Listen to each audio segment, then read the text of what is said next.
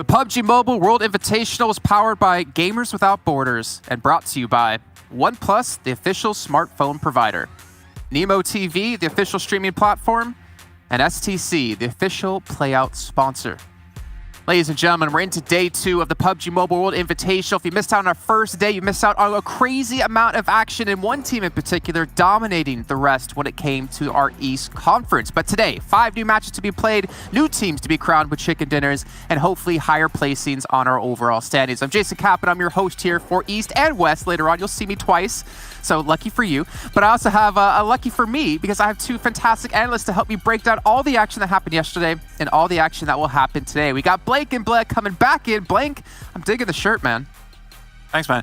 I honestly, I was looking at you right there, and I know you're wearing a black jacket, but it kind of looks like you're just a very thin, red T-shirted human at the moment, which is quite amusing for me. But one thing that is not thin at all, quite thick, is definitely Valdez's current points. 105 right at the top there, but we're taking a quick look at the overall standings a little bit later, Blair. Yeah, I mean, I'm still kind of recuperating from them just dominating everything yesterday, right? And I'm just excited to see if they can continue this today. We did touch upon how we don't expect them to. Usually teams have a great, real hot start to the tournament and then they kind of taper off a little bit. Is that going to happen today? I don't know. I'm waiting to find out. All right, I just actually looked down at myself and did see, I'm just really, I just lost a lot of weight from running. I'm just a twig man with no arms. Yeah. But you talked about points being fat. Well, you know what is fat? The money that's on the line here for all these teams and for charities all around the world. They're all playing for charity to get as much money as possible into the right hands. In first place, we'll take home $250,000. A lot of money in the pockets and a lot of money to people in need as well, as we have UNICEF, Gavi, Direct Relief, International Medical Corps, King Salman, Humanitarian Aid and Relief, all helping promote and bring you this fantastic event. And all these teams out there, I mean, they're gunning for this money. Like, obviously, pride's on the line, but to help support these charities is their number one concern here, Blah. Yeah, absolutely. Like, and if you look at how we can also donate and how much this money matters, right? Like $1 million, it can enable over 750,000 people. That's a lot of people. And considering I'm from India, I know how hard it is for a lot of people in the region as well, in certain places where they don't really have enough vaccine. So everything definitely, every little bit does matter. And with the amount of money, $300,000 in total on the line, it's also really cool. You know, you get to be the MVP or win the day or win the tournament, and you get to pick which organization you want to donate your winnings to. So all in all, fantastic event and fantastic cause. Well, keep in mind, right? It's $3 million on the line in total here for PUBG Mobile event, but this has been a 6-week-long event with multiple different titles, and it's been $10 million in total being given away to charities. So hopefully a lot of vaccinations going out. Heck, I need some in Germany because I still haven't been vaccinated. I need to get on that list here ASAP, son. But Blake, if I'm not mistaken, you're like getting your second dose in a few days. Lucky guy. Yeah, man. 5 days from now, I'll get my second dose. I'm ready to go. But realistically, look, $3 million on the line there. If we just take that graphic on the other side, that's 810,000 total vaccinations that could potentially be funded just from this elite competition alone. Honestly, it's really good. I love what the guys are doing from Games Without Borders, and it really is no one left behind here because we want to make sure everyone can make it happen. And we do have the MVP prize of $5,000, but realistically, everyone's an MVP here. We're all doing our bit. Even us?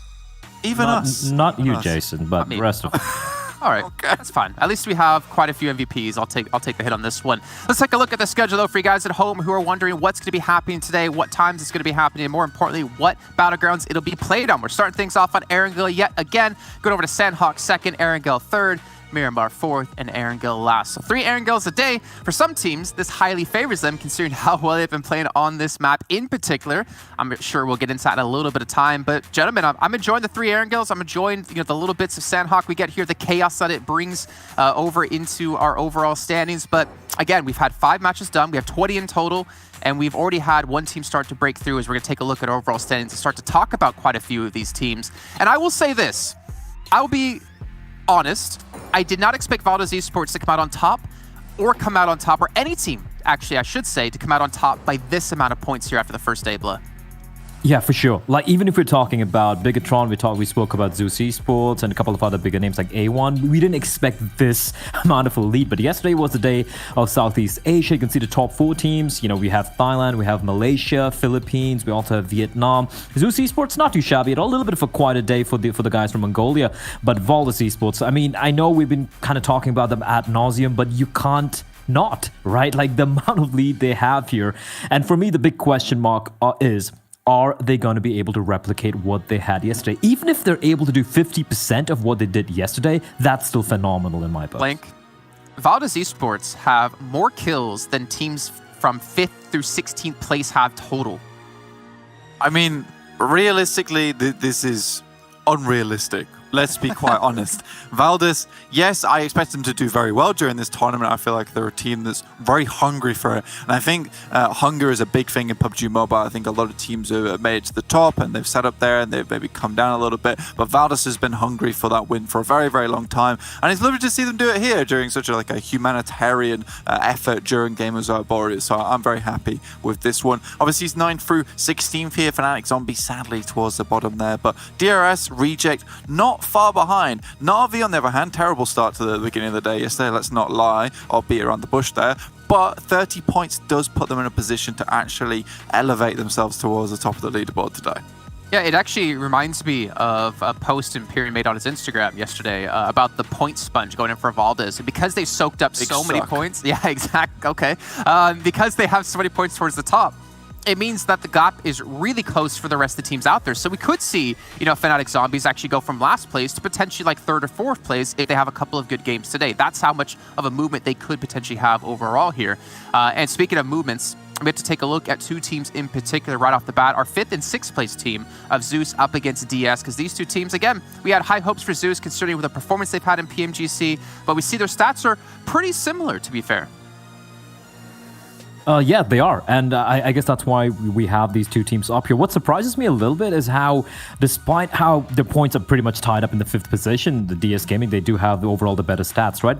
Albeit a little bit marginally. You look at the heals, you look at the damage, it's not too much more than Zeus Esports. But I feel it's more a testament to how DS Gaming have surprised us alongside, of course, the likes of Blacklist International and some of the SCA teams. And for Zeus Esports, I'm not going to really harp on too much about the performance yesterday. I don't think it was terrible. I don't think it was great either. But they're the sort of team who starts off slowly, as I alluded to at the end of day one. And I'm expecting them to get at least a couple of chicken dinners here today. 100%. Yeah, go ahead, Blake. Can I jump in? I'm jumping in. I'll allow it. I've dove in. I'm off the top board. Don't even worry about it. I'm here now. Made a big splash. Zeus Esports, though, 100% the cannonball. And really, Zeus Esports are a cannonball because they're taking out teams like BTR in 4v4s, which is very, very impressive. And that's something that we can't ignore, right? This team is really aggressive in a lot of these little team fights, and they're taking fights with some of the biggest names. DS Gaming, though, I really just want to highlight them for the same reason Blair did. They're very much surprises from coming from South Korea here. This is a team that, hasn't done very well before, yet here they're putting up those big numbers. And I always feel like these regions like Japan as well as South Korea, who have really just started to pump it up in terms of PUBG Mobile, they can make it happen. They really can, and DS are showing us that today. Oh, what I wanted to say was that in my eyes, Zeus, thinking back to PMGC, they were relatively unknown, right? There was no team from Mongolia that stood out like they did, or they eventually did in PMGC. And now that they show they can perform against the best in the world, finishing 3rd overall, I feel like they have a lot of pressure on their shoulders, where previously there was no pressure for them to perform. And I kind of see something similar maybe with DS Gaming, where people aren't expecting the best out of the world for them to compete for that #1 spot, but they've been actually showing some good signs here. The only thing I will say, though, is the pride on the line. I feel like they do have that pressure on their shoulders where Zeus maybe didn't going into PMGC, of trying to put South Korea on the map when it comes to PUBG Mobile. Like you said, Japan and South Korea are really pumping things up in their esports scene when it comes to PUBG Mobile. But two other teams we have to talk about here that are actually in our 3rd and 2nd place is Blacklist International coming in from the Philippines up against GinkFam coming in from Malaysia. And these two teams, again, I mean, we're seeing some big discrepancies, though, in a couple of key points here that we did not see just previously between Zeus and DS. Take it away, Blair. You got this. Okay, I'll pick it back up. I got this. I can catch it. I can alley-oop it to myself. Damage for me is one of the big things. Right, I'm out of here. Steal the ball. He's the host and the analyst at the same I didn't steal the ball because I threw it to myself. But go ahead, Blair. I'll pass it off. All right, thank you. Thank you so much, James. All right, Geek Fam, right? Like, they have been, look, I know Valdez have been the outlier, like, clearly, but Geek Fam have been really, really consistent so far. And for Blacklist International, the difference here being that even though their points are very, very close, like 11 and 11.2 average points across day one, Blacklist have had the highest of highs with a chicken dinner and then some of the lowest of lows, right? I think they came in, like, bottom of the table a couple of games. Geek Fam have been consistently good at getting this top 7, top 5 positioning.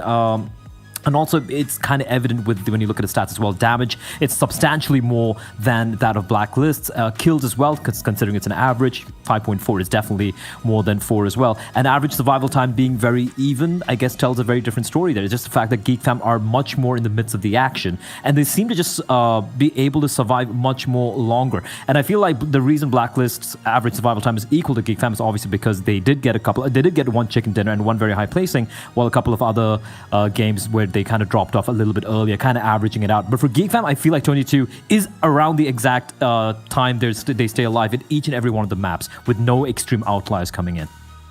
Can I jump in here, Blank, actually? Because it's a question I want to offer it over to you. I feel like these teams kind of acquire their points maybe differently. Because obviously the points you see there isn't like the average placement points. It's the average points they get per game. What I'm looking at mostly is that Geek Fam are acquiring their points mostly a lot more through kills, whereas Blacklist International have been playing a bit more passive and focusing on placements. Would you maybe agree with that high-level analysis coming in?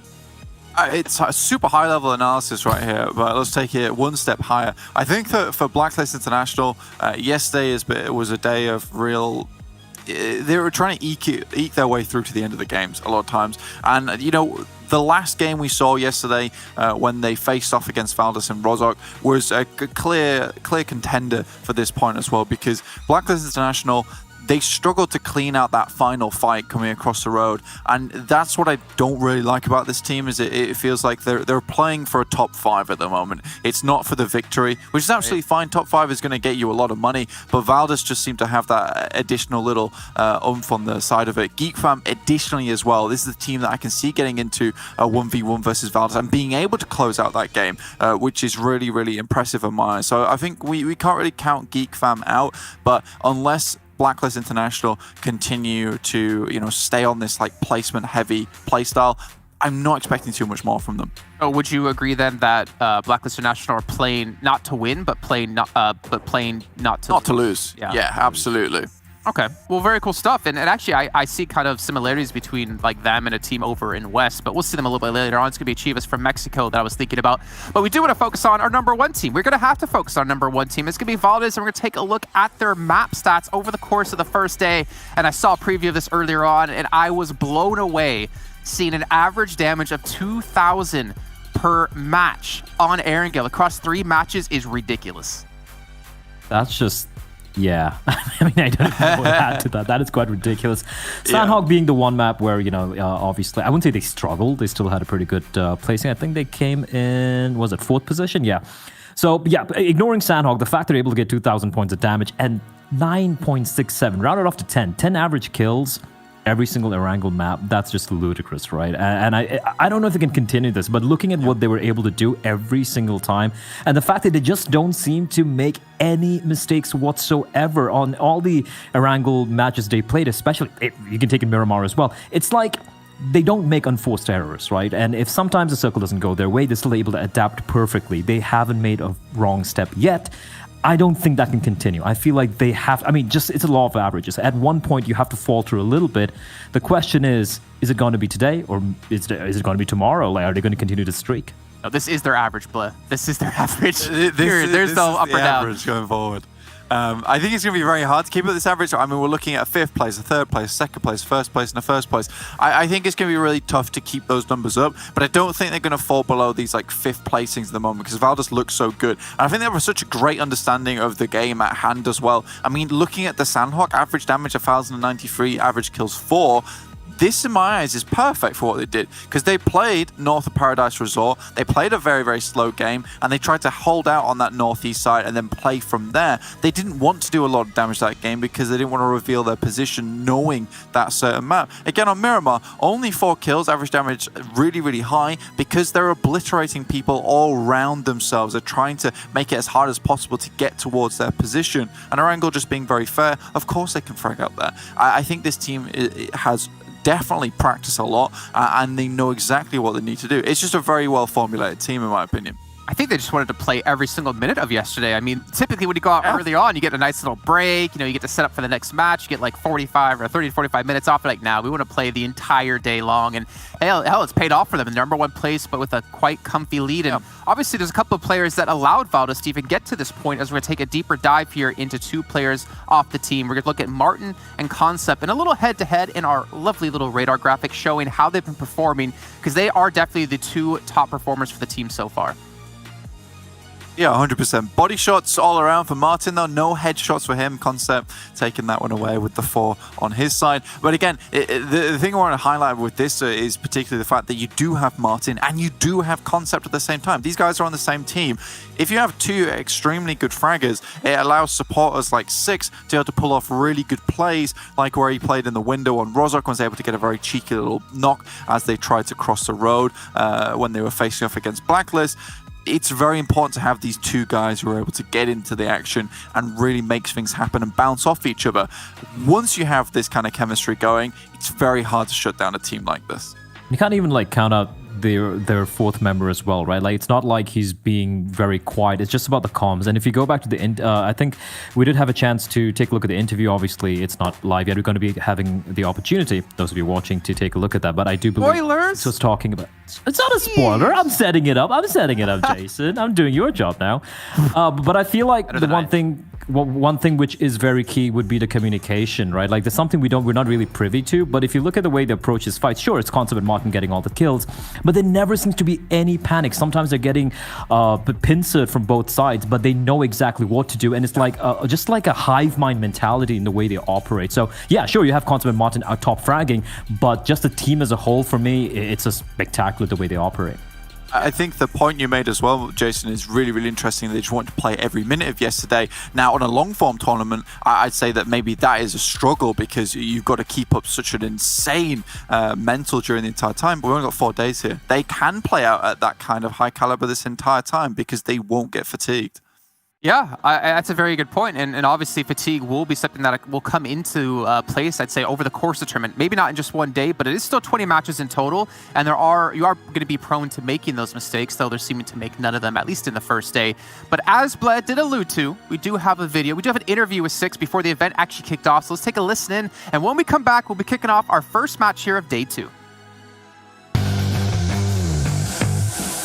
I do a lot of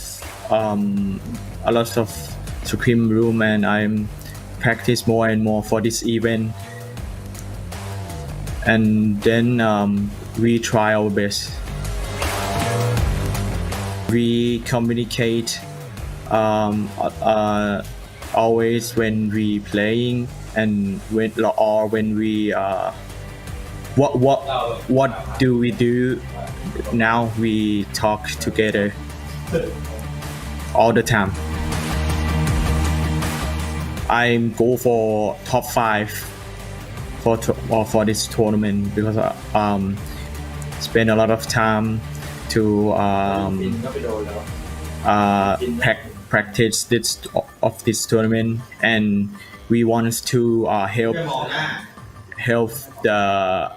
the people that affected COVID-19.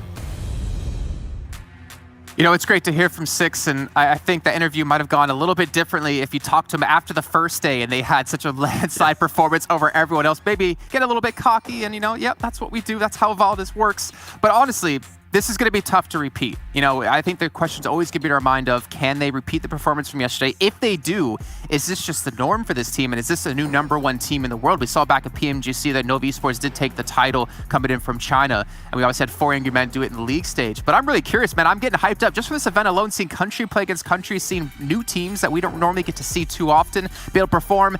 And unfortunately, maybe even some downsides of it. Navi in particular, Blank, I know we were talking about him yesterday. They're used to being the big dog in the lobby. But right now, they're being, put for adoption, put in the kennel right. They haven't been able to perform like they want to. I would never do that. I love dogs. But they're not being able to play the way they used to. So I wonder, will they be able to adapt coming into the rest of this day? Well, I mean, jumping on your kennel analogy, I think that they've been I'm jumping right in there, boy. They've been struggling because they get split up. They get split up so much. They're all in different cages here a lot of times. We saw in Miramar, they were playing a ridiculous split where they should have come back together so much sooner. And I think that they're so confident in their own plays, but I think that's coming back to bite them sometimes. I think that perhaps even Imperium was saying yesterday, coalescing sooner would be a really good idea for them. Well, unfortunately, we're going to have to split, so you two go back to your cages. I'll go back to mine as we're going to bring in our commentators for a nice little walk and enjoying some time in the sun with Max Man and Imperium to take us underway here with our very first match of the day. James. Oh, Jason. Wait. Oh man, we're gonna get all over the place. Maybe that was on purpose. Who knows? We'll have to see. But with that said, we are ready indeed, ladies and gentlemen, to jump into our second day here of the World Invitational. And Imperium, we've got a lot of games to go through once again. Yes. 3 wrangles. We're really happy about that as always. But we watched a little bit of West yesterday. I'm not gonna lie. East kind of better. Look. We're kind of from the West, so we can. Harp on East, man, we have to.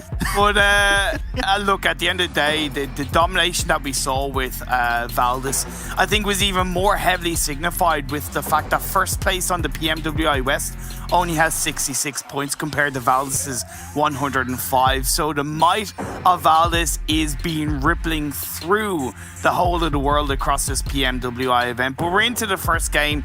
This playing path is quite painful. I'm not going to try and look at this in a nice way. It is not a good playing path. I enjoy it because that's because you're this team.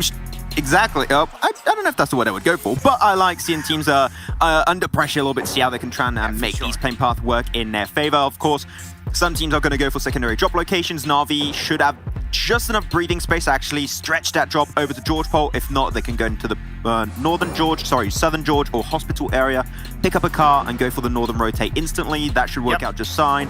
Fnatic Zombies are going to be really happy to get their own drop into Novo. And actually, Fnatic Zombies, right? Currently last position Imperium, they need a big change of pacing if they want things to go in their way. Not only today, but for the 3 days still remaining for this World Invitational. So that's one of the few teams I'm looking at as to can they improve drastically with such a small amount of time to adapt with. Yeah, that's a good point. I'm sure they will. They're a pretty intelligent team. And look, the only way is up, I feel, for them at this stage of the game. There's still 15 more games to go.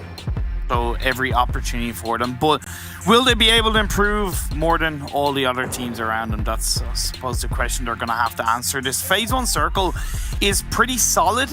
Of course, it means that the northern side of this Phase 1 is a lot more accessible on your rotation. So BTR dropping down by farm, they can maybe shift around towards the kind of edge of Rozhawk area. Same with DS Gaming.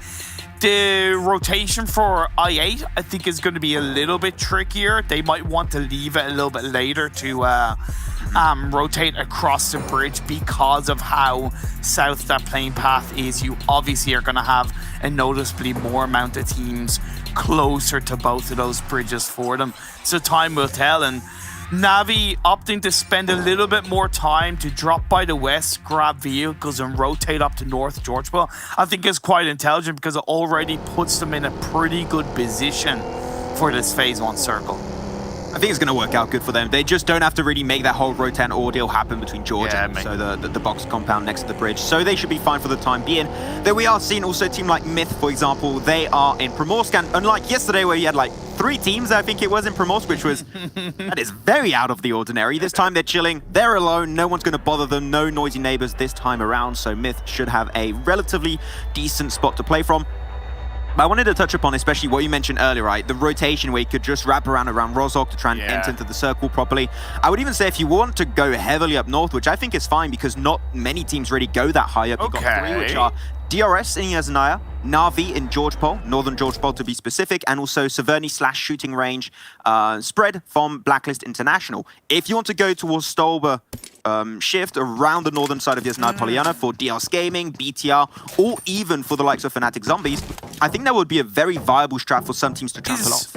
Is that too much of a commitment though? And is that taking too long to rotate? Are you Depends when you do it. Chunking there? That's a really good point. I didn't really think of that, but that's something that no, because I always try and think of the middle ground, but sometimes it's a little bit deeper that you brought up. I think it is a valuable thought process that a few of those teams could pull out. It's going to be interesting to see. I absolutely love that kind of the correlating different point of view. Now, I know the desk brought up kind of how crazy good of a day it was for Valdez and whether or not they can repeat it. And I think Blank brought up a good point of they won't really have the same kind of day in terms of 5 extremely good games, but kind of hang around that top 5 is more than possible.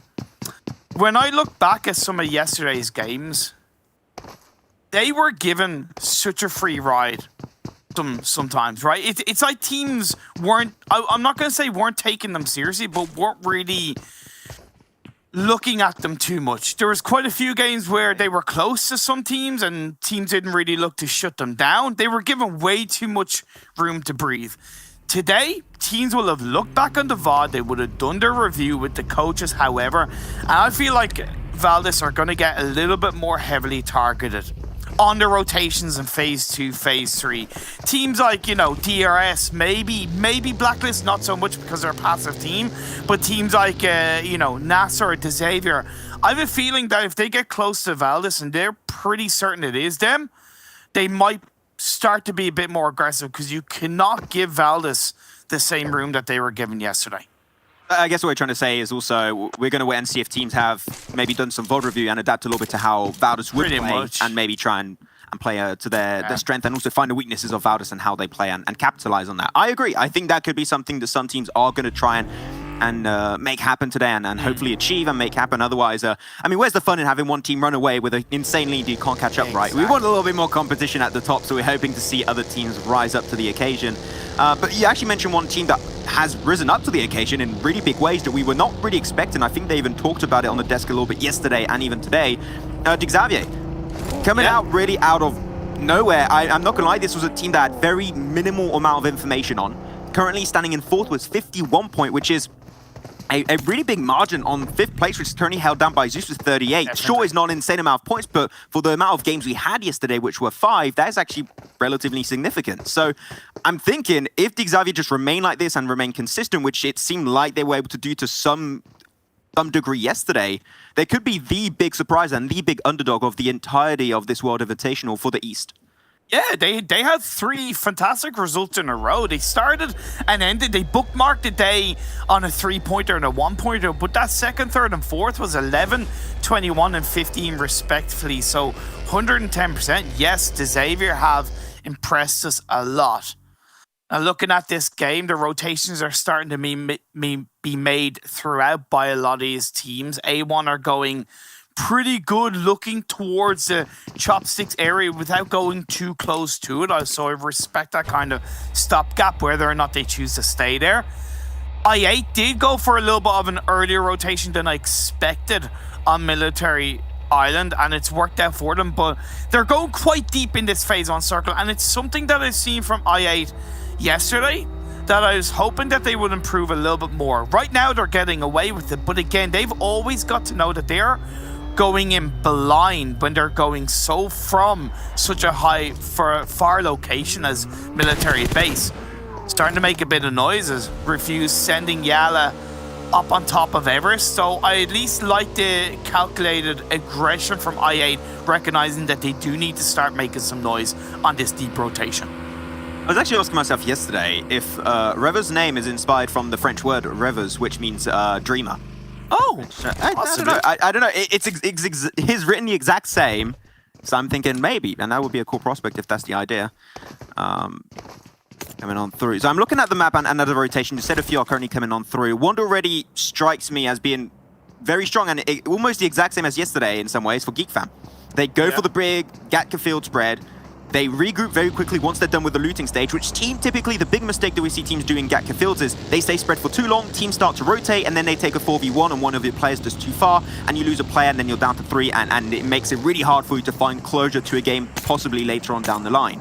Geek Fam did not have an issue with that because they regroup maybe, I would say, 3 minutes into the game, 4 minutes in, they get a strong position and they play extremely well, and they're doing it once again. And that's what allowed them to get the win yesterday on, I believe it was the second Erangel game. And they're trying to do that once again this time around. So Geek Fam, once again, I said I'm a big fan of their rotates from yesterday, and I want to see a lot more of it because I think they are a hidden gem in this tournament. Heading into phase 2, we're going to see obviously this shift that has gone down towards the southwest. I really also like the Xavier's 2-2 split between the church and the compound just across the road from that church area outside of Pichinki. Most teams are pretty well solidified inside this phase 2, but because maybe teams were looking more towards the northern half of phase 1, it has created a noticeable space on the southern side of this phase 2 for the likes of Myths, for Fnatic Zombies, who are yet to actually go across from Military Island, and even DS, who are also taking their time to rotate. So I'm interested to see who will adapt and maybe shift a little bit closer to the southern half of this phase 2. Nothing really out of the ordinary. We are kind of expecting to see these teams play edge. You said DS, NASA also like to play a little bit more to the edge side, especially after them struggling heavily in a few fights and skirmishes yesterday. I think that they're maybe trying to take things back a little bit and slow things down. They don't want to take these fights because they tend to have a little bit of a hard time when they do take them, as Godless hits a shit Kar 98 shot, headshot actually to be exact, so good on Zeus. And talking about Zeus, right, a little bit of a, I think a lot of people expected big things from them, and yesterday was a little bit of a of a downfall position, but it's only one day. You know, we can see this team do great. They're not known as the most consistent team, and when they do perform well on the day, they get an insane amount of points coming their way, and I'm hoping to see that coming on through, because it was they started off roughly. They had one good game, then two really poor performances, and I think that might have hurt their morale a little bit, so we're hoping to see today start off better, and they can just ease into the games and hopefully have some good old gameplay that we are expecting from Zeus. They're going to be seeing some gameplay coming out from BTR. They're going to be good for the engage onto the South Korean team of DS Gaming. Rising themselves the M249, unfortunately will be losing his process and get knocked out. And that's going to be done. DS Gaming just instantly taken down, and they surrender Pachinki Hill over to BTR, which is one of the best positions for scouting in this circle. Now you see me, now you don't. As DS Gaming fall victim to BTR, and I would genuinely reckon that that is a product of DS Gaming not respecting the fact that they were coming into the circle late, right? So when you come into the circle a little bit later, you have a lack of information. There's absolutely no reason why they didn't and why they couldn't have stopped on that hill across the road from BTR, gotten a little bit of information, and then maybe look to get a knock on the BTR before pushing forward. But it's quite obvious that they just full sent it, thinking it was going to be free, and BTR were there waiting in the wings to capitalize quite accordingly. I did also hear quite a good few M249 shots being fired by, I think, multiple players from BTR, starting to see that gun be utilized more. I know it's out of the crate, and the UMP has become massively in the meta, but the M249 also starting to be highly favored by a lot of these players. We saw it so much yesterday, right? Especially on Sanok. It's a go-to weapon, I would very clearly say, especially if you are going to be outnumbered, which happened quite a lot, where you have to take a 1v2, or you do like Martin, you take a 1v3. M249 is the weapon to have for yourself.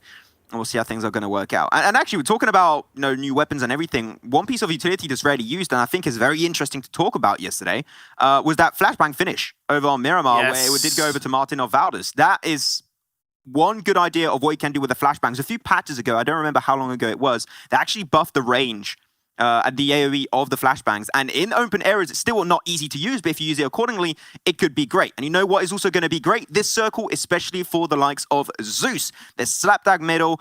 They could go, in my eyes, on the little hilltop just down southwest of where they currently are, but I think that Reject is already on the move to snatch that position for themselves. Navi on the radio tower square that they had a pretty good start to in one of the Durango games yesterday. I think it was the final game, if I'm not mistaken. But now they're looking to shift down south on top of the hill where Observatory is held onto. So it's a really good hill that Navi are setting themselves up for. Great reaction on this phase 3 shift. Curious to know how Blacklists are going to deal with this kind of shift far heavily down south as Ida gets knocked down at the hands of Zio. In front of Yala. Unfortunately, Ida was sent out there as a more of a scout player. Tiggsy actually going to be able to find himself a knock with his DP28. Trusty weapon to play with. I see hoping to maybe get some utility towards Yol. There you go, that's the smoke coming out. He's going to get into the car, into the Lamborghini, and, well, not Lamborghini, sorry, the McLaren. Still hoping to get one, but unfortunately I can't get any more, so my luck has run dry. Hopefully getting it there in time, 1 or 2 bullets, an asset for Ziol, and he does get himself inside of the smoke behind that rock, so that's going to be fun, and there's nowhere enough space to actually go for nade play. So that should happen pretty easily, and the rest of Zeus is going to be joining up on the party. We're slowly but surely seeing teams get close to each another, but nothing that really should mean any closure to any team just yet. Oh my lord. A lot of shots being fired by Navi, but what is this spread? Meku gets knocked, Kitsune is way further apart. They were on a great hill and they give that up to try and go for a fight and they lose 2 players. Incredibly poor decision making from Navi. I get that you want to be aggressive, but be aggressive and controlling in your own area. Don't go to the fight when you don't have to. I also gotta say, credit to Yala, because one of Yala's players got knocked down. They didn't instantly go for the revive. They actually waited. Now that they've got it, they're now able to drive away. Plus, Valdez went down onto the hill, and Yala, their 2 players that were holding onto that compound, got a kill onto one of the Valdez players. So really great, actually 2 of the Valdez players, so really good teamwork across the board from Yala to hold onto their position and get the revive. That's big pog. That is the compound that you want if you want to slow down teams that are trying to move away from Everest. So they used it really well, and not only that, they were also very aware of the situation of where Ziola was when he got knocked. They saw that there was a third party happening in the kill feed, so like, okay, they can't go for the kill confirm onto Ida. And also because I think Ida just died so many times early game yesterday. They're like, okay, we'll try and keep you alive this time, man. I'll swear we'll give it a fair shot. Got him back up and came in. So they were very aware of the situation they were in, and because of that, they were able to make the most out of it, pick up kills, and res up their teammate. That is what you love to see coming out from the Saudi Arabian team. Now, Circle about to shift on time more. Where is it gonna go? And straight on down south. Huge for Reject, huge for Geek Fam. Geek Fam, I love this compound. This is one of my favorite compounds in all of Erangel. It is so hard to breach. If they defend it properly, this might be a strong game. A top 3 going the way of Geek Fam.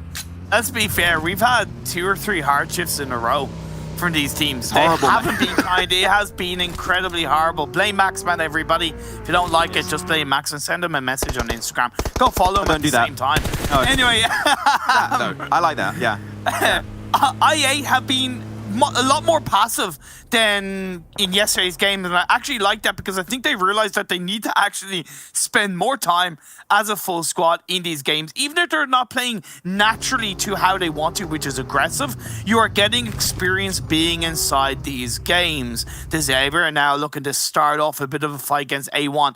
Well, cooked grenade by Lamborghini. Will that connect in the right way onto A1? Don't think so for now. We're hoping to see a lot more, of course, from the Bangladesh team of A1. Yesterday was not the best showing, currently in 13th position with 16 points, 1 good game, and they just double that bare minimum. So A1 needs to live up to the expectations. I think a lot of people are supporting them in the chat right now. And hopefully they'll be able to help out the team on their morale. Nade coming out a little bit short, I believe, for Lamborghini. Will put himself back inside the building. But you got to be careful because there's another team right on the side, and that is I8. I8. So they are pinned down to Xavier, and they need to be able to be on their top tier game if they want to have just the slimmest chance of coming out on top as a 4-man, because that is not an easy fight they're going to take.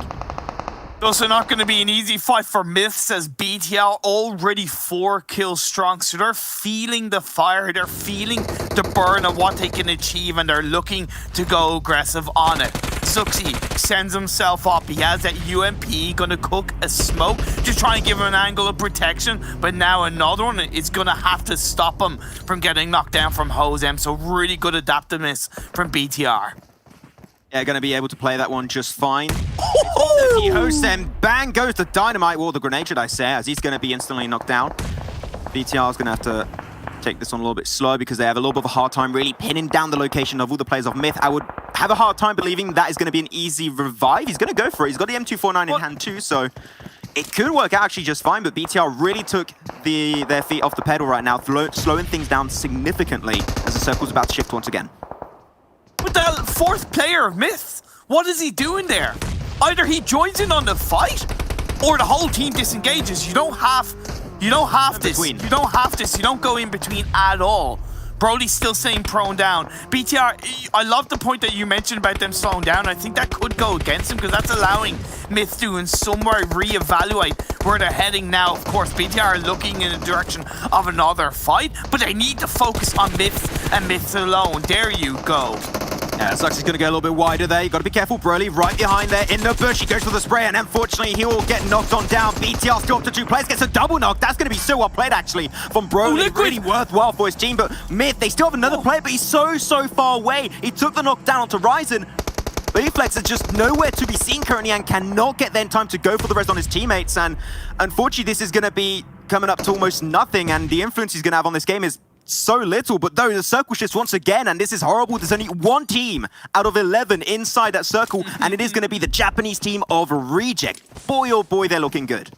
And I don't know exactly what happened to the Xavier in terms of who took them out, but between IA and A1, they got absolutely sandwiched by a beautiful A1 piece of bread and an IA piece of bread. Bangladesh and Pakistan ingredients, you can't go wrong with that one together. They make a pretty tasty sandwich indeed. But now the fight between these 2 slices of bread is going to kick off, and let's be fair, A1 do have the advantage because they're much closer to the circle and they have those walls that they're able to play around by those buildings. Okay, now the push onto Reject's position. Teams know they're going to have to push on this spot eventually. This is a must-have spot. First one to do that is going to be Zeus. Not going to be going over over-aggressive just yet. They're trying to gather the most information as possible while Reject is trying to reposition, get all the cars stacked up next to the Harry Potter Tower, try and keep them there in case they do have to cross the road, because that's an eventuality. They might have to cross later on. These cars are going to be extremely important for them if they are aiming for the win, which hopefully they are. Back on over to this other fight. We did lose ourselves to Xavier earlier. Now there's only 2 teams remaining. It's going to be I8 and also A1 Esports. Things are relatively slow, but Crypto does get knocked on down by a great shot from Jax. I'm loving it. You've seen one player of I8 there up top on the minimap. I can't see his name exactly just yet, but he's going far and wide. It's Revers, actually, and he's going to the circle and also getting the off angle that A1 are completely unaware of. This is great. It sets you up for rotation and also to take that fight versus A1. That is so proactive coming out from I8. But they shouldn't have went to go for the revive on the Crypto. Such a bad idea.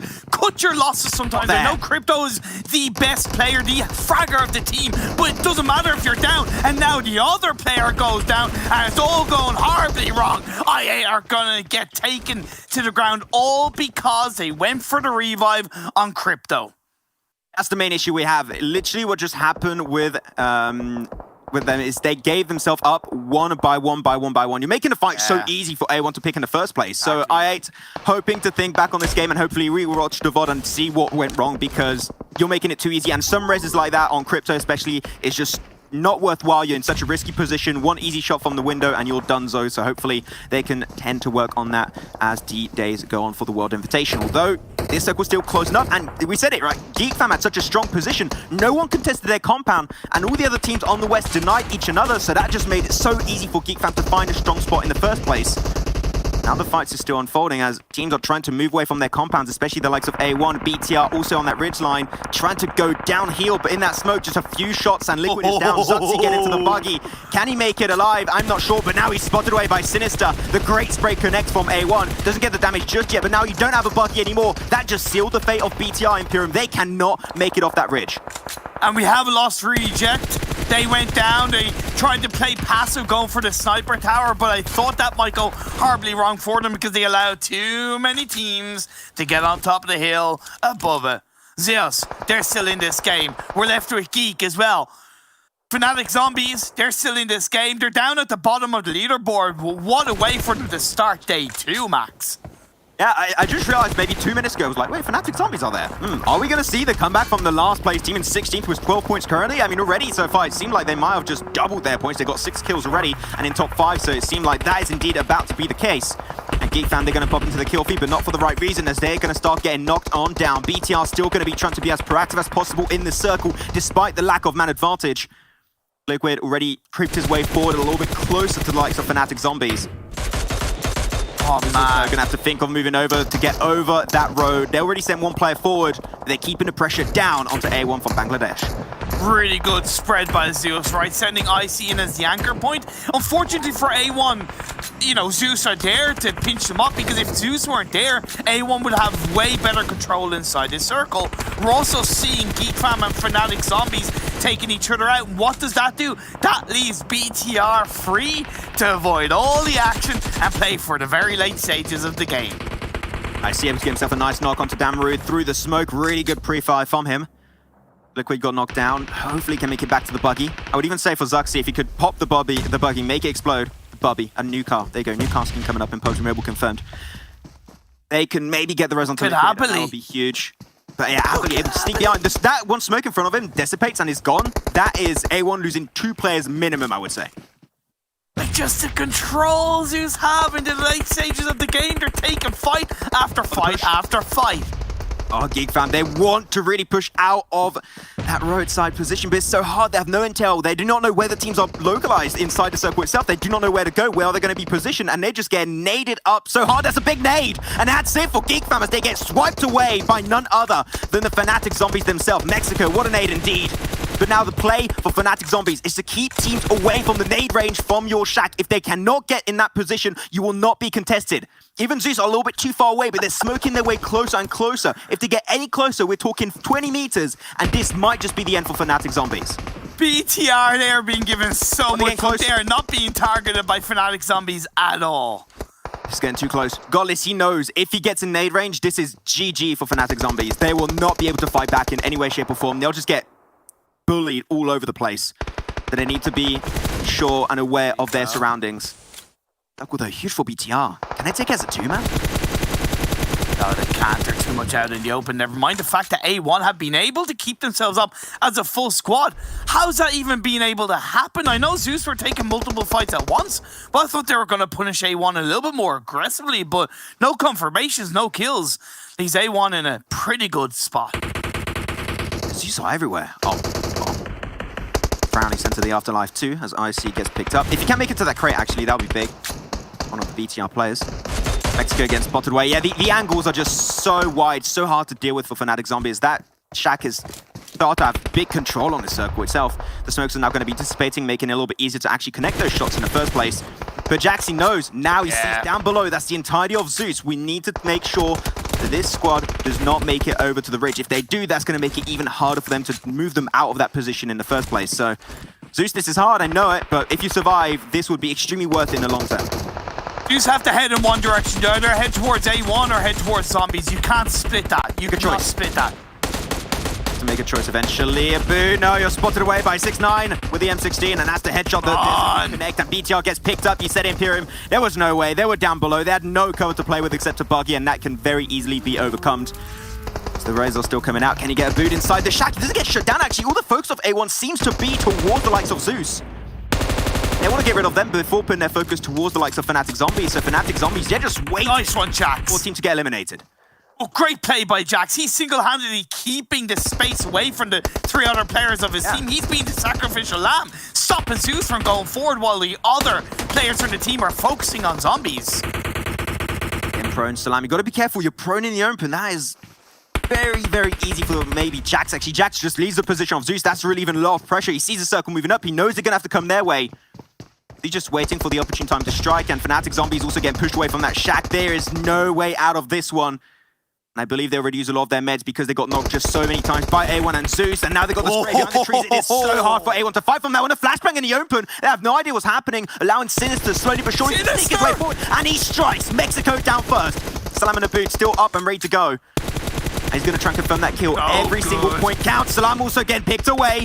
While Zeus are just waiting, they've seen a kill feed lighting up. They're hoping to see a team go down so they can steal away second place. That is their game plan this time around, as Abood hasn't got spotted out just yet.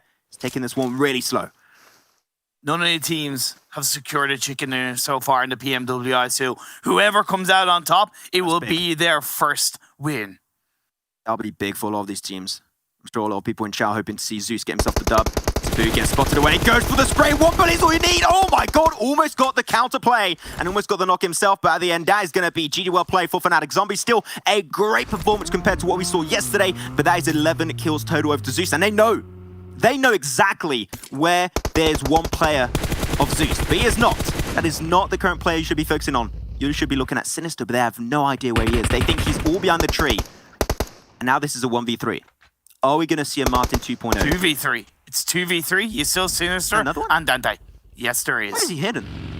Oh, he's hidden so well, I can't even see him. Okay, fair enough. 2v3 in Pyramid, as you say. Now it's going to be a 1v3. Sinister, there you go. He's a little bit farther and wider. Tries to go for the spray, but gets overwhelmed. And that is going to be GG, as we do see ourselves A1 go out in second. And Zeus, finally, and I think a lot of people were finally expecting that to happen, getting themselves their very first win for Mongolia over here in the World Invitational East. Look, Blaise said himself, right? He said that it takes normally kind of a day or so for Zeus to really warm up. Day 2, they've come in swinging. Their control on that Norse was really solid. They did nearly suffer casualty early on at the hands of Yala, but they were kind of saved by Navi. Navi then made a mistake. They were able to get the revive off, and because Yala were kind of focused more on the likes of Valdis in that compound up north, they were given that room to breathe. And then Reject opted to go for that passive play down the hill into the sniper tower up in the north. And doesn't matter how that circle shifted, that was a big plus for Zeus. Because Zombies then helped to clean up Reject, which gave so much more room for Zeus to then go for that split drop. And really from there was a little bit of luck involved for sure. They could have focused on one team more than trying to go for too many fights at once. But at the end of the day, they still won that game with 3 players alive. Yeah, I think especially the moment that was so important for Zeus, and you talked about Reject, is when Reject decided to give up that front line on the outskirts of the circle up north and actually put himself towards that Harry Potter Tower. And the thing is, that position is so easy to push. There's so many rocks. There's also a little bit of an overhand for you to push in that position. You're very easily going to be in nade range. And you know, Harry Potter Tower, if you are getting naded up, there's almost no escape. It's like you're playing in a shack. There's almost no way to escape your fate at the end. So this is a fight that we were questioning quite a fair bit, Imperium, was the I8 fight versus A1. Yeah, for sure. I8, really, if you can play with your team and make use of that number, that is what you're hoping to see. But unfortunately, they tried to go for the res on Crypto, and they also had a 1-1 split on the other side of the building, allowing them to take a very easy fight for A1. So I'm hoping to see IA improve on that regard, at least for the next games to come. Let's be fair though, it was a fantastic game from A1. You talk about how kind of, you know, Zeus hadn't really kind of kick-started their PMWI. It was even worse for A1. Joy Bangla coming through with a fantastic second place result and a hell of a lot of kills. Now, they're normally a team that do get a lot of kills in games, but you know, they've gotten into this kind of style of not really lasting that long in games, maybe going out in 4th, 5th, 6th with 6, 7, 8, 9 kills, but second place was really good with the kills that they got. It just seemed really like A1 were the kings of the lobby towards the end of that game. Of course, when you had Dante and Sinister down below, it made it really hard. They were in a similar position as to where BTR were playing, and of course, there's no way for you to really fight back in that scenario when you're getting pushed over a ridge like by Zeus. But when they won that ridge line and they just had a big 4-man spread, they were just taking so much control. Yeah. They were truly the kings of the lobby. But you know what? Talking about kings, we've got 3 kings that are going to be back on the desk after this to break down this first game of Day 2 of the World Invitational. So we'll be back with them after this very short breather. When the world has safe and effective COVID-19 vaccines, how can we make sure they reach the people that need them most? Today, there are many vaccines in development. Most will fail. For those that could succeed, governments are under pressure to secure supplies for their populations. If governments compete for vaccines, most countries could miss out. This is not only bad for countries that cannot secure their own supplies. It's bad for us all, as no one is safe until everyone is safe.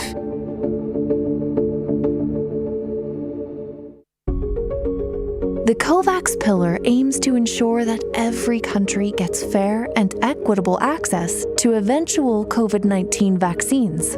It does this by acting as an insurance policy, with the largest portfolio of vaccine candidates in the world. Wealthier countries have a greater chance of gaining access to successful vaccines. And by pooling their buying power, rather than competing against one another, they enable investment in factories.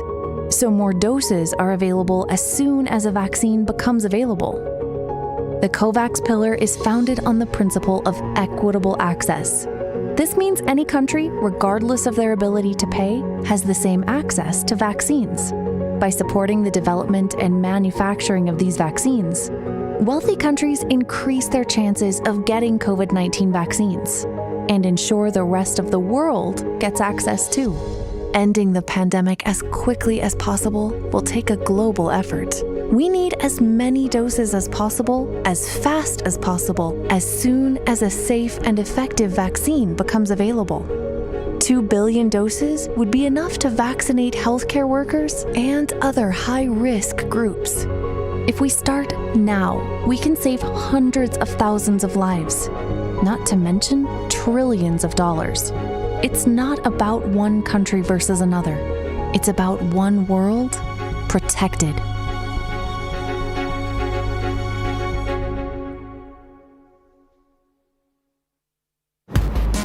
I've got a difficult mission for you. Who's in? Close to 1 billion people from 92 of the world's poorest countries need to be vaccinated.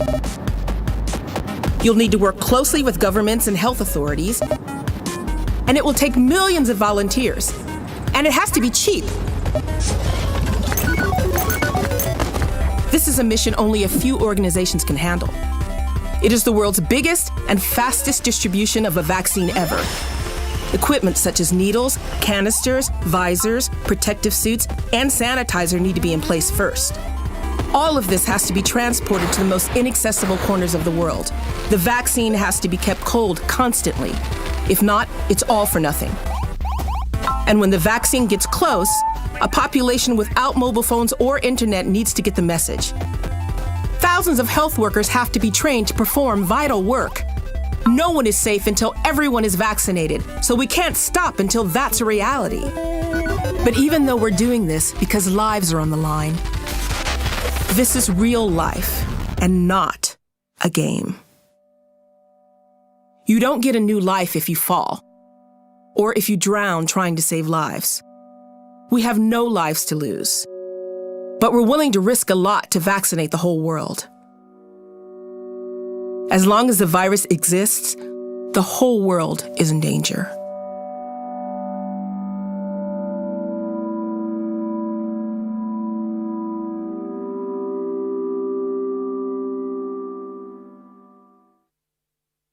We've got the OnePlus 9 Pro, and it's absolutely gorgeous. Oh my gosh, this display is just out of this world.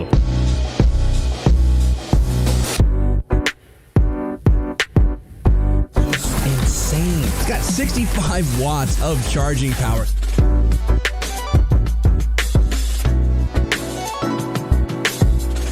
The 9 series is next level.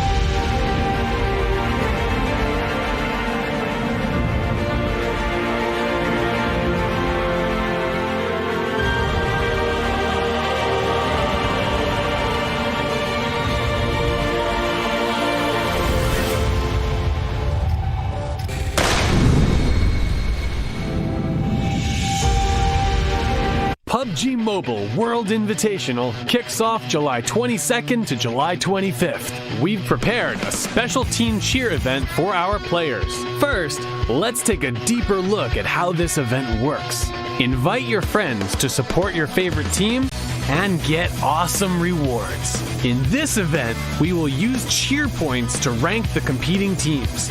Fans of the team with the most cheer points at the end of the event will have a chance to get a permanent item.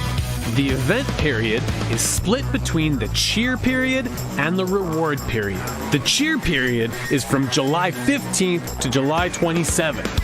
During this period, players have two ways of obtaining cheer points. The first method is via daily missions. Log in every day and watch matches for 5 minutes at the Esports Center to get cheer points. The second method is by sharing an invitation code with friends. Inviting friends to participate will also earn cheer points. Every player is limited to linking one invite code per day. The more friends that link with you, the more cheer points you can get. Now that you understand cheer points, then it's time to pick out a team that you want to support. Lock in the team and support your team with cheer points during the cheer period to help them reach number 1. If you wish to keep up with the progress of your chosen team, then take a look at the real-time cheer leaderboard. The cheer leaderboard will be locked on the final day of the cheer period on 0 hour of July 27th, after which the rewards period will begin. The reward period is from July 27th to July 30th. All fans of the team that reached number 1 on the cheer leaderboard should go back to the event page and draw 5 times for amazing rewards. Bring your friends and cheer for your favorite team. Experience the glory of the highest level of competition. The PUBG Mobile World Invitational is powered by Gamers Without Borders and is brought to you by OnePlus, the official smartphone provider, Nemo TV, the official streaming platform, and STC, the official playout sponsor. Well, ladies and gentlemen, we are into our second match now of the day. It hasn't started just yet, but we finished off our very first one, and we've had some things changing.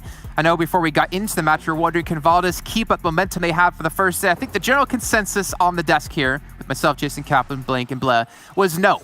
And little did we know, we were right. Valdez getting knocked out super early, which lead to another team to take home the chicken dinner and get themselves a lovely amount of points, and that was Zeus. Fantastic job by them. I know, Blay, you're talking about slow to start in the event, but they came out the gate swinging here on day 2. Yeah, and I kind of expected this to take place. I mean, they're a team who, they weren't really bad yesterday, right? They were just unfortunate, I feel like, in some of the fights they took. Some of the decisions weren't really going their way, but this one was played to perfection. That being said, that final circle, Blank, like, I felt like they were in a very uncomfortable spot, you know, playing downhill. And it was actually Fnatic Zombies getting taken out by A1 Esports, which allowed Zeus to kind of manage to kind of equalize things out and get a chicken dinner in the end. So it could have still gone the way of A1 Esports. I felt like they were in the best position there, but the Mongolians in the end, they do stand tall. I think for A1 there specifically, so it's a difficult situation to be in, but I think they make the right call to take down Fnatic Zombies, which enables them for Zeus, sure, but it also enables a second place for A1. And I think that that's what they were gunning for. They were like, we're probably not going to get it with this new circle that heads towards the center. We have to drop down the hill. They have vehicles, we don't. So it's a bit of a struggle. So you see here on our actual match rankings here, I8 dropping down in 6th place with 6 points, with Bigatron finally coming back online with 16 points. And a lot of that's down to Liquid so far. I think all the people on the team, it's not Xerxes, it's not Luxy, it's not Ryzen I'm looking at the moment. It's all on Liquid. Yeah, okay. I mean, I thought you were going to pick that one up, Bleh. Yeah, it's all on him. I mean, the new blood into the team, and you know, I think we're kind of talking about, you know, how he really wants to perform and really wants to show what he can do. I remember back in PMGC, we were kind of talking about that, of him like wanting to, whenever he got the opportunity to actually play for the team, show he deserves to be in the roster. And I think we're seeing he definitely deserves to be there. Yeah. But we got to talk about, you know, Fnatic Zombies getting 20 points. They had 12 points total in 16th place at the end of one day, and they get themselves 20 points here. Same for A1, able to get a massive amount of points. But looking down the list, you see Geek Fam, they help close that gap up against Valdez in first place. And then he reject as well. I mean, again, team from Japan coming through, they're playing not amazing, but they're playing pretty consistent around this kind of this range of points, and it's good to see them be able to compete against the best in the world. Yeah, go on, Blank. Sorry, man. Yeah, to be honest with you, I think Zeus Esports, they finally lit the torch. And to be honest with you, Jason, looking like the reverse matchstick he is, they probably used him to light that torch in particular. So Zeus Esports can now finally make their way towards the top of the rankings, because they weren't that far behind in the first place. You said it best, Blair, is that this is a team that, you know, takes a little bit of time to start getting warmed up, but it feels like today they've really come in swinging.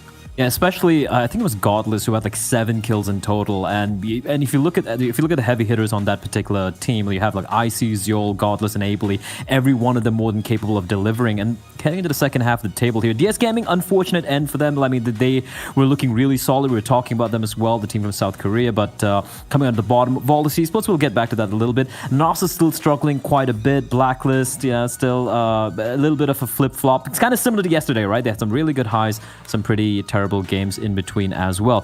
But for Valdez though, like coming in bottom here, like considering how fantastic they were yesterday, and we did say, you know, maybe they're going to taper off a little bit here. Now the question for me is this a sign of things to come for the duration of the day, for the remainder of the day rather, or are they just going to be bouncing back immediately come game number 2? You know, Blank, I was kind of looking at another team here that I want to touch on really quickly. Is we kind of mentioned yesterday how Na'Vi, when it comes to like the Western teams, they would seem to reign supreme and be one of the strongest teams we have in the region. And then when they go to East, I feel like they take such a long time to adapt to the style being given to them. And I wonder, is there just really that big of a difference between, you know, the East Conference and West Conference when it comes to these teams? Yeah, I wouldn't say as much in that sense. I think adaptation is a really hard thing to grasp and understand and actually utilize in your games. I think that the best I ever saw it was for Angry Men back last year, where they came in from obviously a different game, jumping onto PUBG Mobile now, and they adapted really well. But that's something that can't be taught. It's very instinctual, right? Can't teach that. You can't teach that. You can't teach that instant adaptation. I think Na'Vi does struggle with it a little bit at times, but I feel they're a lot more comfortable today, despite the points looking a little bit bad. They dropped into George, they headed down, they took a box. Like, honestly, their play was calculated. I think they got a little bit unfortunate this game, however, but I think slowly but surely they are starting to realize their place within this lobby and can maybe work from there. Well, speaking of working from there, Zeus working off the back of the performance yesterday and trying to improve on it today. We're going to take a look at their average stats of yesterday versus their stats of today. Obviously, it's just one match, but it kind of gives you an idea of how much of an improvement they've been able to make here just in that one match alone. Now, obviously, consistency is going to be important for them if they can maintain this over time. But Bled, this is the team we talked about, you know, at the very start of yesterday. The team we saw in PMGC come in third place to represent Mongolia. They are stepping up. Yeah, even more recently, right? If you go back to the PMPL South Asia Championship, they did come in second place, only bested by their Mongolian brethren in the form of Astro Academy. So they are a team who have had a very hot streak for the entirety of this year so far. So yeah, yesterday was a bit of a slow start, but thankfully they're able to bounce back here on day 2, the first game. And I feel like they're the sort of team who have that high fragging capability. They're not the sort of team who's going to be getting a lot of chicken dinners throughout the entire tournament. They just rely on a lot of kill points. And for the fact that players like Zeus, you saw players like Abley, for example, and Icy as well, just popping off here on game number 1. I think it's a good sign of things to come. But that being said, for Zeus, they're a team who really like their Erangel, and I feel like maps like Sandhawk and Miramar are where they do kind of fall off a little bit. So whenever they get a chance, an opportunity to play on Erangel, they're going to try and get as many points as possible. And if you look at game number 1, if they're able to replicate it in the 3rd and 5th game here today, you never know. They could be gunning for Valdez Esports by the end of day 2. Yeah, another team gunning for some top placing is going to be A1 Esports. So we're going to do the exact same thing for them that we just did here for Zeus, because they were in 13th place at 16 points at the start of yesterday. They got more points in this one match than in all 5 matches yesterday combined. And Dark Dante and his team here had a massive step in this match. I just hope, though, for the sake of them, Blanks, we even got to see them go up against BTR, that they can maintain this going forward.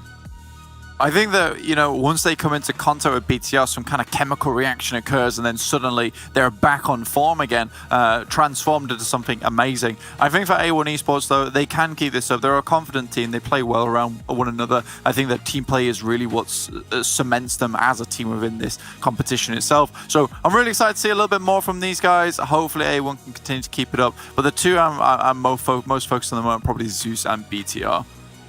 Yeah, I kind of wanted to touch on Fennec Zombie a little bit, the representative from United Arab Emirates, because they had a massive step up as well. And I guess we'll touch on them a little bit later on today once we see them continue to hopefully keep going the pace they have been going. But as you guys noticed during the break, there is some giveaways going on here. We do have that Cheer for Your Country event happening within the game. If you guys haven't checked that out, make sure you guys go into the game, go into that esports center, and start cheering for your teams who you think are going to do well, who are representing your country.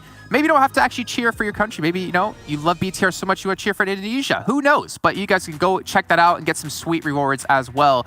And we're going to bring in some sweet commentators to join us yet here on the desk since we have our second match ready to go. So you blink, get out of here. But I do have to say this. I am still waiting for my dinner. Max, Imperium, servers, come on. Where's the service? Max doesn't realize he's muted. Okay, good job, Maxon. I'm proud of it. I was saying I got some really sick pancakes. Well, okay, so I was so confused by us being servers. I was like, what's going on this side? But no. I'll get some pancakes for you at some point. Don't worry about it, Jason. That is a promise. Though, one promise I got also for you, Imperium, right now is we're going to be heading on over to Sandhawk. And we had one game on Sandhawk yesterday, won by DRS. Do you think things might shift a little bit, or can we expect something somewhat similar? No, I think things are going to shift, right? You know, whatever happened yesterday, it happened yesterday, right? You know, we're that is true. We're in it now. The last game, we had a different winner, right? We had a new winner, Zeus. Valdez got 0 points. So, you know, definitely the second game of the day could easily be another winner. I really, really, really want to see Na'Vi jump back in the fold because, let's be fair, they're being drowned out by the skill of the teams around them, like massively drowned out. their performances up until now have been 0, 4, 10, 1, 15. And in that last game, only 4 points. Where's the team that dominated PMPL CIS? Where's the team that dominated EMEA Championship, right? Yeah. They're nowhere to be seen so far, and that is something that really, really needs a change. That's the thing I would clearly say is I think we can all say undoubtedly that this is the best team in EMEA region in general. I would say EMEA more than Europe in general. Yeah. And coming into this now, this is a completely different beast, a completely different level of play.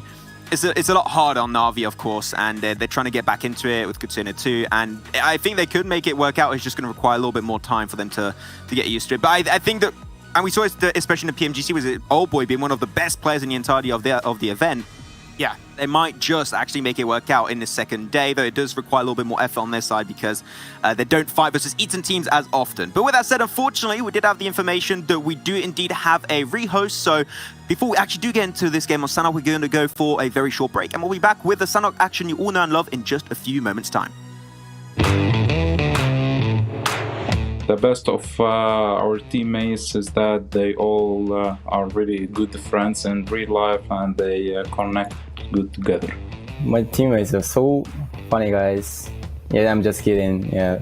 I think that the best about my teammates is our relation. We have like a family relationship and we know each other from a very long time, and since the beginning of the competitive scene of PUBG Mobile. So we are like a family where when there are problems we solve it talking, and I think that's a key point for us in order not to separate or fight each other. So we are like a very, very, very good friends. We are fun with playing together, and we have teamwork. We don't nervous about the tournament or playing.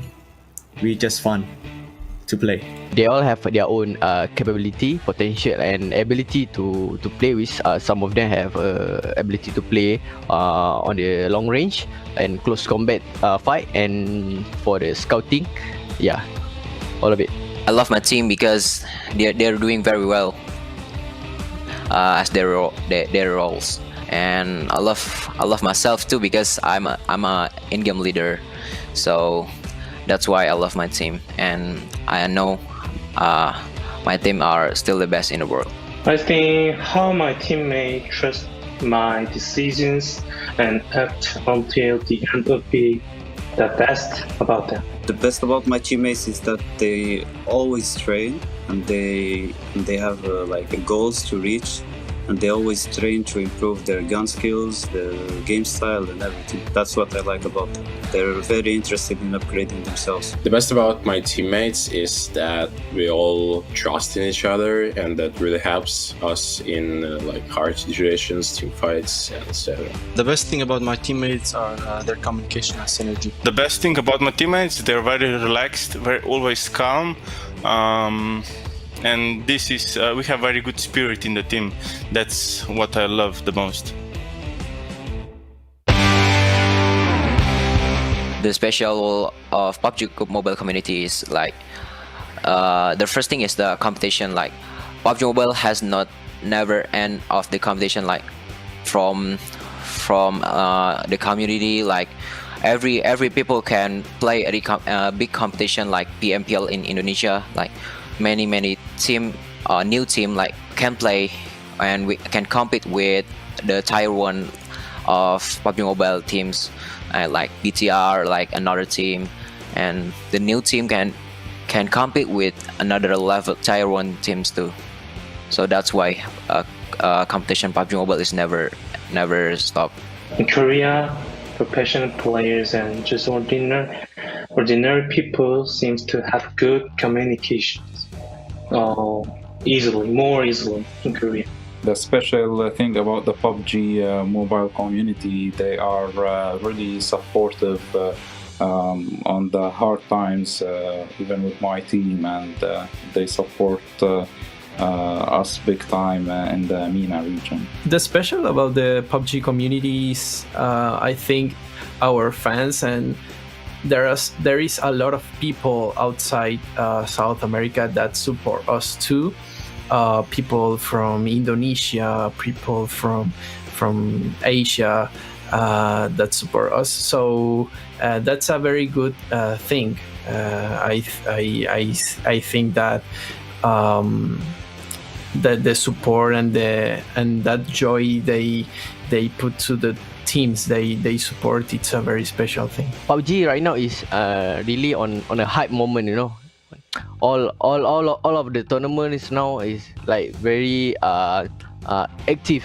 The tournament always in 1 month got a 2 and 3 tournament that are still running on, and yeah, I think this PUBG still can go more further lah. The best thing about the PUBG community is they're very supportive and friendly. Best thing about PUBG community is it's very big one, so it's a lot of support, and PUBG community connects all of us from different parts of the world.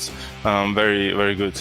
Because of the big community, because of how friendly people are to each other, and it's unique because you can actually meet people from different countries and become friends with them. So yeah, we help each other, and it's big. When I got some trouble or something that I never know about the game, I can post, or I can ask my friend or my community to respond my question. What I found special about the PUBG community is that our Moroccan fans, they support us. That's what I love about it. No matter what the result is, bad or good, they always keep supporting us. That's why I like the community. Great to hear from some of the players, of course, before entering our second game of the day here on Sanhok this time around. But yeah, Imperium, we're going to have some great games this time around, yes. And Sanhok especially. We only have one Sanhok every single day, so we've got to make the most out of it, as this plane path is going to be very focused on the western side this time around.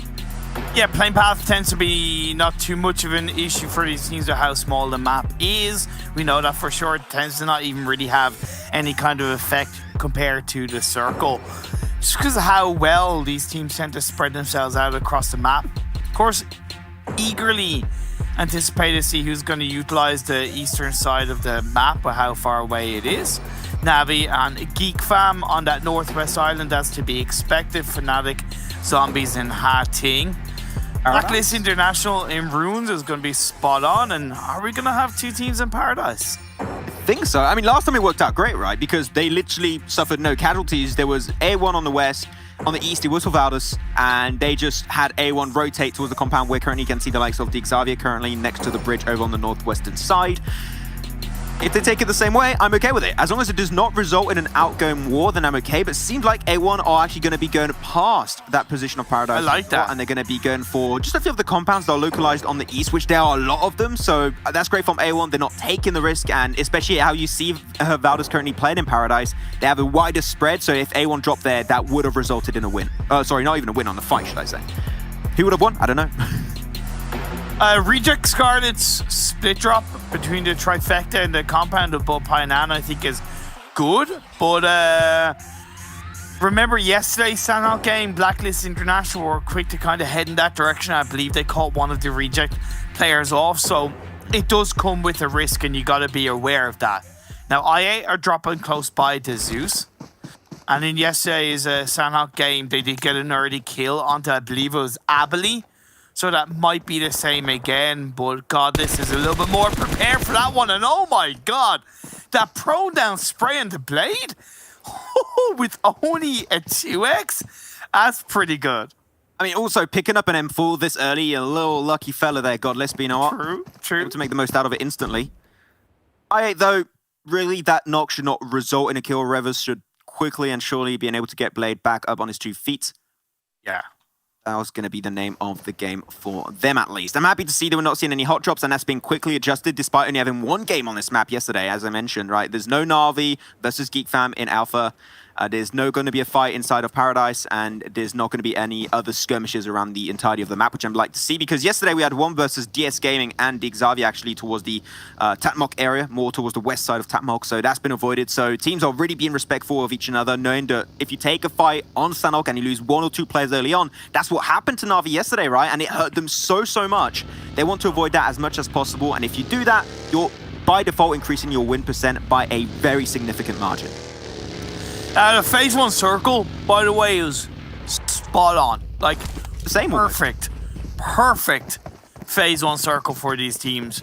Barely touches the Southwest Island, only tickles the Northwest Island, really gives so much room on this main ramp for teams to put themselves in, try and control it, and see what happens as phase 2 is going to be showing up pretty soon. DRS have the kind of ban area / Camp Bravo region under control for the time being. BTR still yet to move away from Painan. I am worried for Navi and Fnatic Zombies. Okay. Geek Fam, they have an easier rotation because they can utilize the trifecta region, right? Because they did automatically drop a little bit further south of that Northwest Island. But for Fnatic Zombies and Navi, they're more likely going to have to go through either each other or the Xavier if they're going to make it into the circle. The only way I could see it working out outside of this is wild, depending on the timing, but a rotation for Navi, it could work out. That's exactly my point I was going to make, but not for Na'Vi. I was going to make that point for NASA, or I was even going to make that point for Myth. Oh, yes. NASA currently on the southern side. You got literally, even though you said the circle was perfect, he's got very minimal amount of water currently in play, but you got the entirety of the coastline, luckily enough, because of this phase 1, that's in play. The northern coastline and also the eastern coastline is in play. So NASA, you can pick up a boat from docks or even where currently movement is on the more southern side of the map. And Myth, they could pick it up too towards Same or even towards Nakam and go for a wide wraparound or towards the north or towards the east. And mainly, I would say the east is best because not that many teams drop there typically, is not that crowded. So it would be a very easy strat to pull off, I would say. But do you think they need to? That's the thing. They don't need to. They No. need to. Okay. No, I would not say they need to. Though, to caveat that, one thing that I saw yesterday that was I did not enjoy that playstyle coming out from Myth is they delayed that rotation way too much and then they get gate kept. If that's the playstyle you want to go for, a late rotation is better than a late rotation by foot in Sanhok. That's a good point. Let's see what happens. Zeus are going to set themselves up in a very similar position as they did yesterday as well, just down the south of Paradise Resort. So, you know, all pretty standard stuff. Yalar may be going a little bit further ahead of Bootcamp than I maybe thought. At least one of their players, anyway, for the time being, scouting across the road. But the other 3 players do have Bootcamp Hill under control. The Xavier have a beautiful spread, gatekeeping Fnatic Zombies. But I wonder if they have the strength as a full squad to hold on to that as Valdez picking things up against Zeus. Zeus did the exact same spread yesterday, actually, on Sanhok, and they lost. I believe it was Abilene, you said, and I believe that was indeed the case down in the compound below, where 2 players are of Zeus right now, where Abilene is right now, actually. So, it seemed like they know that teams typically try to contest this location, even though last time it was not Valdez that contested it, and that's going to be it. Great knock coming out from Divine. Straight onto Zjol. Pops the shot instantly, but yeah, Zeus really, I would say, if I'm okay with this position being played, but you do not want to stay there for that long because Valdez typically rotate early down south, and then they just clash, and Zeus, because they're downhill most of the time, it makes it hard for them to pick it up. That's the thing, you know, before the rehost, you asked if we're going to have similar result, you know, today as we did yesterday. Very similar phase 1 circle, but completely different results because Valdez may be learning from yesterday's game where they opted to stay more on the western side of Paradise Resort, and they've shifted more heavily down south because they want to create a little bit more control on that area, create a bit of suppression for the likes of Zeus and Reject and possibly Yala. And Reject in themselves have joined up as a full squad a lot earlier and rotated it deeper into the center area of the circle earlier on, so they're not caught out. So different strokes are shining through on this beautiful paintbrush that is Sanhok. I got a question for you right now. We've got our phase 2 circle that will be popping in just a few minutes time, just about a minute time actually. We got on the northwestern island 2 teams that are somewhat going to cancel out each other. That's going to be Fnatic Zombies and also Na'Vi. And when you talk about Bridge Camp, you got Xavier that's got a huge 4-man spread over on the northern island bridge. And then onto the trifecta, you got Geek Fam. So for you, you're looking at Fnatic Zombies, Na'Vi. How would you make that work out? Because I'm expecting one team minimum to go out unless a rotation comes out through Hatin by Na'Vi. Here's the thing. Do they really need to rotate into the mainland on phase 1? That's the thing. It's something we haven't really thought about. They don't. Let's be honest. It's only phase 1. They could even stay in the blue. We've seen plenty of teams do it in the past. But just wait out, because phase 2 could shift heavily to the east, which in turn, the Xavier automatically going to move. The traffic's going to automatically move to the west, and therefore it's going to be a lot easier for them to enter into the mainland. So I'd say wait it out. Navi recognize they would have looked at the VOD yesterday and know that the Xavier land around that area, as do Fnatic Zombies go to Hating. Take your time, stick as a full squad, play a little bit more for that late game strength. Just saw the MVP of day 1 here go out early, got picked up. That's going to be Martin. Dara taking a few shots to the QBU. I'll be able to go for the heal off just in time, but very far away, far spread away from the rest of Reject, which Reject, they like to go for these big boy spreads from time to time. I think that's fine, but I would typically prefer 2-2 split, especially on Sanoff, because if you do have a player get knocked, so there's some really big damage, you can share the resources also if needed. So I think that would be a better course of action, which they are doing to some extent, but I'd like to see them a little bit more on top of each other. It makes it very hard to fight back in the situation where you're taking a fight, which is currently unfolding with the likes of Blacklist International. I love DRS, by the way. They're not taking for granted that the eastern coastline is completely free. They have Mafia Ninja essentially on the very kind of coastline edge of that water, expecting a potential rotation from one of these teams, and I really like that. And because they have an individual spread, they already have kind of a more centralized location covered with Nima in that area as well. So really good awareness from DRS to protect as many angles around them as possible.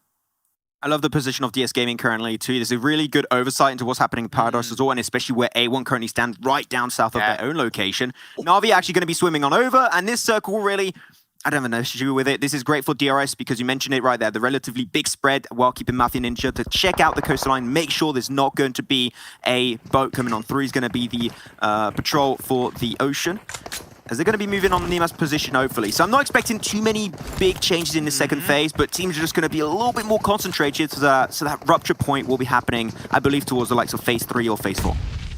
Now, one thing I like is that Geek Fam did go for a little bit of a swim across the river. I was expecting the trifecta rotation, but they didn't send a full squad over on phase 1, and to me, that doesn't make sense because they had a little bit of an earlier rotation path line. Why not make use of that as a full squad? Now they have one player being caught up by BTR. They have Yala up on top of Bootcamp Hill, which they would have heard the shots being fired by BTR. And that puts Geek Fam in even trickier of a position because they're forced to go by the coastline of that mainland where the Xavier could take shots on them, Yala could take shots on them, Fnatic Zombies could take shots on them, and BTR can, right? So instead of what would have been possibly one angle of pressure, there's now 4 angles of pressure, all because of a late rotation as a full team. It's very unfortunate for Geek Fam because they should know, because we know that one Imperium too, is that this is a very typical rotation for BTR. Typically, this is a position in which they drop, so they got a lot of experience fighting in bootcamp itself.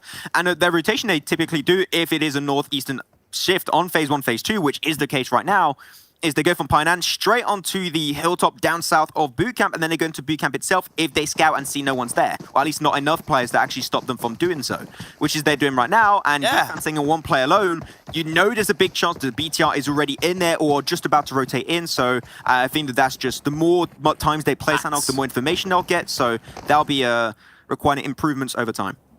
So I've got a question though. How in the blue hell did the Xavier allow Navi to go through them like that, right? I didn't see it. Okay. Well, no. I saw it, but it's more of a metaphorical question, or at least a question that I know the answer to, but the audience might not know. So, so I'm setting it up for you.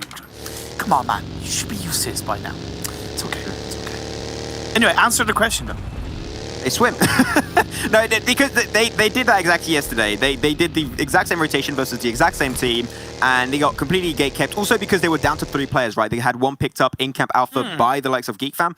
So this time, they're like, okay, we're going to avoid the bridge because they're going to try and hold on to the bridge itself. So we're going to wrap around and we're going to backstab. We're going to go for a little bit of a nothing personal kid, go straight behind the likes of Xavier and find himself one knock. Instantly going to try and convert that into a kill onto Lamborghini.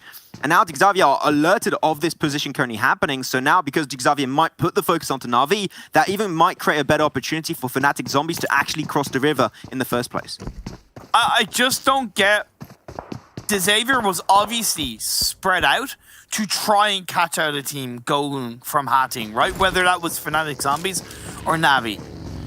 Why were it, like, I don't know if it was bad vision or just, you know, taking a nap, but that shouldn't have happened, and Na'Vi catching them out off guard and grabbing a kill for their troubles. Xavier now back up as a three-man team joining together. We are about to see Phase 3 show up on our screens, and it's another centralized shift. This is really setting up for an absolutely explosive late game, because all you're doing is you're just centralizing everyone into a bubble. It's not massive hard shifts. It's not massive, you know, 4 or 5 teams in one side of the map, but you have a really beautifully consistent, you know, cluster of teams around this Phase 3. Valdez especially are stuck in a very interesting position. Or we go down south of Paradise Resort and try and hold there, and it was shown yesterday by Zeus trying to hold that location, that if a team pushes you and you are on a dip, it's going to be really hard to fight out of. Or do they backtrack and go back into Paradise Resort? There are many options available for Valdez, but they need to try and take that decision now. Question. The delay, the more you can be caught out with your pants down. So I'm just hoping the Valdez can make that happen just in time. Though in terms of rotations, some teams are starting to get closer and closer to each another. We said it, the rupture point is slowly but surely approaching. And that's going to be DRS right on top of the position of NASA currently. No shots have been exchanged just yet, but NASA around that big boulder, they should be able to find some really good peeking angles to find an opportunity versus DRS. I8 are also kind of close by in the mix. Although Crypto's rocking around in the vehicle for the laugh, joining up with the rest of the team. Mr. Burrow sending himself forward with that bike will make a bit of noise. But look at Nabo on that sideline, right? That flank for Nabo could really expose DRS's position. He's getting a lot of information. You can see it on your screens right now using a third-person perspective. One knock with well-coordinated attack is all it will take to shut down the Nepal representatives. Moment like this where I want PUBG Mobile to add rock climbing. You know, you done some bouldering in Imperium when we were in oh god, I attempted to. Yeah, add some bouldering, that'd be fun. Like that, just go on top of the rock, create a man advantage out of nowhere. Well, really create a high ground advantage out of nowhere, and you'll be good to go. Though, unfortunately, one team that's not good to go is going to be DRS, as they are spotted out from a distance up north by A1 themselves. But one thing, you see in NASA currently, they've got 3 players. There's one just right on the off angle. Yeah, that's going to be Nabo. Yeah. Exactly. He's right there, and he's waiting for the time to strike. And DRS have no idea whatsoever. Well, why aren't the rest of the team starting to make a bit of noise to try and set that up, right? It's a little bit too passive from Nasser. Now's the time. This is Phase 3, though. It doesn't get any easier from here. You think it's going to get any easier? Yeah, you might be able to take advantage of a third party later on, but you gotta strike while the iron is hot, and the iron was so hot in that moment for Nabo. The thing is, you only spotted out Nemad right there. He's trying to spot out where all the players currently stand to give the information, relay it over to NASA, because information is key and is so important in these kind of skirmishes. So, sure, now he's lost. Well, right there behind him is going to go for Mafia Ninja. He actually hits one shot, and he's just going to be cruising up. But unfortunately, that surprise factor has been lost. Unfortunately, at that extra moment of time where he was gathering information, but he truly, this time, I would say, Imperium took way too long. I think there was clearly a chance for him to make it happen. Now he goes for the spray, connects onto Nima, putting down a slither of HP. One more bullet, that is all you need, and he takes a nade to the face, but will not get knocked out by it whatsoever. But Namo is just pinning them down there between a rock and a hard place. There is no escape for DRS. You have to get out through absolute insane war versus NASA. Can it get any further, actually? Utilities traded back and forth, but things are slowing down once again, but Namo is still in the blue, trying to get that backstab position. Too slow, but it might work out. Lovely grenade is going to indeed come through. Newman onto Boro. Mafia Ninja's going to return. But at the end of the day, I think this is Nasser's fight to lose. They have firm control over it. DRS are down to just one player now. It was an interesting one. Took a little. There were definitely some things that I think were worth mentioning that NASA could have done a little bit cleaner, I think. But you know what? They lose no one. So that's true. Not going to argue. It worked out. That's great. Though DRS, Mafia Ninja, if you can just escape and run away from that one, that would be great because you are nowhere near the circle currently and you've got to go a little bit further downhill, potentially in the open and loving arms of A1 Esports. So that is not something they're going to be looking forward to. But NASA, understand, is only one player. We got 3 kills confirmed. They're going to die to the blue zone. So we're just going to be moving out and roll out into the circle itself, which is, as we said, non-easy rotation to pull off right now.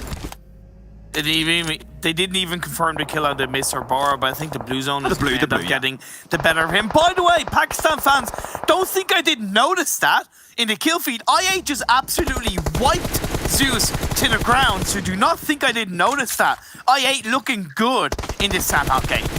Yeah, of course, it's a strong compound too. They're going to be the kings of the South currently, looking to deny a few teams to rotate, potentially the likes of Fnatic Zombies or even Myth or Blacklist International if they try and go for a wide rotate to avoid the fight currently happening between Myth and NASA itself. There's definitely an opportunity for them to capitalize on more kills as time goes on. Things are slowing down a little bit though. Got to keep in mind also, we got a lot of action currently unfolding in Paradise Resort Imperium. You got yourself Valdus, you got DS Gaming, you also have your likes the Na'Vi that have been slowly but surely sneaking their way forward in that spot. So Valdus thinking, shall we remain in there and try and stop these teams from pushing any further, or do we leave and actually go a little bit more central and play from a dip? Personally, I would not recommend that. I think them trying to defend Paradise would be the best course of action as Blacklist. They're going to be able to find himself a few opportunities. Oh my god! While the iron is hot, but that's going to be it for NASA as they get taken down by a few more players, and that's going to be an insanely well done play by Blacklist International. Aeons and Tira still looking for more. They spot an extra player from Myth. As for Roki, knows that there's no escape, smoked it up just in case, trying to go for the first aid, but one nade and that is game over for Faroki. Really good play by Blacklist International. Remember what we were saying about them, how they're kind of a little bit passive and playing on the edge of the circle requires a time in the game where you need to be aggressive? Well, that's certainly the case. Another player goes down for Blacklist, but they should be able to get the revive onto Tyra and then, of course, stick together as a 2-man team. I8 have 4 kills on board. We have 12 teams left.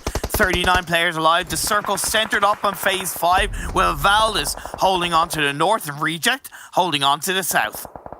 Okay, so Na'Vi left entirely Paradise Resort, so they're going to be pushing their way towards the Xavier, so a little bit of a backtrack position for Na'Vi. I like that, going to try and get vengeance for what happened yesterday on that Sandhawk game. The Reject are going to be one of the first few teams we saw earlier. We saw in last game action on Wrangle. They maybe struggle a little bit to hold on to central positions and allow teams to get a little bit too close. Hopefully this time they will not be allowing that to happen in the first place. BTR still going to be sending Ryzen forward, the last player from the Indonesian team. Hasn't got spotted out just yet and might be able to get a little bit of a sneaky angle onto Fnatic Zombies to take down the last player of Hamco Fire, because pulling off a res in this phase onto Salam is just not possible for Hamco. Keep an eye on A1. They're in an absolutely fantastic position in the northeastern side of the circle. It's a big spot to hold on to. If they can take out and get the advantage onto Valdus, it could be their game to win. Now looking at Reject, I said they've been on the south. They do take down the last player of Fnatic Zombies, but they've also allowed I8 to encroach on their space unnoticed. Up the hill, I8 go. Will they be able to get the advantage onto Reject? Yeah, there's only one team that's going to come out of this one. You have to take the fight. If you just remain on the lower position, you're going to be losing that fight instantly. You need to take this fight towards Reject, but they can't do so. Now they're putting the smokes down. Shun today, I do not intend to push this one aggressively. They want to slow things down and reduce the aggressiveness from Reject. But Reject, they do not want to slow this one down. They want to keep the pressure up, and they want to pop those shots as quickly and as often as they possibly can. A few nades though on IA behind those rocks will be big, but the smokes are making it really hard for Reject to get that information. The molly though is great to slow down the pathing of Reject. Divine goes back into the molly and gets knocked down. That's a double molly knockdown, I believe, Imperium. As Reject are just getting absolutely shattered to pieces. Sarah is going to be up and ready to go, but IA, now you know you've got 3 knocks. You should go for the push onto Reject. Oh, go for the revives! You're killing me, IA! Take the opportunity to strike. The blue zone's closing in on phase 6. You're doing nothing other than wasting time to get kills in this game. Reject realized that. He's moving away, but the advantage is still over into the arms of I8. Amazing nade from Crypto. That's a double coming his way. There's still one player of Reject is going to be moving forward, and Duello's just on the slither of HP. Will go for the medkit, so he's back at 100%. But he still wants to ruin the chances of I8. But he's got the smoke that's still going to make it so hard. He's spotted from a distance, and that's going to be I8 once again getting the kill. Who was that? I believe it was Crypto. This guy's on fire this game. like a coin rising up in value in this Sandhawk game. Valdez now trying to hold on to the northern edge of Paradise Resort. DS has only one player left up at A1. They are waiting for their time to strike like a snake in the grass. Venom fueled into the top 6 teams we are. Navi, they opted to move away. It's low-key worked out, but they only have one player left. Yeah, Mafia Ninja is still in the blue, and I don't know how many first aids he has. If he has a decent amount, that could be a top 3 coming his way. We've seen a few strats like Panda in Western Europe, PMPL, where it does reward you as a top 3. Even sometimes you see it be rewarded top 2. So we'll have to keep in mind and see if DRS get eliminated later on. ZZP, though, trying to heal off inside Paradise itself. Maybe it was able to loot a little bit after that huge fight that was going up over there. But Valdez able to make it up as a 2-man. They got great oversight, but a lot of teams sneaking up, so very hard to get the information that Valdez desperately needed. Yeah, that's the end of ZZP. The only player that would have caused any kind of real potential issue to Valdez in that moment, a limited amount of first aids, they had to move away and Valdez pick them off. Now we are left with 4 teams really in the mix though. Valdez, Navi, I8, and A1. This is going to be very, very close. Kitsune, ex-Ada from Cloud9. We're here in the Eastern region trying to wrap up for the Navi boys. Dick's actually going to be going straight for the warehouse. And he's right on top of A1. I don't think that's going to go any further. Martin unfortunately delayed his rotation a little bit too much and instantly got taken down by Revers. Actually, really up that kill himself. Kitsune got spotted out by Blade. And this is up to 9. This is the best game we've seen so far from the I8 team. And we'll see if they can try and push it to the limits and see if they can actually turn this one into a big fat dub. The nades are going to be roaring up onto I8. Revers could still get rezzed up behind that smoke, but they're taking it a little bit slower this time around. At the end of the day, with reviews going down at the hands of Sinister, that puts A1 in the body advantage. 6 can do nothing. The circle has gone towards the A1 boys, the Bangladesh representatives, as DRS go down. Still 4th place. That's a big win. That's still huge for DRS from the POW. We'll see if they can try and get more as the day goes on. Now we're down to top 3. Going to be having Valdez back in the top 3 after that last game. They're going to be happy, trying to live up to what they did yesterday. The thing is, A1, they should know Martin was just a knock. They should know there's a chance the player's going to be right behind that wall. Jack tries to jump out. Beautiful. Did not get spotted just yet. There's her Pronin down. Crypto is inside the wing. 6 gets caught out. We're left with our final 2 teams. Yeah, that's it. That's it for Valdez 3rd place. And they even taking himself the other player of IA out. And that's going to be it. Finally, we get ourselves our win for A1 Esport. They were so close last game. Like, this one is not going to slip out of our grasp. And that is going to be a win coming the way of the Bangladesh team. Joy Bangla coming in 2nd in first game of the day. Now winning this game number 2. So good, because I'm not going to lie, I was a little bit worried about them. The trend that I'd seen in the past, you could argue that they'd been underperforming in the respective PMPL a couple of months back, right? Yeah. But now they are here in the PMWI and they have shown up on this day too. But I'm also so happy to see I8 come up in 2nd place. 9+ kills in that game. Probably one of the least experienced teams in this PMWI, right? Yeah. And, you know, they struggled yesterday, and that made sense based on their lack of experience. But I had a few supporters message me, and I said to them, to every single one of them, look, I believe the I8 will learn, that they will come back up, and they will show up today, and indeed they have with this 2nd place. I mean, these are really clearly 2 teams with the most fan support in the entirety of this World Invitational Imperium. And it goes to show that community support really can go a long way. The mental state of these teams is very important when it comes to taking home these wins. So able to do it and make it happen. A1, they had some of the cleanest rotations in all of this Sandhawk game. Able to just wrap around over the northeastern edge, avoiding a lot of these fights that were happening. And especially the one thing that was so important for A1 was to avoid the crossroad section. You know, if you're going down and then uphill, all the teams that are playing, especially down south, that was I8, that was Reject, you are not going to get past those teams. But also, they went a little bit further up, which means because they were trying to push over the road right on the eastern side of that warehouse, you could not get shut down by Valdez from the southern side of Paradise Resort itself. So it was just great. Not only are you avoiding fights, you're avoiding pressure from teams already set into the circle itself. That's why I called A1's position. I think it was in phase 5. I said they're in the perfect spot. That's big, yeah. is an absolutely perfect spot. Now, Valdez maybe could have earlier on at that point, but there was a very small window of opportunity, and you can see in the highlights there, you know, A1 were very proactive at the end. They allowed absolutely no team to get close by. The second they heard anything, the second that they had a whiff of an idea that a team or a player was around them, they instantly reacted, and it was such a deserved chicken dinner.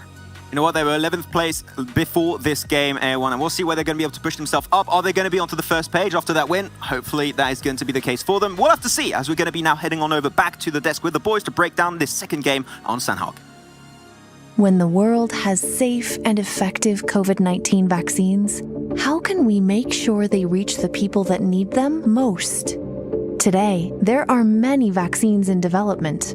Most will fail. For those that could succeed, governments are under pressure to secure supplies for their populations. If governments compete for vaccines, most countries could miss out. This is not only bad for countries that cannot secure their own supplies, it's bad for us all, as no one is safe until everyone is safe.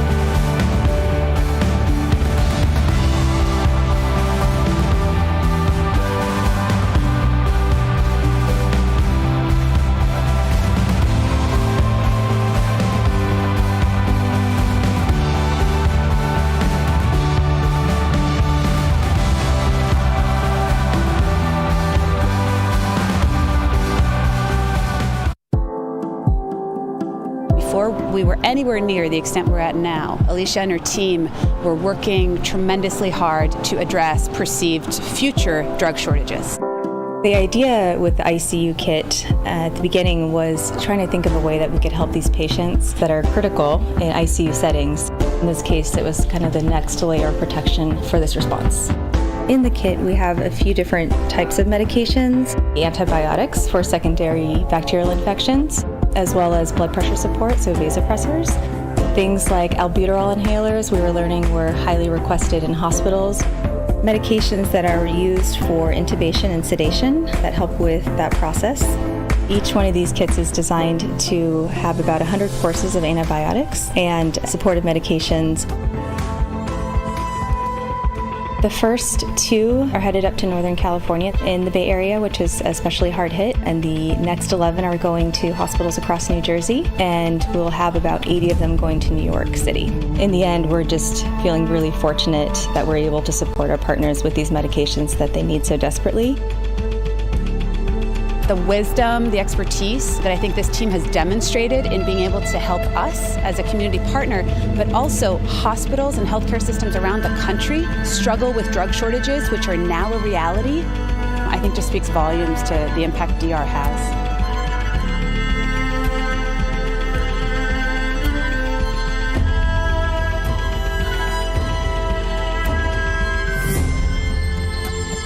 We've got the OnePlus 9 Pro, and it's absolutely gorgeous. Oh my gosh, this display is just out of this world.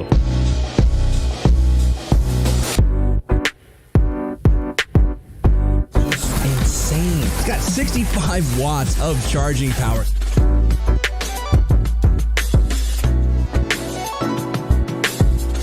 The 9 series is next level.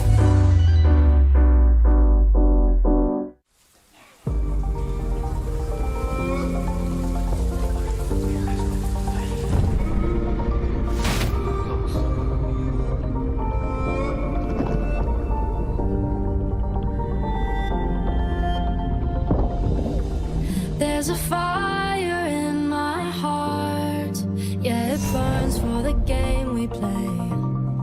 Now I rise and take my turn to be born again for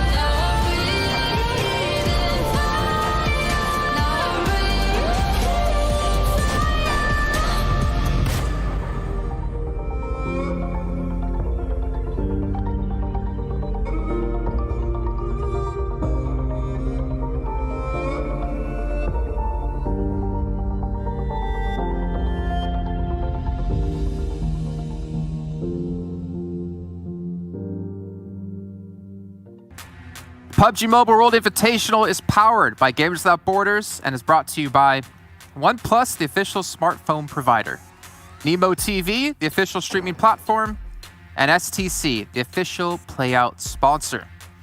We are now 2 matches deep into our second day here at the PMWI for the East Conference, and we've had another team come to the lights of receiving a delicious chicken dinner. And this team particularly, A1 Esports, have been able to step up so well today as they've been able to get themselves 20-plus points in back-to-back matches. And we'll see where it puts them in the overall leaderboard in a few moments. But I'm Jason Kaplan, and I got to bring in my analysts yet again to break this one down. We have Blank and Bleh, so we're going to hop into our match rankings pretty much right off the bat and start to break down how many points all the teams did get. I do love seeing your guys' faces on camera, but I love seeing the overall the leaderboards more because I just get too distracted. I have to look at the camera. I can't look at my monitor the whole time.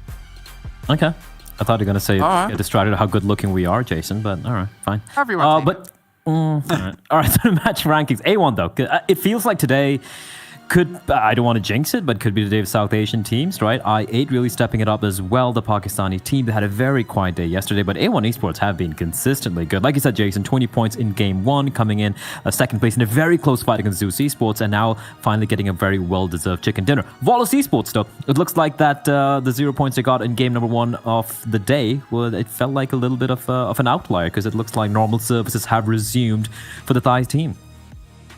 I would say so, 100% for Valdez Esports, 13 points here. It's not too bad. It's kind of how we expected Sandhawk to go, where we were talking about at the beginning of the day that Sandhawk is kind of just that like even Stevens map. They want to lose as little points as possible here, but they don't also want to learn the most amounts possible. That's not the aim of the game, especially with where they're playing. I did like that they rotated down from the north of Paradise Resort to the south side. You know, they just want to take a little bit more control. They realized teams were pushing them a lot more in our angle, so I respect that big time. Na'Vi with 11th place there. Good job to Kitsune as well, making his way through those last bits. But I remember looking at this top side, what Blair said, A1 and I8 bringing it through massively. I think A1 just back-to-back good games. It is just excellent to see. And again, with such a volatile leaderboard, these kind of performances is really what's going to shoot you to the top. I believe they've gotten 41 points today, and considering like the difference between like second and like 8th place was just like 10 points if I can't even get close to remember correctly, they could easily see themselves into a top position, which we'll check in with a little bit of time.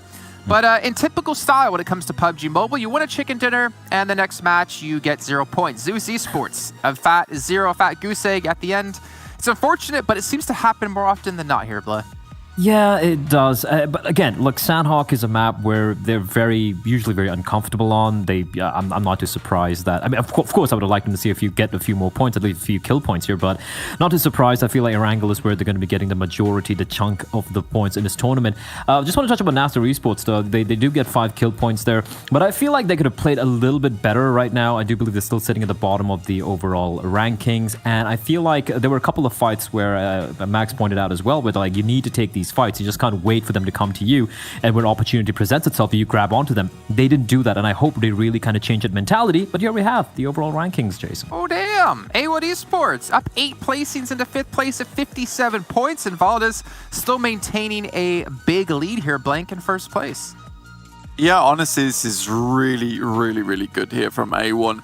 Obviously, the Bangladesh team has just blown out the park. A total of 8 placings reached here. And we've got to remember that 41 points accrued. It was 5th and 6th place from yesterday with 38 points total. So they're already ahead of 5th and 6th, just over 2 games. So we're starting with something that we saw from Valdez yesterday. So excellent stuff from A1. Valdez, though, with such a huge, massive, gigantic lead that they had from yesterday, they're still just mountains ahead of everybody else so far, but Geek Fam just about keeping up. Humongous, some people might even say there, Blank. But humongous.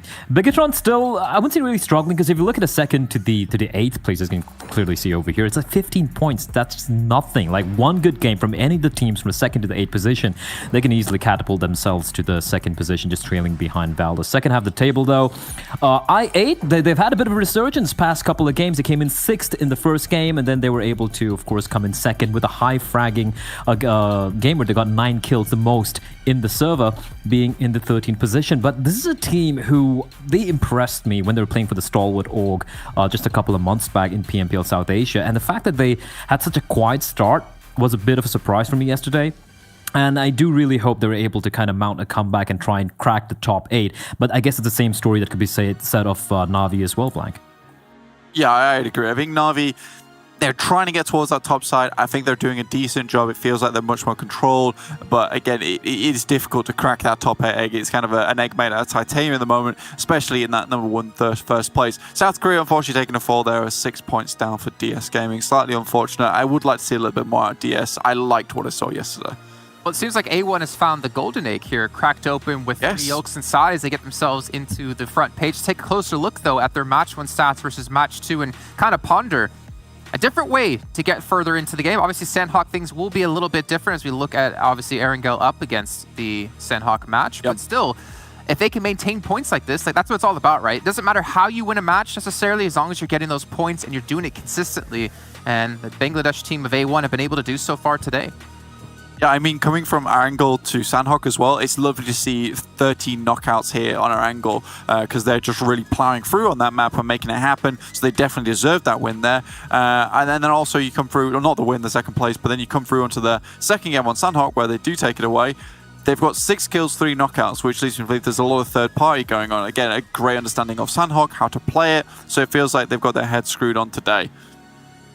Yeah, they do indeed. And even the individuals, right? You look at the second map, it wasn't just one player popping off, right? Like you have Dante, obviously someone who can really kind of hold his own and get this crucial kill, but Sinister and Jax with 5 kills apiece. And then we, of course, had Nineboy. While he only had 3 kills, so far he has he had over 1,000 points of damage. So it wasn't just 1 or 2 players popping off. They played this one to perfection.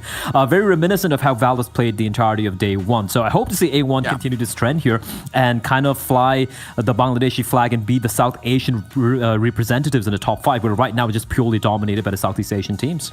Well, you know what? I'm going to go the other way. I hope they don't continue this trend because I want to see every team catching up. Not because I don't like them. I do like them. But I want to see every team performing well. I want to see things be extremely close to the very end to see who takes home $250,000 for the charity of their choice at the very end of this event, because this is, of course, all about charity. And one of those teams who have been able to step up, at least in this last match, is going to be I8. We're going to take a closer look at them and compare their matches today versus their matches overall in the event so far, and kind of see that they've had this nice upward trend. But the thing is, can they continue to have this upward trend? Can they continue to perform like this when Valdez, I'm assuming, will start to come back online later today? Yeah, absolutely. I think for IA as well, like the thing with this team is that they're doing very well today, which is nice. But honestly, for IA, it's a case where yesterday things weren't terrible for them. If we look at it that way. I mean, terrible is probably actually the apt word to use them. 14th, 13th, 8th, 10th place, and a 13th place also. It's a big step up, honestly, for IA.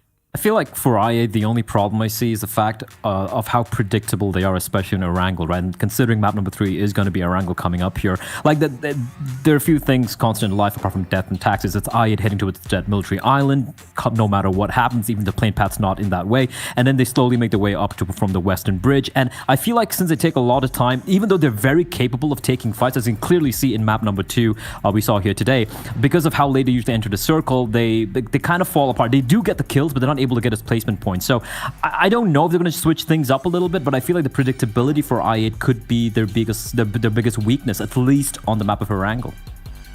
Well, weaknesses is something we're not going to talk about right now. What we are going to be talking about is what you guys can win at home, right? We always have the players trying to win money for charity, but you guys at home, you want to win a little bit of something, right? There actually is some things you can win, some free permanent outfits for some live milestone rewards. So make sure you tell all your friends, tune into the stream. You can check in on the Esports Center and watch in the game. You can watch wherever you want to watch.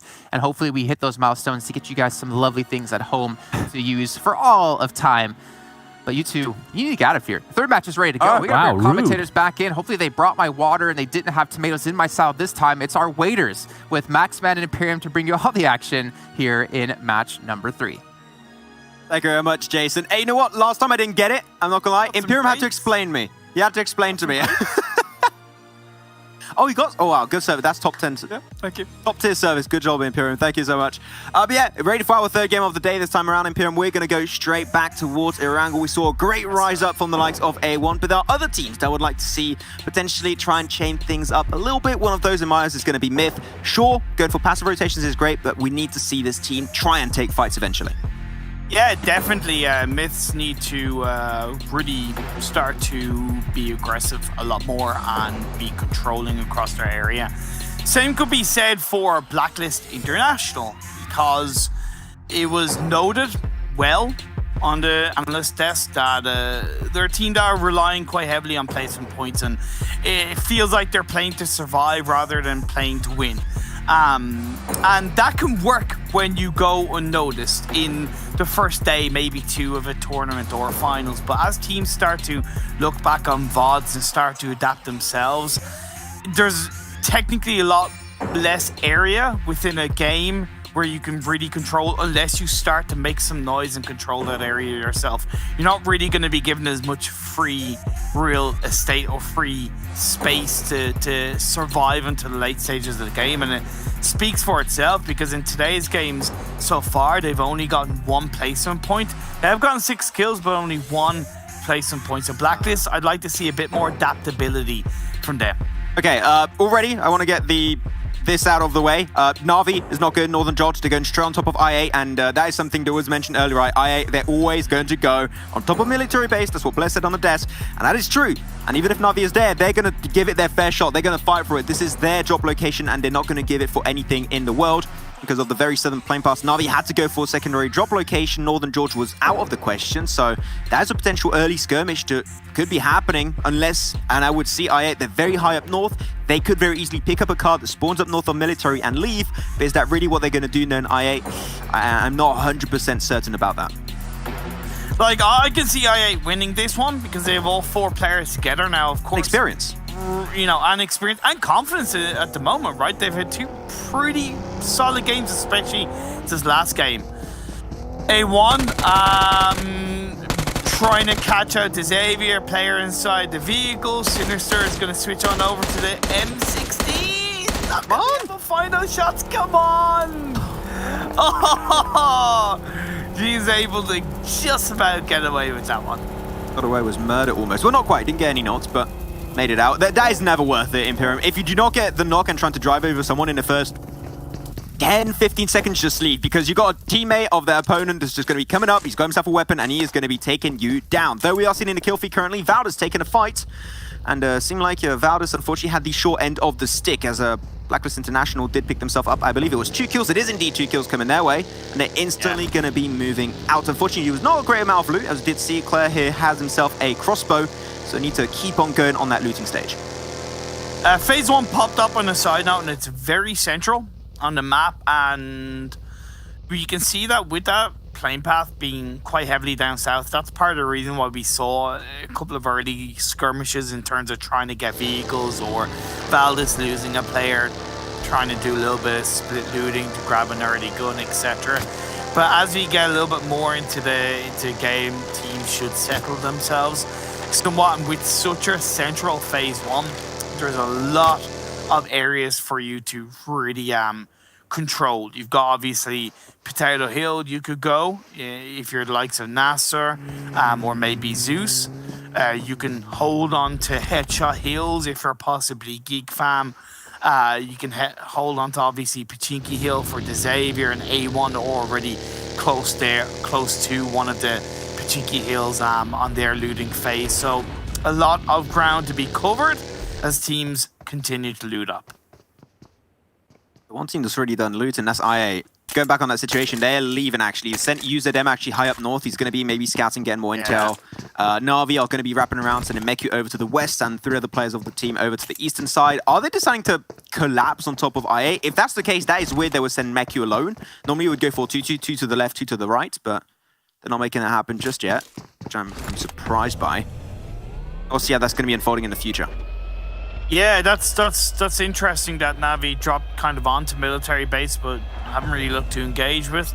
I just respecting the fact that another team is there, and knowing that they've yet to really kickstart their PMWI in a dramatic, strong result-based fashion. Because at the end of the day, as much as they got a decent amount of points in the last game, it was just left with Kitsune on his own to survive up until that point in the game. Bleb did make a good point about I8, but one thing that I've really been impressed with I8 on the drop in military base is how quick they have been to rotate onto the mainland with with that drop spot, to be honest, because a lot of teams are dropping Military Island. They do tend to be too slow, and that puts them in a position where they aren't getting information and they might get caught out inside phase 2, phase 3. We haven't really seen that with I8 bar go too deep into the circle on that early rotation. This is also one of the few circles in Imperium where there's a big portion of military actually inside of it, so you can take it a little bit slower, I would say. True. But I think that the point you're also bringing up here is that normally you would see teams gatekeep, which we haven't seen happening too much actually on the bridges, if it's both the east or the west bridge.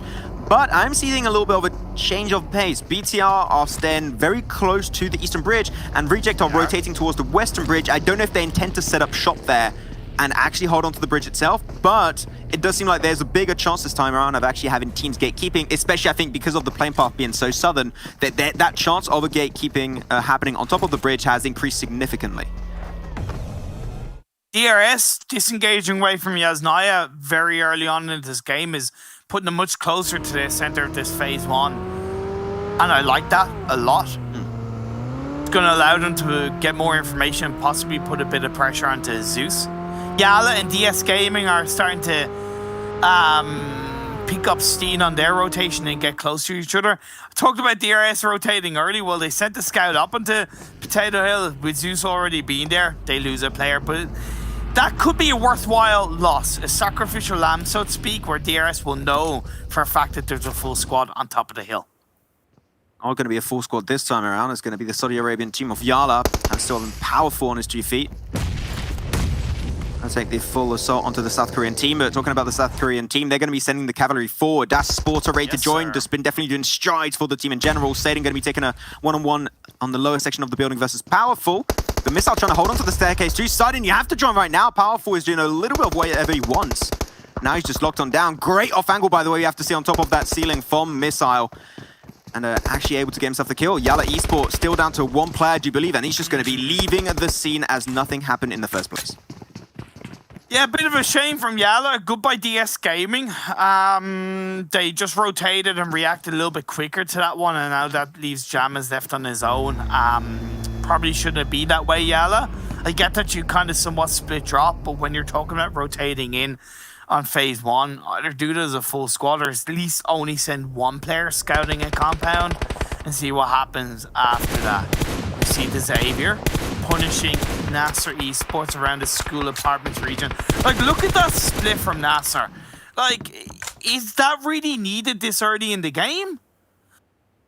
Of course it's early in the game, so it's possible, but when you're talking about this phase 1 and, you know, school and apartments being a core rotational area for a few of these teams, that heavy split is a reason why they're getting called out.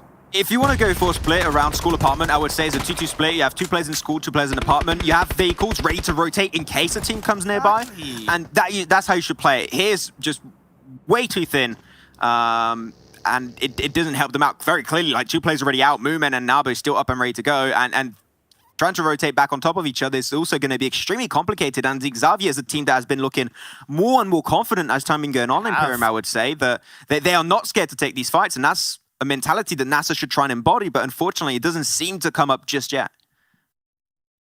Yeah, the Xavier currently 6th overall in the standings. They're only 1 point behind A1 Esports, but they are on equal points to BTR. With these kill points so far in the game, it'll help them jumping ahead of a couple of teams if they can continue on into the late game. Phase 2 popped up, by the way, and is centralized once again. So strong, good, positive circles for this 3rd game of the day. Your evilness is not getting in control of these circles of this game number 3, Max. Lucky rubber ducky. NASA, as they continuously get pushed upon by Xavier. Down to now 2/3 HP, still got his own utility to slow things down, but now he's definitely giving the information over. And that's the thing, right? If there's no car available on the other side for Nabo, how he's going to join up on Moomin? I mean, I would say just don't at this point. You want to try and just snake your way and you're relatively good in the circle. Just remain as a 1-man because you know that there's no way the Moomin unfortunately makes it out alive. Though he's on the right side, you got to be careful. Switching over to a smoke, you're not going to kill them with a smoke, man. Go over to the M249. Now that's a weapon you're going to do some damage with. But unfortunately, will only get himself a 1 knock in a process. And now maybe time for Nabu. Man, actually, that's a lot more knocks than I expected coming up from Moomin. Maybe if Nabu was there, that could have went their way. Can he still pull something? No way. There Oh, you no. go, in through the doorway. He's gonna find one, but of course, his position has now been compromised. So unfortunately, as much as it was a knock, was that really worth it?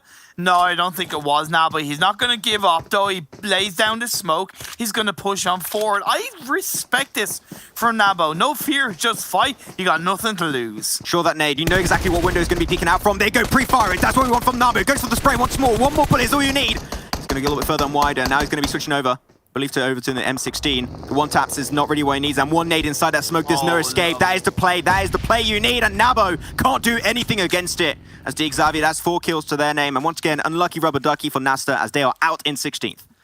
Believe it or not, Valdez were actually getting a couple of shots onto Nabo. That's why he had to prone down in that moment, and he couldn't push forward. I'm not saying he would have done much more, but that is part of the reason why he was slowed down, and that nade was so crucial to De Xavier getting that final kill. Fnatic Zombies now rotated across the eastern bridge.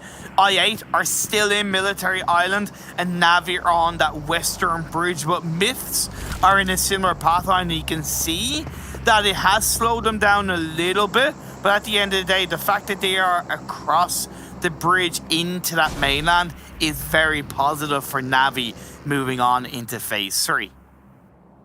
What are you going to say? It's very poggers. I'm so used to you saying that now. It's like, it's part of your dialect now, Imperium. But no, positive. Yes, also. I agree. I mean, you know what? Fair. I will take the blame. I showed you Reddit, and unfortunately, I should have never done that. No other teams. Navi's going to be pushing up, picking up a few kills in the way. Myth, they're not a team that I would really say are renowned for gatekeeping and trying to control positions, right? They play edge, they play passive, and once they get to the late game, that's where they start to be a little bit more active and trying to actually take more control of their destiny.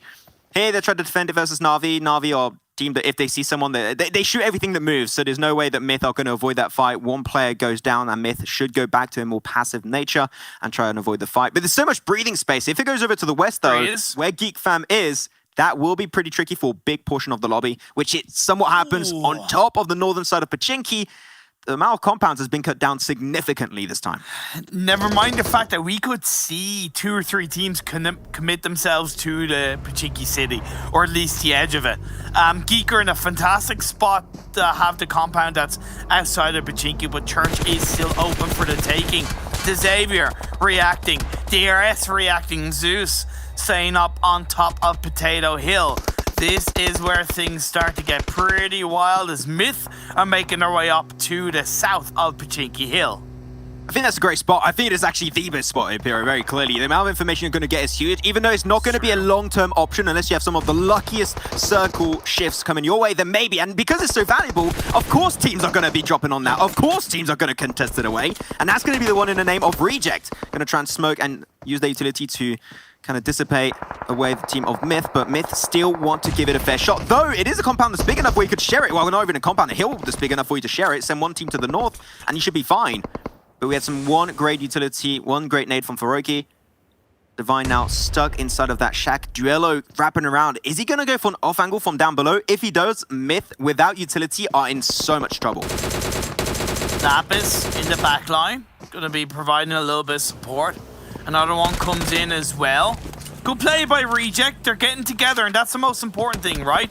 They've only lost Sarah, so Duello, Lapis, Divine going to be working together quite nicely in towards the Pachinki Hill area. A1 are in a great spot inside the circle, and the compound that's outside of the field of Pachinki. BTR have gone for the edge of Pachinki situation, and Myth are getting third-partied, and they are out of here. Yeah, but look, that's exactly what I said. You could very easily share Pachinki Hills. There's 2 little hilltops. There's a little bit of a valley in between them. Myth, instantly, if they saw the Reject were coming, do not stop your cars. Do not remain on that hilltop. Just get back into them and go for the other one. Do not take the fight if you don't really have to, because you're not even installed in those buildings. You're not ready to take the fight. Oh, I8, you're committing to it this late into the circle rotating in? That is ballsy, but it could work out. It could. I mean, if they go for the western side, which it seems like that's what they're going to be doing, you're going to have not only great oversight of Na'Vi and also Reject potentially pushing down, but you're not going to really mix up with a lot of the teams. But I'm surprised. A lot of teams are committing. We've got Xavier, DS Gaming, BTR, and also I8. And we might have more about to come very soon in the names of maybe Reject or Na'Vi that seems like they're actually pushing on top of each another. Fair play to IA. It worked out because one of their players got knocked out, but Crypto instantly slapped back with a counter knock. Both teams are going to get the revive up, and it was risky, but it's going to work out as Matic with the UMP FPP mode gets a knock onto Reject. Oh, when you're going into smoke is the best mode to go into the FPP, and also makes your nade throws a little bit easier to play with. Reject understanding that this is not a fight they can take. They lost Sarah earlier, they lose another player. Now Divine and Lapis will make the most out of the information they gathered and hopefully use it to their win condition. Moving out, not gonna lie, I did not think Na'Vi would go for that one, but it seemed like they knew the circle was not going to go their way, so they wanted to create more breathing space, which is exactly what they did. But this circle is horrendous for Na'Vi, as they got to have to wrap around Pachinki itself, which is not an easy feat to achieve. But it's more horrendous for the teams that committed to Pachinki, because now they're on the south edge of the circle, clustered together, afraid to move, not sure what's safe, not sure what's clear, and a good 75% of the circle has like 2 or 3 teams in it, right? So there's a lot of space for Na'Vi to enter into. It's not a lot of compounds, so you need to know the terrain like the back of your hand. A1 spotted out by Fnatic Zombies. As Fnatic Zombies have really turned a new leaf, I would say. They do not give a damn. They will take fights if they really have to, and this is exactly what they did. A1 will be taken out of the lobby in 14th place this will be, and 13 teams still up and ready to go. But all the teams are now committed inside Pachinki. I mean, especially thinking at IA, you are locked in between all the teams on the northern side of Pachinki, and you're also locked by the blue zone, just literally but slowly creeping in your direction. What is the plan for I8 to move out of that position? Because that is not an easy rotation for them to pull off. Let's hope for the best. Try and get as much information as possible. Blacklist International, they're in the best spot. Yeah, they don't get that much information from their current compound in terms of Pachinki, but it doesn't matter because they're in a very central position. And they don't have to, because all the teams that are in Pachinki are going to take each other out. They only have to focus on Valdez and DRS to the north and the right. The second that they control them, they do have a good 56% control of the circle. I think that's definitely, you hit the nail on the head. They just are going to be controlling so much, but they're going to be playing in the compound. And as you said, there's going to be a lack of information that might hurt a little bit for them. Though BTR, they're in a somewhat similar position as to where I8 were, and they're going to be right on top of each other. They have to take the fight, and these fights like this, unfortunately, means that not many players will actually come out on top.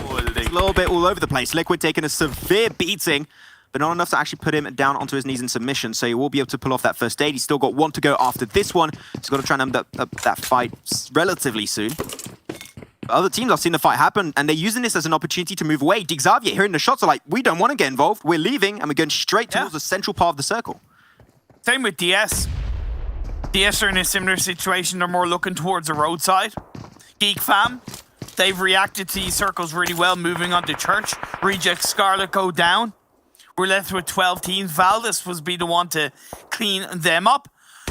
Let's not forget about Zeus. They held on to Potato Hill. They've come down Potato Hill. They now hold on to one building as a duo outside Pachinki Field, and then they have the other two just a little bit more up towards the northeastern edge of the circle. They are in a really good spot to react to Phase 5.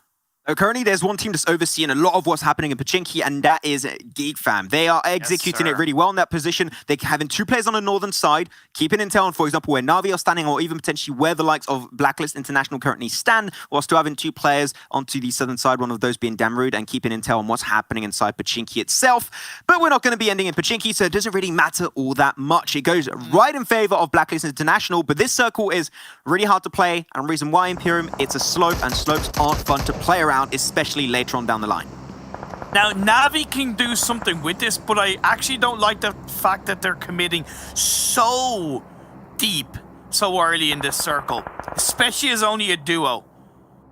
Very risky. They're spreading themselves quite thin. Geek Fam have control in the south, but looking back into Pachinki, you said it shifted away. BTR, IA, DS, and the Savior, they have it all to do. Great shot from Zuxi here, going to get himself a knock. Crypto also gets taken down by a nade. Luxy down below. They're picking him up 1 by 1. The rest of IA are just trying to leave the scene unscathed, but easier said than done. Blade, UZM, also, if they move away from BTR, that's great, but you're also going to be pushing away towards Xavier, and they got a 4-man squad ready to take you down at any time. That's going to be the real attempt for them. And as I say it, UZM picked up. It's going to be actually Geek Fam. The team that was overlooking, as I said earlier, are still going to be having some hands-down influence on what's happening in this compound. Big smoke road unfolding from the South Korean team of DS Gaming, going straight towards Saudi Arabian team of Yalla Esports. And only Jamaz, actually. He's not even a team, it's just a one-man player. And he's going to be inside of that. And actually able to peek up last second now. The information has been given over. One nade, that's all you really need. It's so easy to nade, but with the smoke in hand, it's making it so hard to play around. The Snake, he's got himself the angle too. Jamaz is just ruining everything for DS Gaming. Peekaboo, I see you. Jamaz steps up and goes, haha, I'm here. Just like a jack in the box. No, Saden. There you go. They know where Saden is. They can see his health bar through the smoke. So if they want to do a nade a little bit more to the left, and you instantly take Jamaz down. That could be their course of action they're going to be going for, but Jamaz has just been such a pain. Yalla Esports are maybe going to be able to pick themselves up 4 kills out of nowhere. Jamaz has been here as a one-man army for the longest time. He's still got a player behind him. Get around Saden. Yeah, there you go. Thank you. Because they finished that kill. Okay, Jamaz maybe thinking going back inside. Yeah, get hidden. I think you heard that nade. But now, Xavier still going to be getting their hands down and dirty inside this fight. Oh my god, That's I it, feel no sorry way. for DS Gaming. I feel sorry for them, but my god, between Jamaz and the Xavier, they could just do nothing in that moment. That was such a great play coming out from him, of course, and he's still going to be inside the circle, I believe, just barely. So if he's got a lot of meds, he can pick up from DS Gaming, that have been relatively passive and tidy of this game. He could pull off a heal-off from what we see of Mafia Ninja last game for DRS. I think that would be a great strat, actually, for him, because crossing that road is not going to be an easy thing to execute on his side. Don't think Xavier's still going to be trying to get more and more involved into the teams trying to rotate their way out of Pachinki, but that is not an easy thing to do. Actually, one of the hardest things to do itself. Where Liquid and Luxy are using all of the utility that seems that was remaining after their fight with I8. And I think we're looking at maybe the last few seconds of BTR, because the moment those smokes are gone, it is also BTR that's about to be gone. Luckily, next circle that shifted actually centralized up on top of the hill. Navi have got firm control of this phase. I was worried about their split as the last phase popped up, but they've joined up quite nicely and they are set up to claim this chicken dinner. Peek out, he knows, he sees a rock, he sees also a little bit of a wall remaining. Luxy trying to move them out of those windows, stop the peeking coming out from DX Xavier. It's just really hard time for BTR, because also up north, we didn't talk about them too much, but Geek Fam are also just going to surround them. So BTR, they're going to have to take themselves 2v4 clutches, not just one, but actually 2 if they want to make it out alive. I think the Indonesian team has maybe found their match to go up against. Svaldis will get picked up to the northern eastern side, and Zeus are slowly but surely getting more and more involved in the circle. I was worried about Blacklist maybe distracting themselves, but BTR as a duo got the knocks. They came in, and the Xavier, their passiveness has gone to bite them in the butt, and they've lost the majority of their players. That was a double nade knock. They just got out of nowhere. BTR, you just turned that fight on its head in just seconds, and now Lamborghini started to rotate, and he's thinking, okay, that fight should be won. We're going to start going towards the circle. Unfortunately, that going against you, my friend. So Lamborghini's going to have to remain as the sole player of DX Xavier. That is an insane upset. Well played from the BTR guys. And now Na'Vi, they're going to be taking their own fight. You said it was a little bit risky. They took more control of center early on, but this might actually come in their favor. And now they know exactly which teams are pushing their way and how to fight them. DRS again completely overwhelmed by the Russian team as Na'Vi get themselves an extra 2 kills to their name. And now they got full control of the West with the likes of Geek Fam. Navi knew that the ERS technically had an advantage with that dip, so they had to be aggressive, they had to be proactive, and they took control, got the squad wipe. 8 teams left, 22 players. Geek Fam on towards the southwest. They've been quiet up until now, as have Blacklist International. They have an opportunity to take down the whole, and Navi are being swiped left, right, and center. That's the hard part, right? We're playing on a slope currently with some little divots and little ridge to play behind. But other than that, if you get spotted away, if a team has the high ground, they are mostly going to be winning that. But even if they get close enough, just nade it, let the nade roll down, and you're going to be in trouble. That's what happened to Na'Vi, and now Blacklist are going to capitalize on that chance to get rid of them and be the kings of the north. The Lamborghini, her BTR. Nades are going to be rolling up, and once again, that's another knock. He gets the intel, but no way. That is it, and the clutch comes out from Lamborghini. That's a double to his name, up to 6 kills so far, and he is able to keep the hopes alive of DX Xavier, able to remain on our top 5 on the overall leaderboards. Oh, Claire. Oh, no. Tixie, no way. Tixie spotted away, and he's also out of the game. That's going to be a 6th place for Na'Vi. 5 teams still in the running for our 3rd chicken dinner of the day. This is such an interesting one, but Zeus have suffered no casualties, still up as a 4-man. Get rid of Fnatic Zombies, the only other team on the East, and now they've got to cross over the road, but the man advantage is exactly what they need to overwhelm all the other teams in this game. They've been the kings, the queens, the jacks, the tens, all the deck of cards controlling on the East. Zeus have, but as they've gone across the road, they have a little bit of a rich side that they can use to pick apart Blacklist, pick apart Geek Fam. Are they going too deep, too quick? Icy is prone down. Tyra has control of the box, and he uses it to get the knock on Icy. Okay, is there no nades available right now? One nade and that crate is gone. You will just get rid of Tyra and it'll be so easy. They're not doing it just yet, which I'm very surprised. Gonna try and either way a little bit closer, put that guy in front of Icy to hopefully facilitate a res later on down the line. Lamborghini still eking his way closer. That's a nade, that's a good one. That's an absolute banger. Snipes is gone. And QB is also going to be entirely eliminated off the back of that nade. 7 kills so far. Lamborghini just an absolute one-man army this game. What is going on? Oh wait, he's going to eke. He's right behind that smoke. He got spotted out for a split second, goes to the bloom shot, and he gets rid of Geek Fam! You clutch versus BTR, you clutch versus Geek Fam. Can he be stopped, Imperium? I don't think so. He's a one-man wrecking machine, faster than the speed of light to respond to those shots. Very well played. But now we're left with our final 3 teams. Zeus, 8 kills, full squad up. Blacklist, they are a team that plays to survive. Well, they survived up until the top 3 with a full squad and 4 kills under their belt. So the game plan for Lamborghini right now is hope that Zeus and also Blacklist International take a fight first. That is the only chance where Lamborghini could really, and I mean really, have a clear opportunity of winning that. Otherwise, you need to win a 1v8 basically, and I don't think that's something Lamborghini really wants to try and take. The odds don't really seem in his favor. Zeus, knowing Zeus, whenever circle like this, they like to go a little bit wider, go for wider spread. If they do that, they should get a wind of information of where Lamborghini currently stands. Tyra starts things off, catches out Godless, the kill's gonna come through, and that's actually sending Zeus closer to Lamborghini. He's actually taking a shot. I thought he was going to take this one so slow, so passive, but he goes for the knock onto IC. He does get taken down by Zeal at the very end. Still, what a great attempt from the Xavier. Lamborghini, I'm tipping my hat to that. That was just such a good play in general from him from start to finish. But now, not only that, he created such a big opportunity for Blacklist because they were not involved in this fight.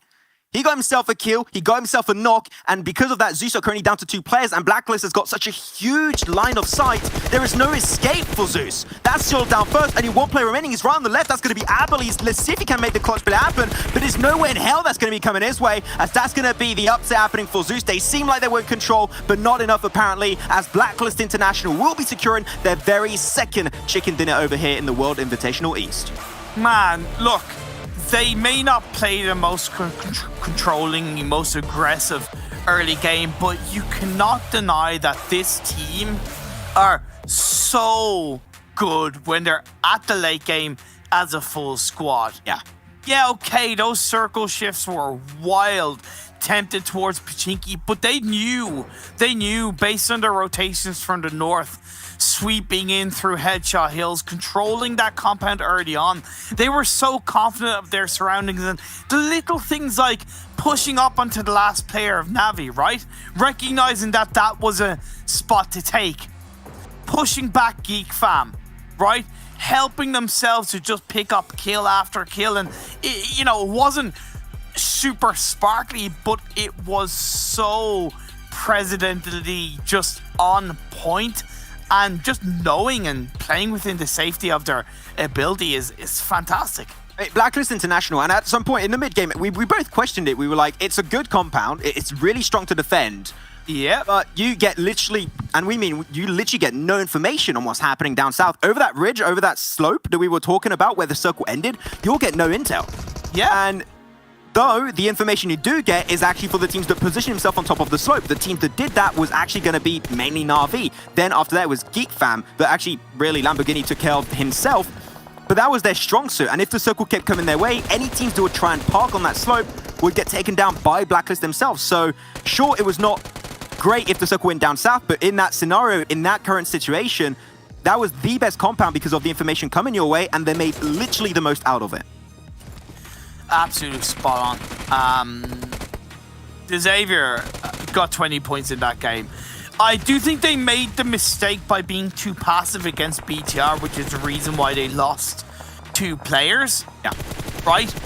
If they had 3 players up in that late stage of the game, I reckon they could have not necessarily won, but they could have provided such a bigger dent to Blacklist International's late game. But because Lamborghini clutched up against Geek Fam and created a lot more controlling area for Blacklist to hold on to, it just made it easier for Blacklist to close out this game. So, you know, that domino effect did hurt Xavier in the long run, but Lamborghini himself, like, that clutch was insane. It was such good execution. I mean, we saw a clutch play coming up for Martin yesterday. Today is Lamborghini day indeed. And we said it right. The fact he got himself a knock plus a kill confirm onto Zeus, that alerted Blacklist International, like, okay, this is the signal. Now we got to go and send everything we got into that finishing moment to take control. It's a 4v2. You should win that one. So exactly what they made it through. And it's, as we said, it's their second win. They started off yesterday with the very first win coming their way, and now they get their second. Blacklist International hitting the late game is a scary prospect to deal with. And if you do not prepare yourself properly for it, then unfortunately there's nothing you can really do. But with that said, that's going to be it for myself and Imperium for this game. We still got 2 games to go, so we'll be back soon. But before that, we'll head on over to the break and we'll send it over to the boys on the desk right after this. COVID-19 vaccines are already helping millions of us get back to normality. But for many more, they are still out of reach. The vast majority of vaccines are going to wealthier countries, leaving the world's most vulnerable people behind. The COVAX initiative is working to right this wrong and ensure access to vaccines worldwide. This is not only the right thing to do, it is one of our best routes out of this global pandemic.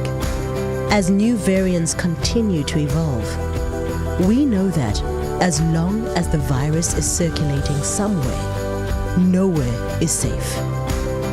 Gavi, through COVAX, is helping to provide vaccines at no cost to 92 lower-income countries. It has already delivered over 80 million vaccines worldwide. With your help, we can protect millions more people, ensure no one is left behind, and help bring an end to this pandemic.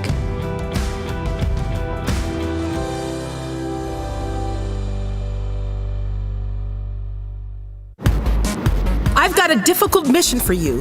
Who's in? Close to 1 billion people from 92 of the world's poorest countries need to be vaccinated. You'll need to work closely with governments and health authorities, and it will take millions of volunteers, and it has to be cheap.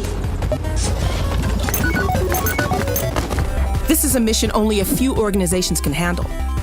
It is the world's biggest and fastest distribution of a vaccine ever. Equipment such as needles, canisters, visors, protective suits, and sanitizer need to be in place first. All of this has to be transported to the most inaccessible corners of the world.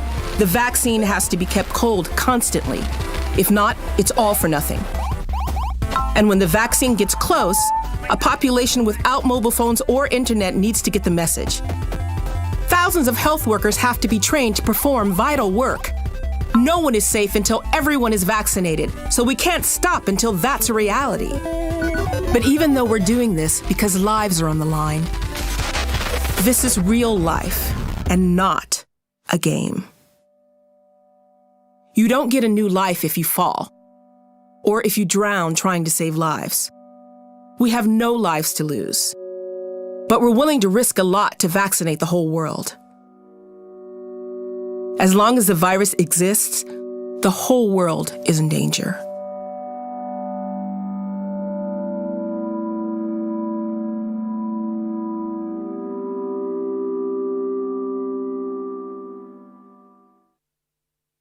We've got the OnePlus 9 Pro, and it's absolutely gorgeous. Oh my gosh, this display is just out of this world.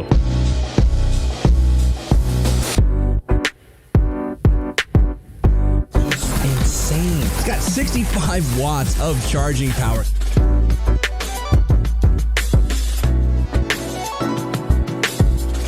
The 9 series is next level.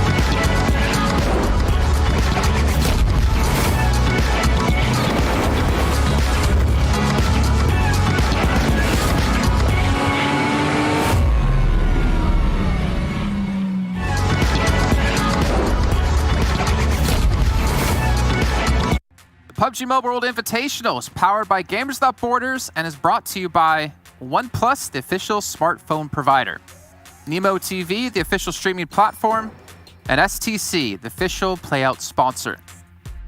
With that third match now done and out of the way, it means we're past the halfway point of our second day and almost at the halfway point of the entire event. 4 days in total, $3 million on the line, with some fantastic plays to be seen and have already been seen so far over the course of the matches we have had happen. I'm Jason Kaplan, still your host, and we have still two amazing analysts to help break down everything that's been happening in our games today, especially in that last one, as we're going to be focusing on a couple of different things. We got Blank, we got Bled. They're both looking so happy to be here, so happy to be working with me. And why wouldn't you? I'm a phenomenal person, but not as phenomenal as we've seen Zeus playing today.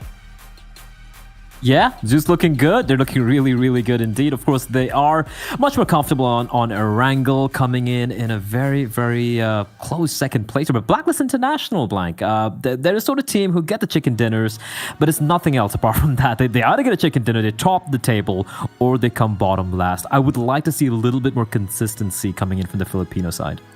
I think, yeah, you're very right. I think yesterday they had a first place, a fourth place, a second place, and then the rest of the games, 14th and a 13th. It's like, it's so inconsistent in that case. I mean, yesterday was good though. Today's looking a little bit more shaky on that front, where it's even more on the case of it's either a chicken dinner or nothing. So they're kind of like the Southeast Asian Na'Vi really here. So quite interesting, but good stuff from them. 22 points total this game will bump them up slightly up towards that third place. I know that's spoilers, guys, so don't worry about it. They're just a little bit behind Zeus, so I'm kind of giving you a hot and cold type of deal here. I'm trying to let you figure this out on your own, guys, at home.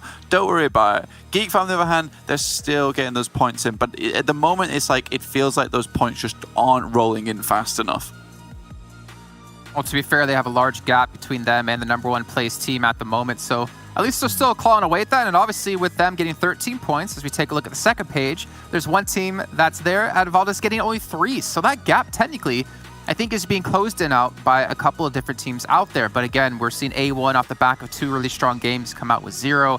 Reject only 2 points. We're starting to see, you know, a couple of teams kind of sitting on the second page a majority of the time here, Blood. And it's unfortunate, but again, we're not quite halfway through the entire event just yet.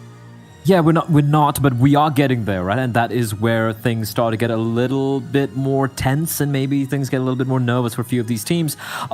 Teams like I8, A1, like you said, they had a great start here today. I was hoping they would kind of replicate what Valdez did yesterday and have a very solid showing throughout. But now with 2 maps remaining for day 2, after 2 games, it's going to be halfway through the halfway mark, and then the pressure really starts to mount. Your opportunities will dwindle, like we spoke about it yesterday as well. You know, it's not a league format; it's just 4 days of non-stop action. So there is a point in time where you decide to, you know, just look yourselves in the mirror and like, listen, guys, we need to really step it up.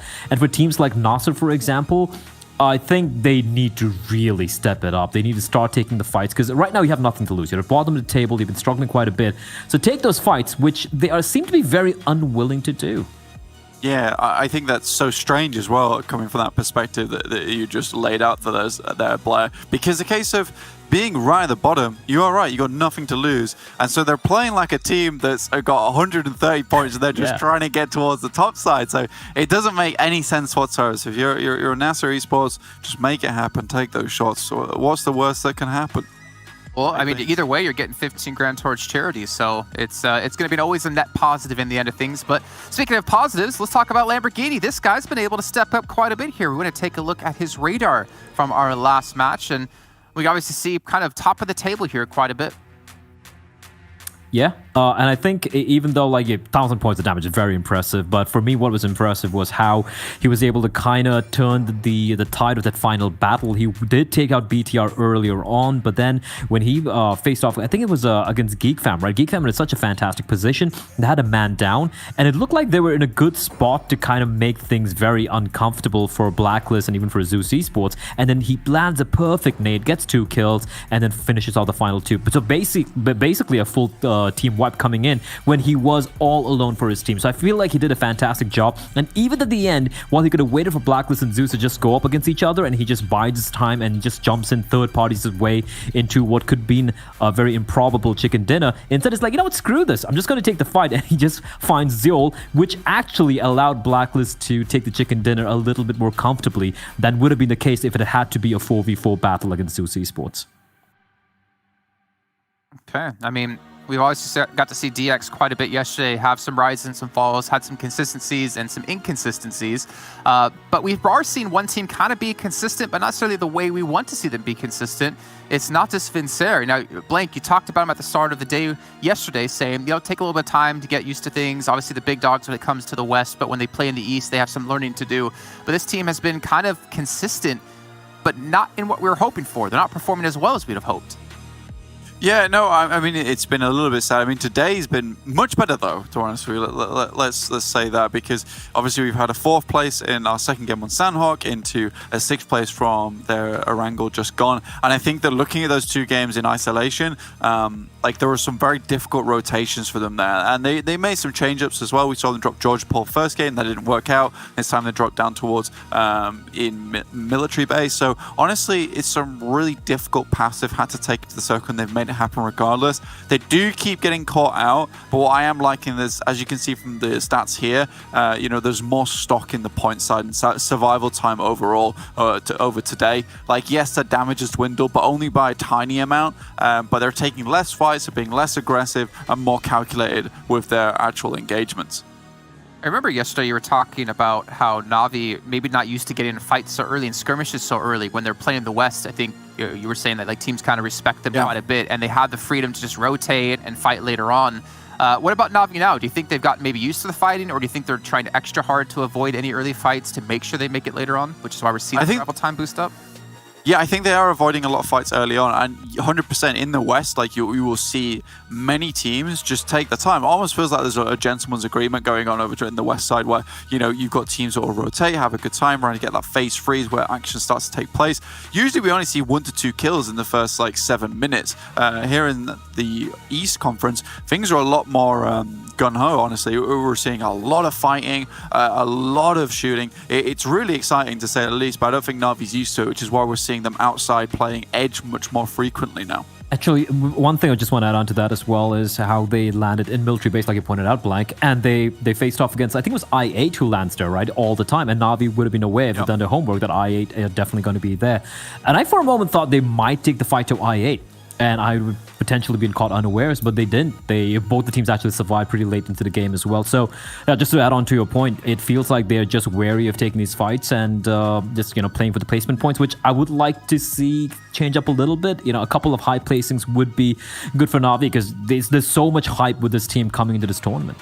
Speaking of changing things up and getting to high places, one team that's been not been able to replicate that from our first day, which we did wonder would they be able to, is Valdez Esports. As you can see here, their average stats from yesterday compared to today. Remember, they had 2k average damage on Erangel, and they played it 3 times yesterday. At the moment, they're sitting at about 500 average damage in 3 matches here. Blank, this is not the performance we were maybe hoping for them, but I think teams out there are a bit happy to see, making it more likely they can catch up to the #1 team. I think what's most interesting for me here is the actual survival time. We're looking at about 20 minutes to the 25 from yesterday. But what that says to me is that they're trying to hang on to this lead they have and not go full guns a-blazing today and just try and keep that lead ahead.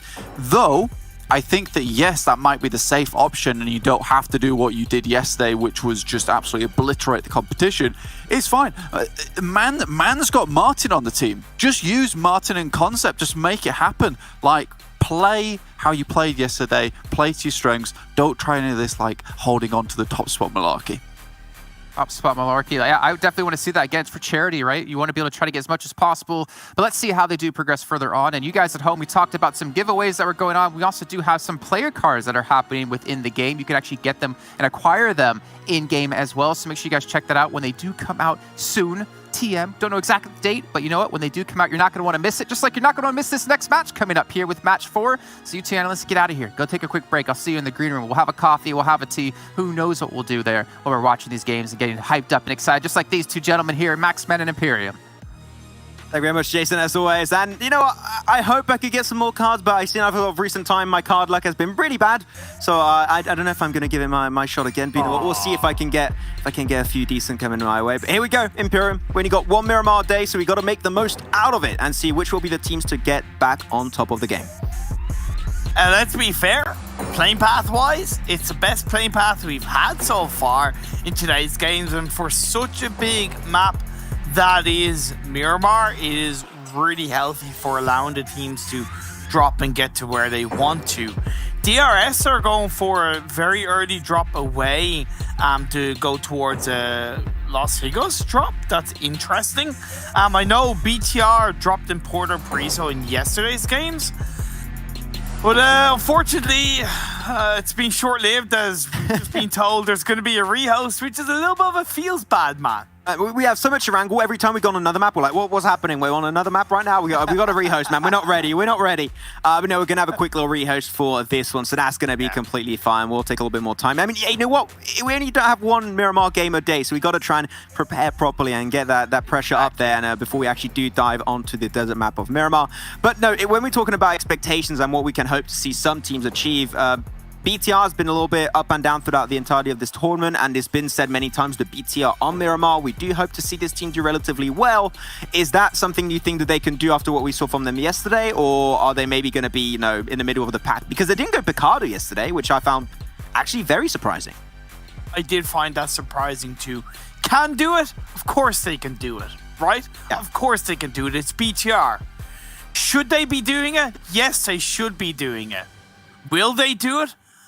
I don't know if they will, right? Because there's nothing really that has been shown to me that as a full team, they are ready to control these games. We've had Liquid step up to the plate. We've had tiny sparkles individually from a couple of other players. But when you're talking about that control in a game as a team, when you're talking about that ability to really grab the game by the horns and run through all the other teams, we have not seen that at all from BTR, and that's a bit surprising. But I'm also not surprised, because at the end of the day, the strength and ability from all the other teams across the world has improved so much. Yeah, I mean, BTR, I think, is definitely one of the favorites coming into this game on Miramar, though there's another team that I'm hoping to see a lot of things come out from them on this game, is the Malaysian team of Geek Fam. I said it yesterday, right? I'm slowly but surely becoming a huge fan of their macro gameplay. Yeah. Their rotations are like chef's kiss. They are so clean. And if they continue down that path, they had a really good shot yesterday, but the circle went against them and they went in favor of Valdus, and they were controlling that entire hilltop. If there is a situation where we do actually see the team get a decent circle shift later on down the line, I think Geek Fam has a very clear shot at taking the win on this map. Like, take the last game as an example. They were in that compound outside of Pachinki, right? Yeah. When I think it was phase 3 or phase 4 and it shifted towards Pachinki, did they go into the city? No, they went to the church, right? Because it gave them a lot of elevated information into the city without actually suffocating them into those buildings. Then when the next circle shifted up north, they went into the hillside, right? Yeah. So yes, their macro is absolutely fantastic. I do think they're missing something that is allowing them to, like, again, getting 1v3'd against Lamborghini. Yeah, maybe that's just one of those things that can happen. But they've also suffered faults where, or casualties and in situations where maybe they should have won it outside of the macro. So, just that little bit step up from Geek Fam could definitely see them rise up to the leaderboard and contest for Valdus in first place. I have the impression of it throwing new teams. No, I'm expecting to do well, and you've just been jumping on them and doing really good points, by the way. But is there another team other than Geek Fam or BTR that you're maybe thinking like, oh, well, they can do really well? I think there's quite a few actually on the list. There are quite a few. I'm going to throw a little bit of an oddball out there. Oh, okay. Yala, because I have been relatively impressed with how they've been playing in the first day and a half. But I also think that in day 2, they have been lost in the shuffle of other teams around them, adapting a little bit quicker and playing a bit stronger as a team in terms of whether it's rotations, whether it is just their position inside the circle. And for a team that, again, hasn't really shown itself up in a global stage in quite a while, you go back to last year's PMWI, which is nearly a year gone, they have definitely impressed me in how they have been able to handle a lot of these fantastically global teams. But I want to see a bit more, and I think they're capable of it. Ida does need to stop dying so quickly, though. Hey, it almost happened just a few games ago, but he got back into it and he got rezzed up by his team, so that's definitely one positive to see. But I agree, if you want to try and keep them up as long and as many players as possible, because we saw it just last game too, there was only one player remaining for Yala, and he actually cleared out the entire team of South Korea, of DS Gaming. So it goes to show that individually speaking, they are a very talented team, but we want to see them get to the late game, not only get to the late game, but get there as a 3 or even a 4-man crew. If they can do so, it is a team that truly has very high potential to push it to the next level and actually be on the very first page. I would even say top 5 is highly achievable, but after this little bit of a rough start, I think we're slowly getting to a point, if you don't significantly step up, you're not going to be able to catch up into the actual right amount of time before the end of the event. For sure, they're in 8th place, but they are 22 points behind that 5th place that you kind of have put as a bit of a target for them. It's possible one good game will give them that, but it really needs to be a good team game, not that like individual Jammaz 1v3 kind of hunkered down kind of result. It really needs to be a strong team-wide result. And as we head into Miramar, it is one of the biggest tests for teams, right, in terms of how well they play together, how well they're able to control their position, because you really have that action consequence of, if you stay all in one area as a full team, yes, you're technically there as a full squad, but you really give over so much space to the map. But then if you spread yourself too thinly and you're not working together enough as a team or reactive enough as a team, you can get picked off one by one. So for Yala, I'm really looking at this game, see what kind of performance they're going to pull out. And hopefully it's going to be a good performance. That's what we're hoping to see coming from the Saudi Arabian team. There's so many teams, as we said, there's so many squads that I think we've realized right now are so strong when it comes to macro, when it comes to how we rotate around the map. And when you are talking about map that's all about rotations, it is definitely going to be the likes of Miramar. And I want to see, I clearly am going to say it, I want to see DS Gaming take a win. They got a 2nd place yesterday on the only standout game. It was a very close attempt. It got taken away by DRS Gaming in the final moments, and it was such a good rotate. But sometimes they do great rotations, and sometimes you just see them playing on edge and they just get completely obliterated. So I'm a little bit surprised, and I think that DS Gaming got definitely some things to work on and improve on. And if they can do so, I'm sure they can be a team to find closure to some of these games. But with that said, talking about games, we are indeed going to be getting into the game, straight into Miramar after that rehost. Thank you so much for waiting. We had a little bit of a talk show there with Imperium to break down a few of the teams going into this game. But now we got the playing path, and it's actually even better than last game. So I'm cool. That's a good rehost. That's great. Yes, it is. Thank you, rehoster. Much appreciated. Blacklists are going to go for their passive drop location by runes. Navi are going to have the Cabri Era. Geek Fam are going to go to El Pozo, and it should be all good in the hood for a lot of these teams. I'm really glad you mentioned DS Gaming as a team that you want to see grab a chicken dinner, because I do think, you know, DS Gaming and Reject, those two teams together, and I suppose the South Korean and Japanese regions, I think they've been very undervalued over the last year and a half, at least underappreciated in how much they have massively grown in skill, in kind of competition and player base, and you know, they don't get as much love as I feel they should on how much they are competing so heavily with teams across the world, the dominating teams like Zeus, like BTR, like Navi, so to speak. They're definitely starting to rise more and more to the occasion.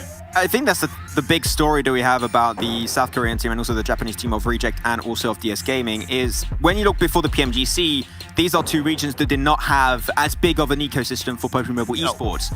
Then you have the Japanese PUBG Mobile events that were put together, same for also the South Korean region, and especially Japan. They got such a big viewership over there. It's huge how PUBG Mobile is. It's such a big game, and especially the esports scene is big over there. So it gives just a better ecosystem for not only these teams to compete in, but also train with. And that's really important. That is why we saw such a big improvement from these teams since the PMGC of last year and now coming into this event. Talking about it, Party Bus is going to be picking up Salam, moving away, and Broly will be able to escape, apparently, the wrath of the zombies.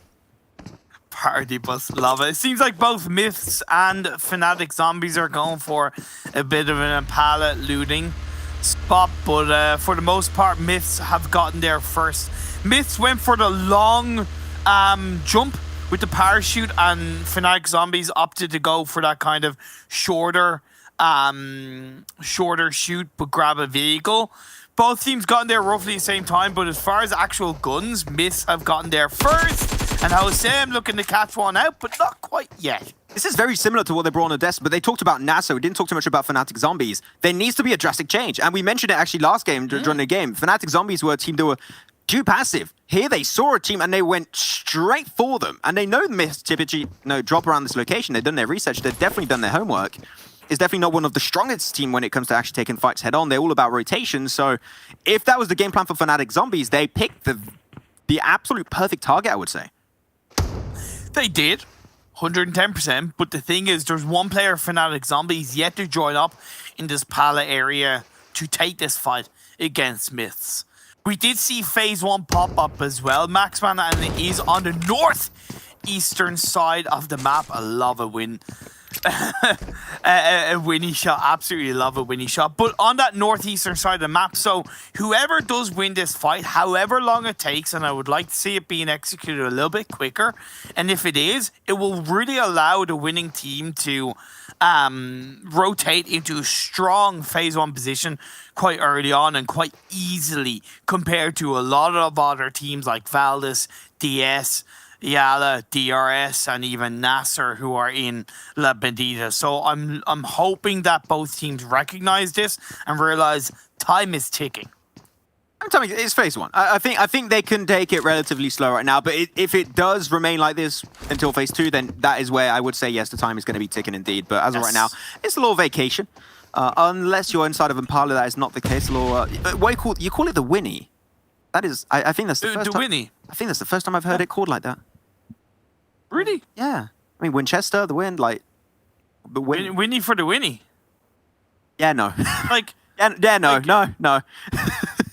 Like Winnie for the... Man, nothing feels better than a knock with a Winchester. Fact. Thank you. You said Winchester. Thank you. I appreciate it. Well, you know, I thought I'd stoop down to your level of, specific English. Sorry, it's not... It wasn't good enough for you previously, Max. It's fine. Let me just get my dictionary out, or thesaurus. Is that okay to say thesaurus, Max? I think so. But I can tell you also is that you got also Hassan that's going to be knocked on down by the player that's actually inside the chapel. So they're going to try and move away. And the one main issue we saw with Myth right now is because they got completely surprised by Fnatic Zombies being so aggressive on that push that you saw a lot of the players of Myth, they picked a building and they did not move from that one building, meaning they catered to the loot in that building and they can't get some extra loot off the back of it. I saw one player of Myth actually having no vest and no helmet.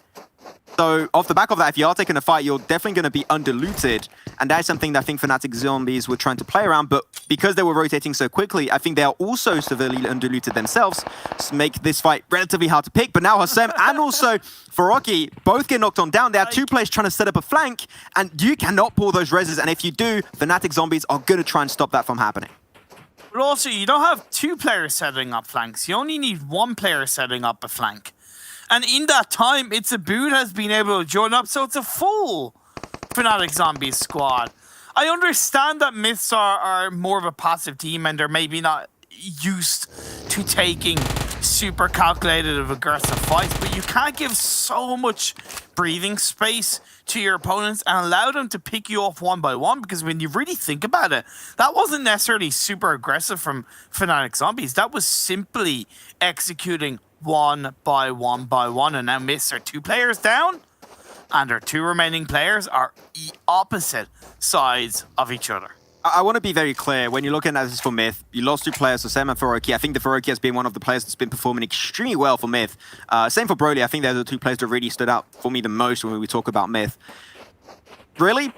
Pick up your winnings. I mean, you don't even have any winnings. Pick up your losings, I guess, and just get together and leave. This is not a fight that's worth taking, even though it is Miramar. Cut your losses, perfectly said. And just remain as a two-man. That's fine. And especially if you see the playing path, you know there's a lot of breathing space towards the east of like El Azahar, Tierra Bronca, and even down south of Campo Militar. Make the most out of it, because you're definitely not going to be winning that fight. I mean, I said that last game for our Lamborghini, and he did kind of surprise me, so it's like 90% chance it's not going to go your way. Okay, so let's have a look at where the other teams are in the circle. So we're halfway through Phase 1 and we committed a lot of time to that fight, so we really need to get a picture of where the other teams stand. Geek Fam rotated directly from El Pozo into the western side of the circle, quick, straight to the point. Blacklist going for a wide rotation around the north of La Cabrera. Talk about passive, but I love it. I absolutely love it because they're avoiding a lot of teams potentially going north of this phase 1. DRS also quick on their rotation to head down towards Cruz Val. And Yala have a really nice 2-2 split, but it's also quite heavily separated. Now, it's in a position where at the moment they're not really being pressured. But as we get into phase 2, depending on how it shifts, I would like to see that 2-2 split just get a little bit closer to each other. I'm hoping to see that actually come to fruition at some point in time in this game. I think that'll be a good way of making the game a little bit easier for themselves. Though bottom side, there we go. A1, I8, a little bit closer. And I want to talk again about the format of the tournament that I find very interesting, right? Is big prize pool, going for charity, amazing stuff to fight versus COVID-19. And this is like a tournament inside of the tournament because you got the big event where it's going to be 250k to charity for the charity of the choice of the winning team. And also per day, you have these mini tournaments where the top one team that has performed on the day gets 80,000 to go to the charity of their choice. Yesterday, there was Valdez. Yes. Today, there seems like a very good chance that it's going to be A1, but it's still so close for a lot of the teams. You might see other contenders actually getting there. Like, I'm thinking Blacklist, I'm thinking Geek Fam, even other teams like Narvik. You still have an opportunity of being there and getting that $80,000 for the team of their choice. So even if you think they might be over for some of the teams at the bottom for that race of the first place, you can still be first on the given day and get a really big chunkaroonie of money going in the charity of your choice.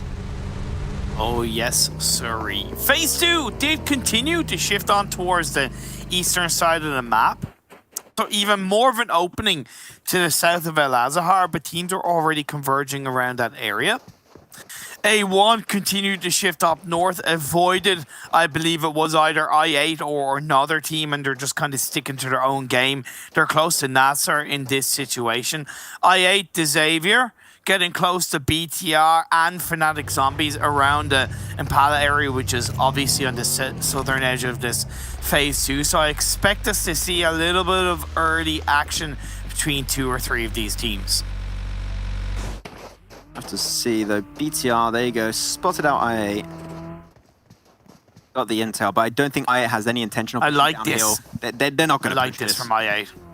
I thought they were going to continue forward, actually. That's why I was expecting. I thought, well, no. But from what we've seen from IA in other games, remember, they're a team that like to go quite deep into the circle. But the fact that they're stopping and getting information, it does show that they're learning. So I really appreciate that. No, I agree. I think that is a great change for I8. Not going to go, especially you don't want to go downhill versus BTR. I mean, they don't know it's BTR, right? But I don't think it would be a great idea regardless. But they are actually pushing away into another team now. That's going to be Fnatic Zombies. Remnants of the players that were fighting early in Impala. As well, the remnants, the entire team is still up, so they're going to be just piecing out. No reason for them to take that fight versus I8. I8 trying to maybe get a sneaky kill here and there. They won't be able to hit those shots. Fnatic Zombies looking to center up a little bit more, which I like to see, but they're still looking to go aggressive later on, so they are more focused on the position instead of the fight, which I think is the right mindset when you are in phase 2 on Miramar. I like that from I8. You know, even if it didn't work out and it kind of...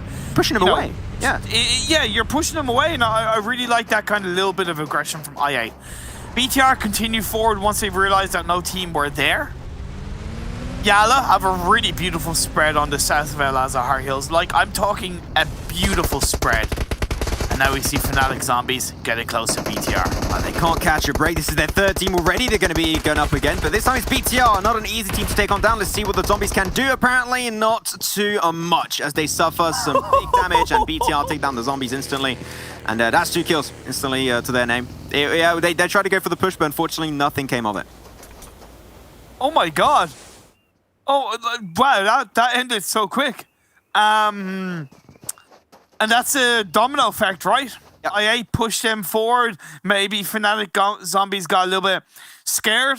didn't want to be too close to a team that had moved into Impala. And yeah, they paid their price going down at the hands of BTR, who will remain as a full squad. We are starting to see a little bit of a fight between Navi and Zeus, but Navi are separated, so they're not in a way prepared to take this fight as Phase 3 pops up. It's a massive southeastern shift on towards the eastern coastline. BTR are in a beautiful spot. Yala do have the ability to shift across the hill and control and push back. Reject. I was about to say Reject would be the time for them to start regrouping. They had a very wide spread. Luckily enough, they were all in circle, so why not just regroup and go minimum 4-2-2 split instead of a 4-man split? I think that would be the best way and course of action for them to pull off this time around. Na'Vi not taking that 5 versus Zeus. We're going to have a quick little replay of that one, apparently, where Goblins went over to the M249. And actually did get himself the knock automatic there. Instantly went for the kill confirm. What I have the impression happened with Na'Vi is they were going for 2-2 split, sending 2 players forward to scout 2 players behind to be serving there as like the safety net for the rest of the team. Yeah. And unfortunately, the 2 players on the back end got caught out. There was Tixi and Matic, and Zeus were just there at the right time and struck while they had the opportunity of doing so. So unfortunate for Na'Vi, but they are still alive as a 3-man, so there's still a lot to go through for them. Looking at this fight between Nasser and DeXavier. DeXavier do have the better spread, but Nasser, I feel, are in overall a better position. And that's why DeXavier are looking to try to reposition. Even if it puts them at a disadvantage in terms of cloaking Nasser, they recognize that realistically, they don't have the better spot to hold on to and turn anything around on this fight in the time being. I like how proactive Nasser are being, taking a couple of shots, sending the bullets towards the DeXavier players to try and unsettle them. But at the end of the day, both of these teams are still outside the circle. They're not far away, but they are outside the circle, and time lost on this fight is time wasted in moving into Phase 3 and setting yourself up for Phase 4. Don't get me wrong, there's still quite a few amount of entry points, especially towards where DS Gaming currently stand. But it's the more you delay it, then the less chance it is going to be able to pull off that rotation in the first place. Though Tixi going to be taking that fight, got himself a great double knock onto Zeus, and Goldless a slid of HP, and he's in the blue zone too, and that's going to be done. Tixi, what was that? Absolutely disgusting, as that Zeus sent straight into the graveyard and eliminated in 15th place. On a lovely warm day like this, revenge is a dish best served cold. And Navi dealt that dish beautifully to the Zeus boys. And finally, great to see Tixi, the man who I have assigned PMGC card up, by the way, waking up and getting a couple of shots off and really showing his prowess in the PMWI. Oh, you deflex your cards all the time, man. I had to, man. I gotta do that to me. it, dude. No. Had to, dude. Reject, though, committing a little bit still to a little bit of a spread. It's more of a 2-1-1 currently unfolding, but still it's better than what we saw in prior games where they would just stay way too spread, so I'm still counting that as a big win in my eyes. NASA, though, you said it, they delayed it a little bit, and now there are opportunities for example, I8 or even A1 to actually slow down that shift, so NASA's got to be very careful and tip their toes all over the place, but the circle centers up, and there's a big portion that's unoccupied with literally no compounds. 50% of this position is so hard to play. Wow. Sorry, but I have to point this out, Max. Blacklist International, they started all the way in ruins, and they're now on the eastern side of the map. Their rotation is just 9 billion IQ. They're like, nah, we're avoiding everybody. You play your own game. We know what we're doing. And it may not be what we're used to. It may not be what we would always like to see, but you got to respect their commitment to fantastic rotations and just playing for the late game. Everyone's playing checkers, and Blacklist International, they're playing 3D chess right now. They're just going for it. Well, 4D chess, actually, should I say, because I think chess is by default 3D. So 3D chess is like normal chess, but you get my point. I get what you're saying. I was trying to say something smart, but it didn't go as I wanted. So yeah, unfortunately, that's how it goes. I can't even play chess myself. I can't, so I'm really bad. But anyways, BTR are now going to be having 2 players inside the circle. That's going to be Zux and Luxy. The twins are in. Liquid and Ryzen have yet to really follow up, but there's no one that's going to contest that spot, so it should be a relatively easy thing to make unfold. But A1, they're going to be actually sneaking right in front of IA. And it seemed like they took a little bit too long, and now they're going to be losing their prime spot into the circle, but also another team that's going to be struggling. Actually, not only one, 2. That's going to be DRS and Valdus. They are somewhat all mixed up in between each other, and to move away from this spot alone is going to be relatively hard, but then you have Yala and Geek Fam that are overlooking that, like, what the hell's happening? We're going to stop that from happening in the first place. And the spread from Yala is beautiful because Jamis is still outside the circle, so he's getting extra bits of information. And that's forcing DRS and Valdez to, if anything, take each other out. Great shots by Mafia Ninja. Mr. Bora's going to send himself in. Yeah, okay, Nima's knocked down. But at the end of the day, DRS have found a way to enter in and avoid Geekcam for the time being and push in onto Valdez. It's going to be the attempt for Valdez. Let's see if they can hold on strong to this spot. Have yet to push, but GeekFam, this is the thing that I said about GeekFam. I love how they know when teams are going to rotate through what conditions. Yes, sir. And just defend it. Just hold on to it. And they just make the fight go from normally what would be a hard mode into an easy mode. They just got to hold on to the ridge line, keep on contesting the position of Valdez, keep throwing nades their way. And now they might just take out of each another themselves. DRS is slowly pushing behind Valdez. So Nepal going up against Valdez is going to be mixing things up quite a significant bit. But DRS... NASA, should I say. They're going to get onto the kill feed really significantly. We want to see this team go more aggressive, so I'm happy to see that actually happening. But now it's going to be damn rude in the great knock, and Concept still up and ready to go. DRS are kind of avoiding taking on this fight fully. I don't know if they realize that Geek Fam are there. That's what I can expect. So they're going, okay, well, we don't really want to get involved because we could get third party. They're heading more towards Yala, but still outside the circle for the time being. A lot more comfortable in the south, though. NASA went out. A1 went out also. No, I'm not going to lie. NASA, you guys were actually taking a fight. That's good. Keep fighting. That's what we want to see you guys trying to do for the games that remain throughout today and also the last 2 days of the World Invitational. Though Geek Fam having 1 and 2 casualties, actually, going to make it a lot easier for Martin to go for the push. Valdez, they're knocking on Evan's door, and they're going to be taking everyone out of this spot into the northern side. Only 1 more remaining. They do get himself a res force per second. Wow. That's it. Geek Fam, I said it. They had one of the strongest spots, but Valdez made it look like it was so easy.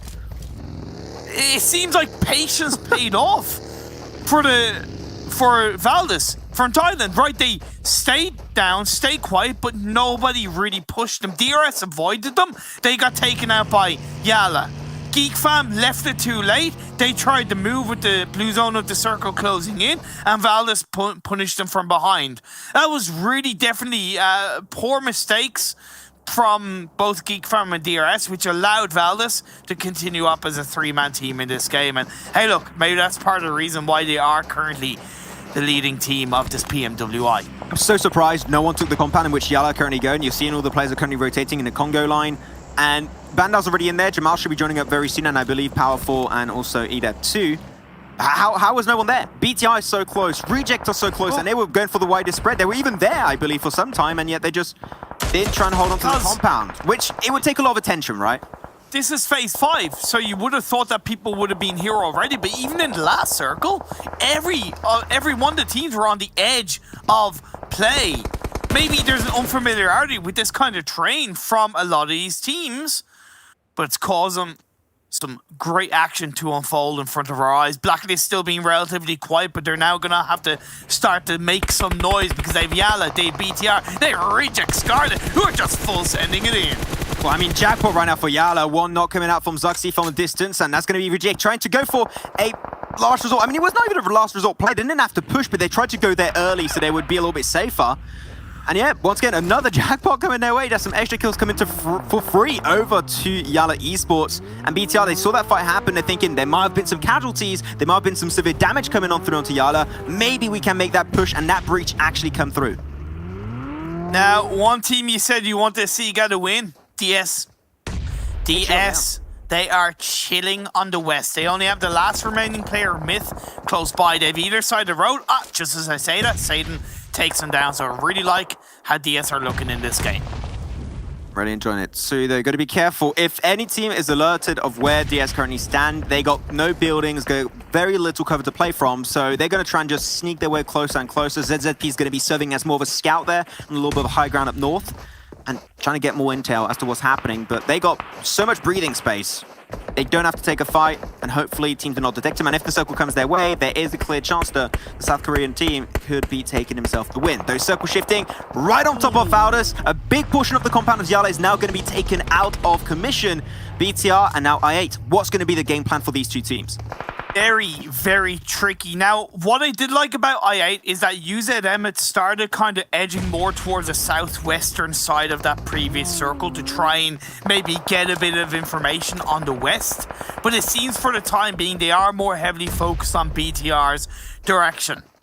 If they wait for the right time to strike, they could third party what will be a most likely inevitable Gala, BTR, and Blacklist International fight, but it also seems like Blacklist are heading more towards Valdez. Yeah, Claire and Eons, and even Tira is joining up. I think Alas is maybe going to be serving more as a backline support and trying to assist that rotation of the team to actually happen in the first place. If they just get a little bit of an high ground, and now another player of Valdez actually get taken out, does any contest Sangui, they could very easily take that control. And we know it, we said it, right? Blacklist International, they get to the late game, they become an absolutely different caliber team. But indeed, Imperium, I'm paying attention, because BTR, they're going for the push. They got themselves a huge smoke road pushing into the compound of Yala Esports. But Yala, a little bit spread from each another. Bandar in a position that will make it relatively hard to assist this team directly. But also got to be careful. I think the BTR has an insane amount of nades ready to go at any time. I think Bandar had a great position, but he's actually given it over. He should be flanking more to the side. I know it's out in the open, but it would give an angle of pressure on as Blade does get a knock on the Jammers. What did I say about I8 third partying this? Yeah, concept went out actually for Valdez, so that's great to hear. More breathing space, and I8, there you go. It's time for a third party, baby. It is time to go for it and throw everything we have in this game. BTR are going to take things relatively slow. They hear the cars coming in from I. They're like, oh, we don't want to get too involved with this fight. But I8 still kept to play onto the back end. These smokes dissipate. Luxy, Zuxy, they are prone to be taken down by Crypto, but Crypto got spotted away. And now they lose the off angle. Crypto eliminated, and now I8 are fully locked into this compound without any escape potential. BTR spread the way I wanted to see Yala do. Now Luxy's gone down, but at the end of the day, they still have control of this fight. Gonna be the game for them. Kill confirmed onto I8. Blade, last remaining member for the team. But DS Gaming, they took the control that I expected Blacklist International to already take into the circle itself. So they're going to be sending 2 players forward. The 2 other players of DS ZZP could be trying to cross forward also and take more control. And we might just be seeing our very first South Korean win in this World Invitational East. Be a great story to tell. A lot of smokes making it really hard, Imperium, here for BTR to hit those smokes and hit those nades and mollies. But now the blue zone is going to be engulfing this compound. And this fight now has a ticking time bomb attached to it. You need to end it up quickly or you must leave the scene. That is what these teams are trying to achieve. Like sardines in a can, 3 teams raging into the buildings of this compound. The circle has shifted up north, so all of these players have to move out, face each other, and move across the road. Yeah. They made it over, they crossed a little bit. Liquid going to be taking some blue zone tick damage, trying to peek through the window. It does get some significant damage, but not enough to actually find a knock. Ryzen on the back end, though, gets picked away. And now BTR are getting mowed down. Only Liquid remains with just a few HP remaining. And this is the time. This is the call that Yala should be going for the push. Liquid was able to pull off the first aid, but it's just not going to make it work out. Yala Esports taking down one of the top teams in the lobby. And you said it, Imperium, you want to see Yala do well. That was one fight for the books.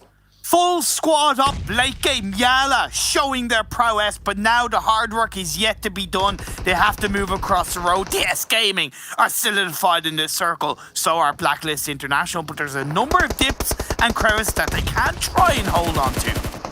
Great, now it's time. DS Gaming, you need to put the control down. You cannot allow these teams to cross over that road. If they do make it over, then you might just leave that game away. Blade will be popped off, and they will be eliminated in 4th place for I8. Still a really good result for them, but now DS Gaming starting to ramp things up to 9 kills so far. They're still going to be Blacklist International.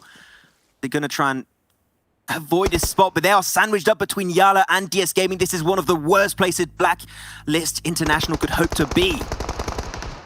Well, alas. Spotted out, banned out, instant headshot. So good for DS Gaming. They're just going to steal everything.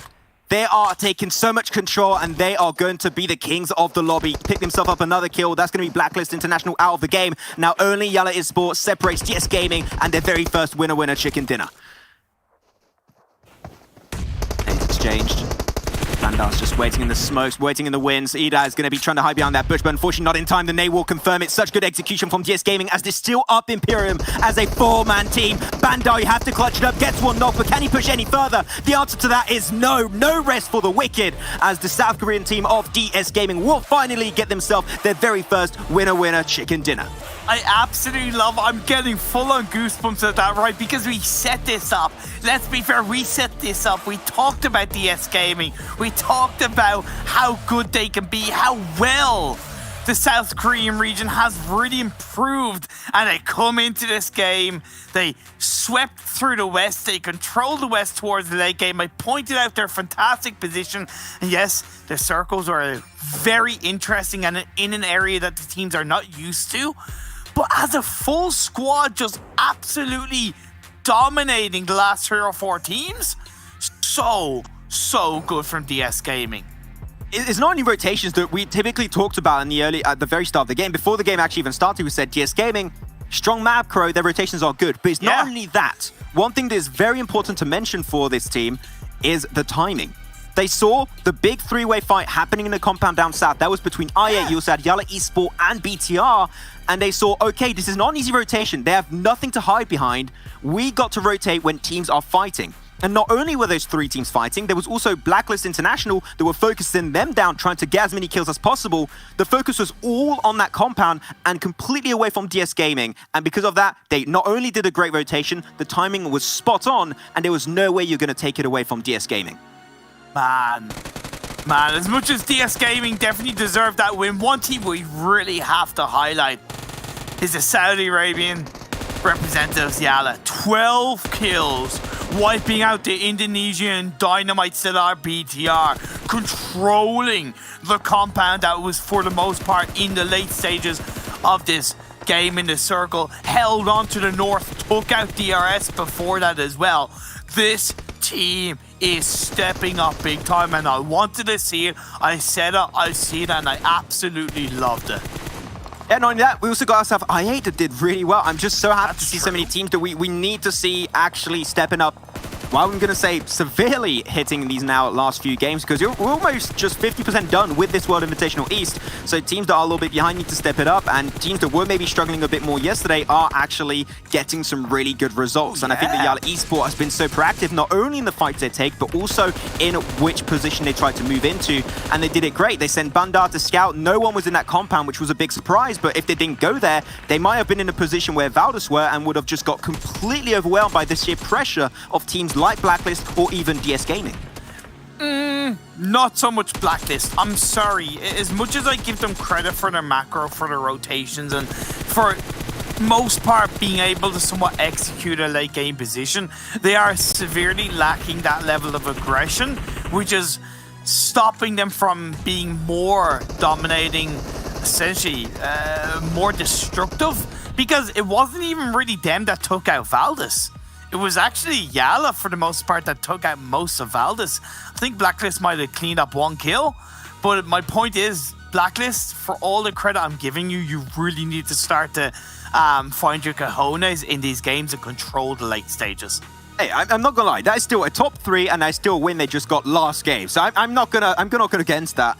Blacklist International is still doing absolutely fantastic when it comes down to the grand scheme of this World Invitational. But with that said, we're gonna go head on over to a very short break, and after that, we'll be back on the desk and getting ready for our very last game of Day 2 of this World Invitational East, and it's gonna be back on Arango. With COVID-19, no one is safe until everyone is safe. Why do we say this? Our world is more interconnected than ever. Our economies and societies rely on international trade and travel. Just as this brought wealth and opportunity, it has made it easier for viruses to spread rapidly. Today, COVID-19 cases have been reported in almost every country in the world. This makes it vitally important that when safe, effective vaccines for COVID-19 become available, they become available for everyone, at the same time. COVAX is a partnership aimed at making this happen. Launched by Gavi, CEPI, and WHO, COVAX offers countries access to the largest portfolio of potential vaccine candidates. By participating in COVAX, countries are not only reducing their risk, but they are contributing to a global solution by helping fund vaccines for countries that cannot afford to do so. By making their population safe, governments can help to make everyone safe. One world, protected.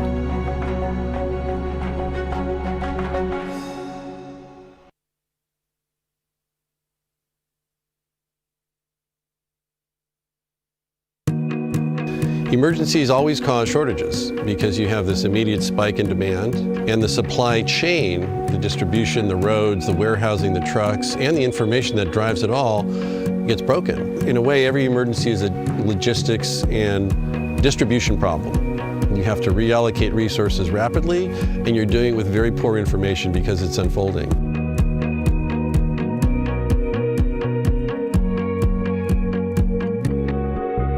Direct Relief's been around 72 years. I don't think anyone's seen where you have a simultaneous emergency everywhere. So the demand spike for medical material, PPE and ventilators and masks and gloves and gowns and goggles expands overnight.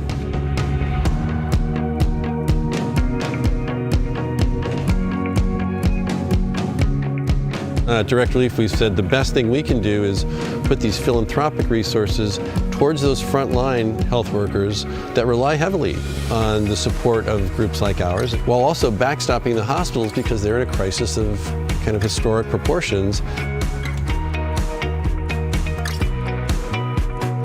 We do work in 100 countries a year. We work in all 50 states on an ongoing basis. You want to save everyone you can and prevent as many people from falling sick and needing severe help. So that's how Direct Relief has approached it.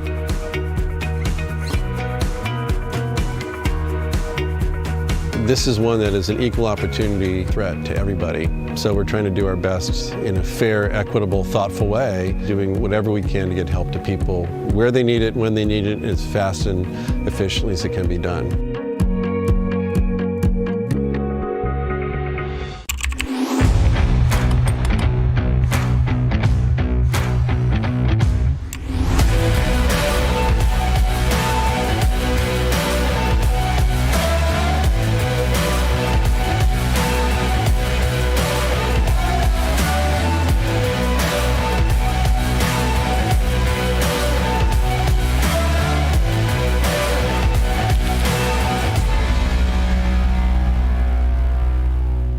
We've got the OnePlus 9 Pro, and it's absolutely gorgeous. Oh my gosh, this display is just out of this world.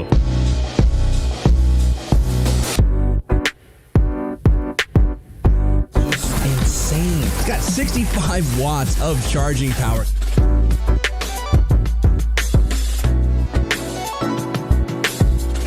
The 9 series is next level.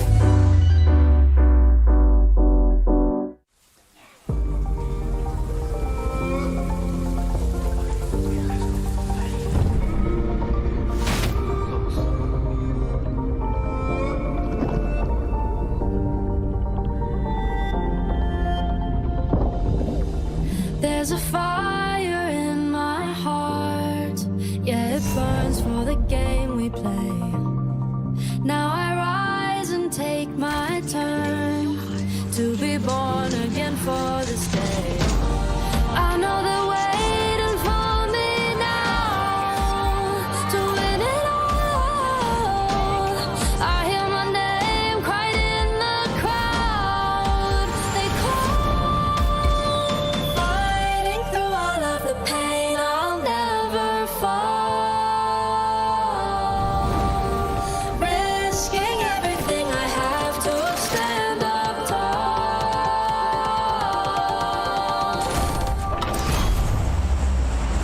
Now my flames burn bright and my head's held high. Oh, can't knock me down. No, my fears are buried down tonight, and I dry my eyes 'cause I'm a fighter.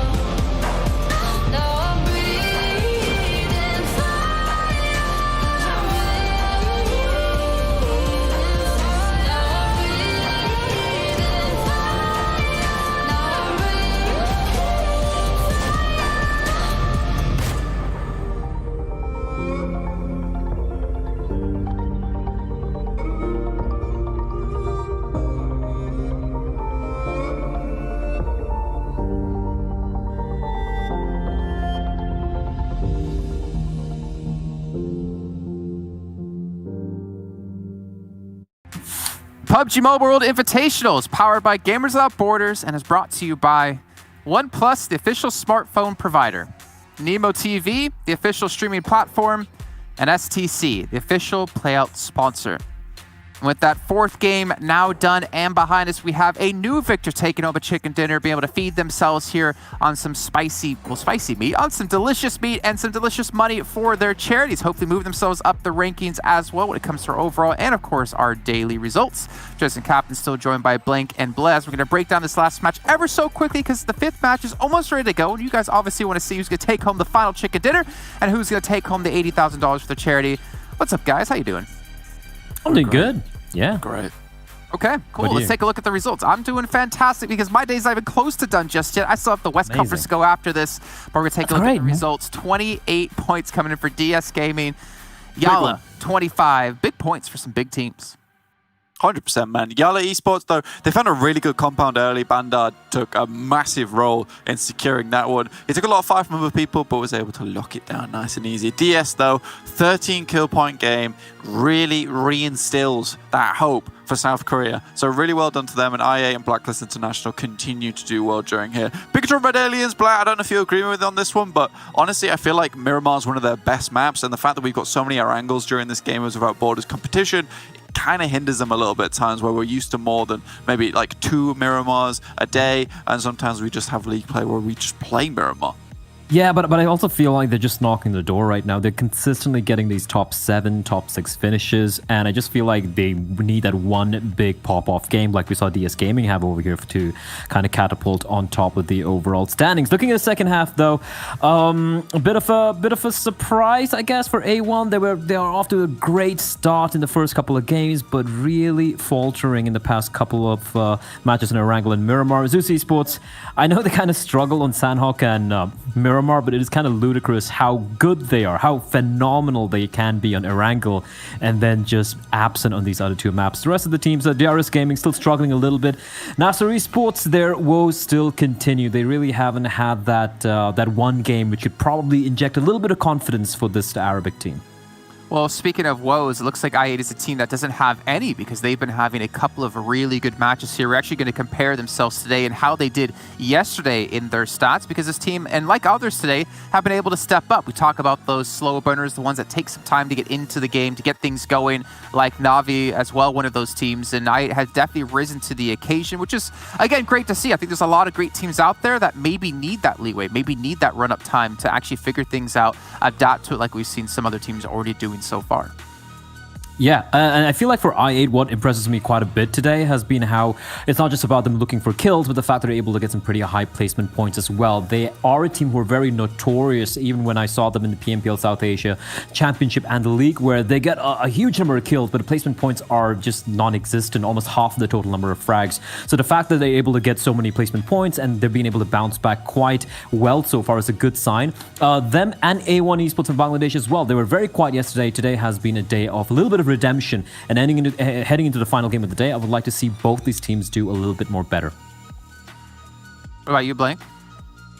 Yeah, well, I mean, IA, honestly, it's one of those teams where I just continually watch them. I'm like, I feel like they can be a good team, but just at times, I'm like, I just want a little bit more from them. It is odd to watch them, and I don't want this to come across as BM. It just feels like sometimes they're right place, right time type of deal for this team, whereas the rest of the teams are clashing all over the place. But maybe that's the beauty of their playstyle, and I just don't see it yet. Okay, well, again, there are things going out for all of you viewers at home that are watching. It's just not just the players who can win themselves some prizes for charity. You guys at home can also win yourself some permanent outfits if we hit these milestones over the course of these 4 days. So make sure to tell your friends, get them involved, tell your family, get everyone watching here, whether it's in the Esports Center on YouTube, Nemo TV, whatever you want it to be. Let's bring our commentators in yet again here for our final match of day 2, our official halfway point when this match is finished. And none other than Maxman and Imperium going to bring you all the action, what's going down on Erangel.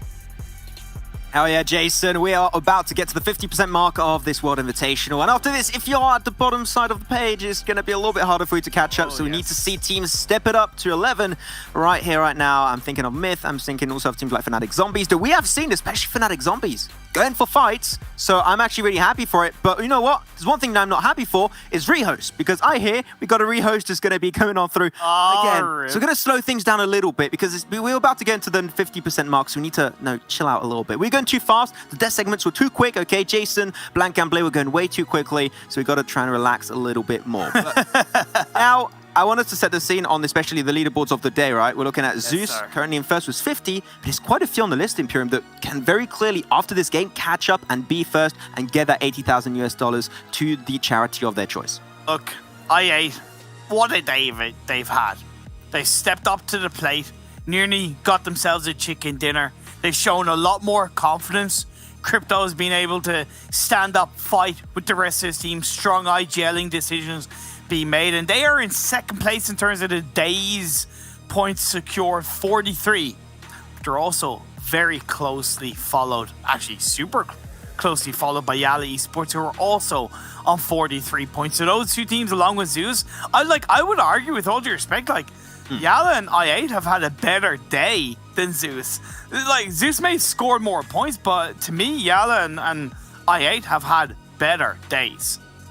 I agree. I think that they've had really a significant performance so far, and we'll see if they can try and find good closure to it hitting this last day. For sure. This last game of day 2 of the World Invitational. But with that said, myself and Imperium, we're going to head on over to a very short break. We're going to have a little bit of a video checking out with some of the players, and after that, we'll be normally getting in for real this time, no fakes, into our 5th game of the day on Erangel. So stay tuned for that one. It's going to be an absolute banger.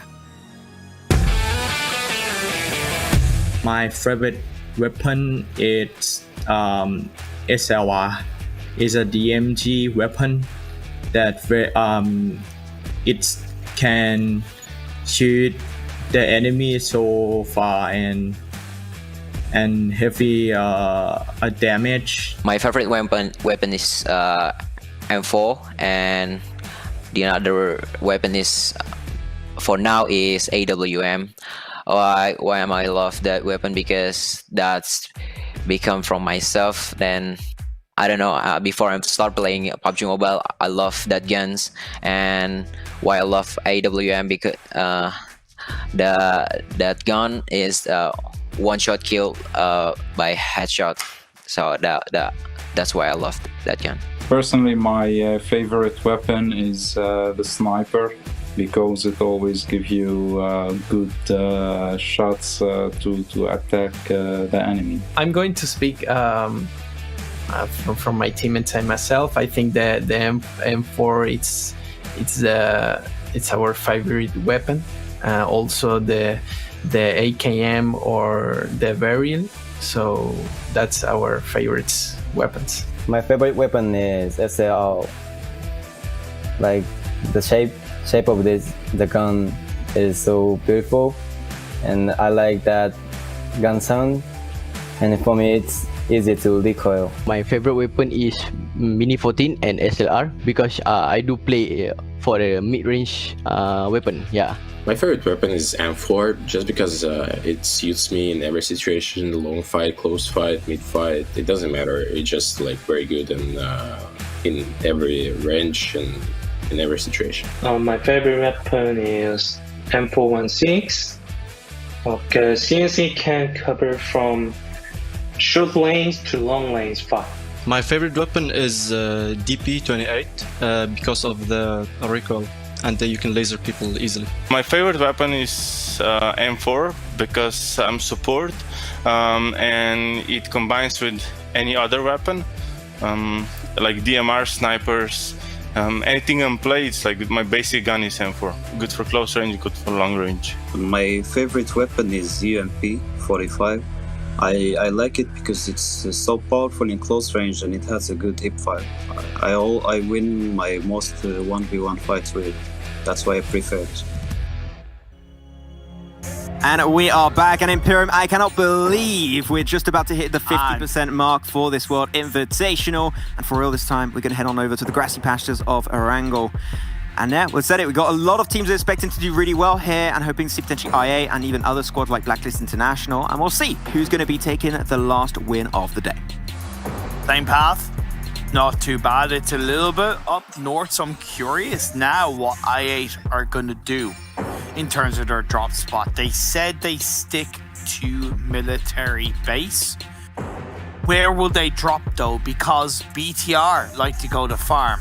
We have a team that like to go to Milta. Milta Power tends to be occupied. So in terms of grabbing a vehicle and making your way into the base, especially with Fnatic Zombies that like to go to Novo, I'm not saying they're going to go there, but my point is it's going to be quite heavily contested however they choose to drop. Of course, other than the playing path, you can see some stats on the right of our player ranking so far, and with over 4,000 damage, it's still going to be Martin and Concept over there in second place so far. So it seemed like the performance of yesterday allowed them to remain in that position. Other than that, Liquid, Tyra, and Frankie have always remained also in the top 5 players. They've only swapped positions. I think at the start of the day, Tyra was maybe 5th, or maybe it was before last game, and they just quickly and surely been changing all over the place. But Liquid has been able to remain and retain on that 3rd position for the longest time now. Oh boy, so we do have a couple of shifts in drop spots for a few of these teams.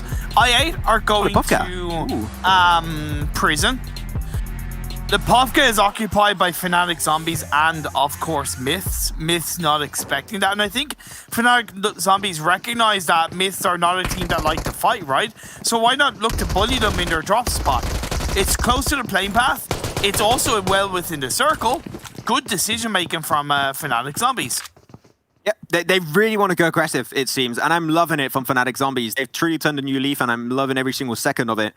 Though, they're not taking the easiest fight from time to time, but this one dropping on top of Myth when they're fully not prepared for this fight, and they are, we said it last game, right? They're a passive team, and seems like the game plan of Fnatic Zombies is we see where Myth drop, we drop on them, we try and kill them, we get 4 kills right off the bat, and then we have a way better chance of climbing high up in this event.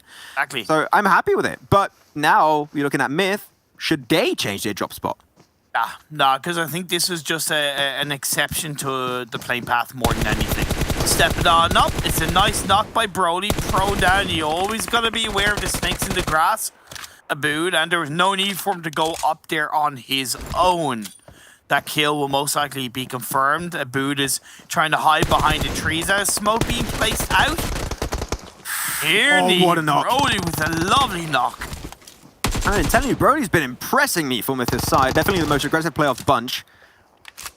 Mexico trying to still make it over to Abood, stop that flush from actually coming out. Can you get the triple? Brody switches over to the AKM now. Salami's still over there in the distance trying to go for the bloom shot. He's still got himself a tier 3 helmet. If he gets a headshot, that's going to be able to soak up a lot of extra damage output. But nades, unfortunately, this losing stage has ended very quickly and abruptly, so they're definitely going to be very low on their count of utility. Nades, mollies, flashbangs, grenades, they're going to be lacking those because a grenade hail to Salam would make this fight so damn easy. Yeah, but Myths can't push more aggressively because they just haven't really got the meds. But great play by Ramsey, who does find another of the Zombies players. So Sem actually went for the wide spread. He went for a little bit of a wider angle and actually trying to wrap around. Broly, though, you're extremely low. And he's just sending it really weirdly, but he's creating another angle for his team. And then Broly's there with also a Sem, and they're able to get himself the frags, and Ramsey's going to be the one to actually find closure. Yeah. Only Flex actually goes out of the game, so impressive stuff, but also I got to say Fnatic Zombies pushing in really weird fashion, I would say. Yeah, it all started with that Abood solo push, right? You know, you have a team dropping on you, yeah, you get the first kill, but you don't presume you've won the whole fight off the back of that, so very interesting indeed. This phase 1 circle is quite tricky because it's very heavily on the southwestern side of the map. It's enough to put pressure on teams to maybe make a decision on possibly going to Military Island. And it's also so heavily down the southwest enough that it really, eliminates a good bit of the landmass that is available for teams to control. IA did pick up an early kill, by the way, onto one of the Yala players. It just essentially catch him out on what was a split drop from Yala, unexpectedly, essentially not expecting IA to be there. Yeah, it was it. Oh, yeah, it was it. Yeah, it was it. I'm sorry. It always seems he's the one. Lord. It's always him. He's a chosen one, man. He's a chosen one. I think there's a situation where you don't want to be the chosen one specifically, but hey, man, you do you, whatever rocks your boat. But they're gonna have to move out. Bandow's gonna be a little bit split away from the rest of their team, so hopefully he can get back to Powerful and Jamaz. And he's close to the coastline. There's a lot of water in play, about I would say 20%, 25%. So if you play on the coastline, you should be relatively safe. But do you think it would be okay actually to go for Military Island here? Like I would like to see a team maybe like Reject or even Geek Fam if they want to pick up a boat and wrap around. Hey, why not? Yeah, I think it would be a pretty solid rotation to pull off in phase 1. I don't think you need to commit to the island on phase 1 in terms of go there, and if phase 2 shifts heavily up north, you can then go back around the bridge that you came from. Just depends on if they really have the wherewithal to pull that off. I did like the rotation from Yala, by the way, and where they've chosen to go south of kind of mini Milta. It's that really beautiful open high ground where you're able to get information on a team that's in Milta, which in this case is DS Gaming, and of course you're covering to the north side of you. So I really like that by Yala, you know, not slowing down as a 3-man team and still holding on to a strong position inside the circle. Yeah, a little of a 2-on spread too, so just be careful if team gets close. Hopefully, and they all have cars right now, so if they do have a team slowly working in their personal space, then they could very easily regroup and avoid the fight altogether.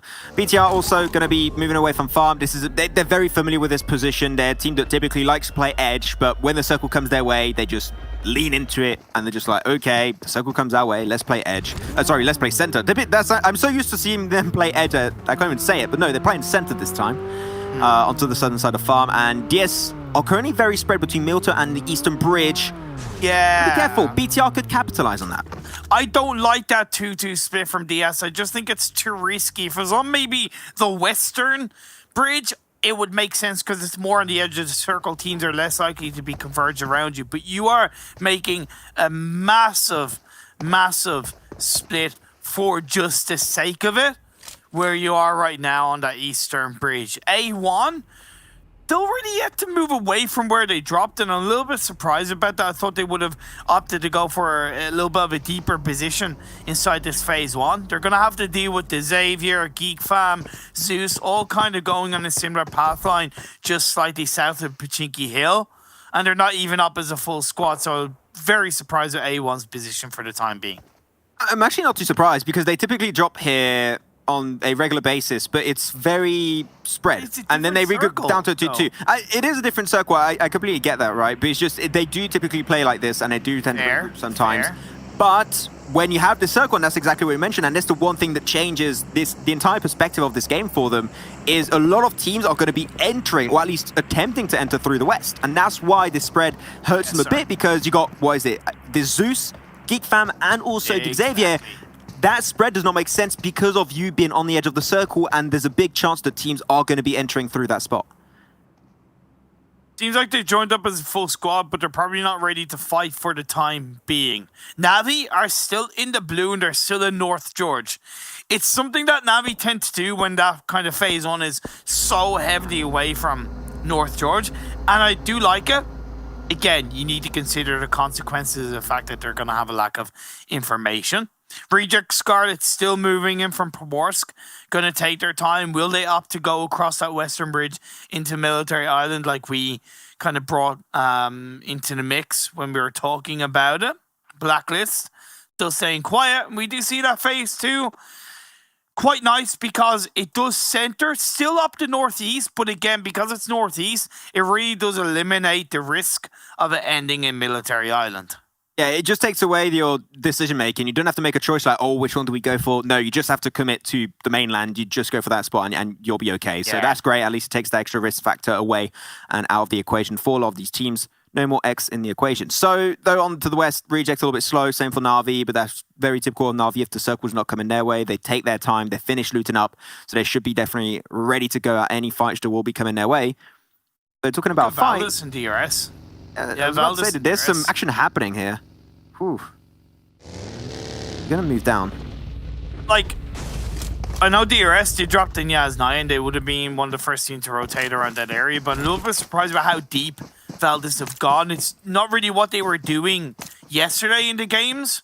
Now, it's okay because they should be able to get the revive because DRS aren't really together enough to put massive pressure on Valdez, but it is quite obvious that they sent that message to the Thailand team and just gone, hey, look, be careful where you're going. Don't go too deep or we will have your number. Our team now going for their own rotates. Relatively slow, but things are going to start ramping up. That's what we're looking towards. We also saw in the kill feed for a second there, NASA actually getting a little bit too close and burning their wings close to Blacklist International, and that's going to be one of theirs. I believe it was Movement actually went down. That's NASA down to 3. Xavier actually wrapping around really quickly. They went Pachinki, they went close to the coastline up north of the river, and actually they've been just sticking to that coastline the entire time and getting very close to the likes of BTR, which I find interesting from the Xavier. It's not something they typically do, but I like it. It's not that bad, but you've got to be careful to not get too close off BTR because you know that when they start a fight, they fully commit to it typically. Tell you what, fire, and there's always a chance you're going to get burned. Geek. Committing just to Geek. No, come on, it's not like 2000 anymore. Come on.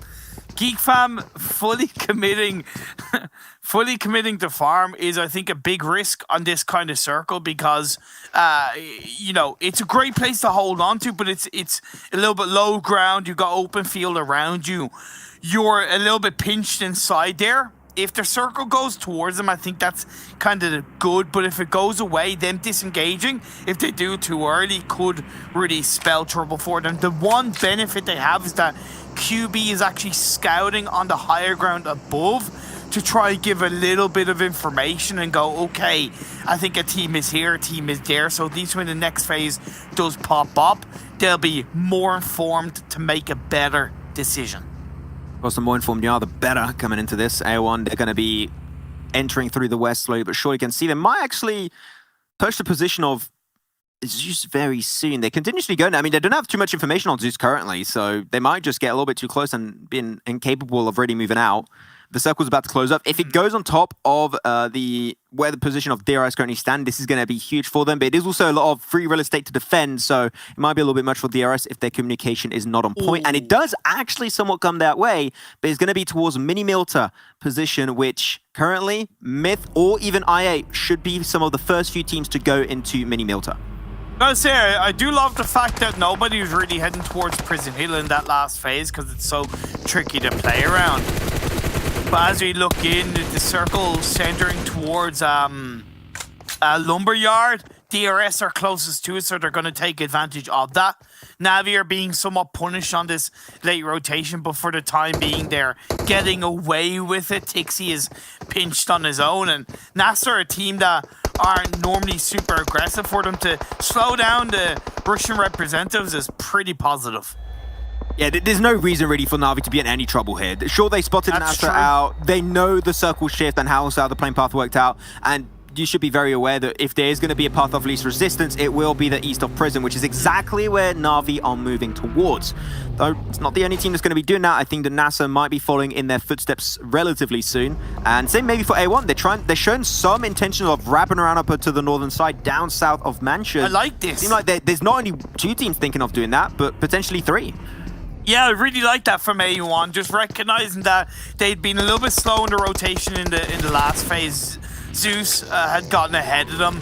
They are getting closer to Nasser because at the end of the day, we're at the stage in the game where it doesn't matter what kind of path you take, there is a much higher chance of you coming across some of your opponents, but it's a matter of making it so it's only one team rather than 2 or 3 teams. I really also like I8's position outside of Milta, just across high above the fields, because they're able to overlook Milta, they're able to overlook Milta Power. They're in a really strong spot. And Valdos sent it right in the middle. I mean, they are a central type level team, right? They love to play in the center if possible, so that is of course something they're going to be trying and striving to achieve. A1 having a clash versus NASA. We said they were going to pull a somewhat similar rotation, hoping to get around the 6ix9ine, be careful. Prison, but they're going to go for the push, and 6ix9ine unfortunately going to be picked on down by Miracle. Now you lose an extra player, and A1 already so spread. You have to move away. You have to remain as the 3-man because you were definitely not ready for that head-on fight versus 2 players of NASA Esports. Oh, man, they could have taken that fight against Nasser a lot more effectively. I know there's a a pinch of a third party by Navi, who now hold on to Prison Hill, which is a great spot to hold on to when it's on the very edge of the circle. But A1 will move away. They've got 1 kill traded for one of their players going down, and they're still actually, no, sorry, they're not ahead of Nasser. Well, they're ahead of one of the players anyway, but the other Nasser player has been able to find a spot on the western edge of Prison. Blacklist have gotten close to DRS. I'm a little bit surprised that DRS maybe haven't made a bit more noise so that the likes of Valdez and Blacklist haven't been pushed back, but with that circle centering up, now they're going to have to start to make some noise. It's not really out of the ordinary, but I just love myself a mini Milter actually finish. They're really fun to see, and I think it requires a lot of skill to actually play that position properly. It's not the most common, but if you play from time to time, you know that the terrain can be a little bit tricky and can make you doubt yourself more than once. IA, Valdez already going to send it forward. Valdez going straight for the central compound, so that's a great pickup. But now we're going to see some teams actually crashing on top of each other, and the first one to do so, I believe, might just be Blacklist International pushing their way towards Team Myth. A1 being targeted by NASA under rotation, and the boogie one goes down. Darth Dante. Looks like he's not going to be able to get the Lucas say I am your father, and the rest of the A1 are just going to have to try and get the hell away from there. Yeah, I thought there was going to be a double pop though.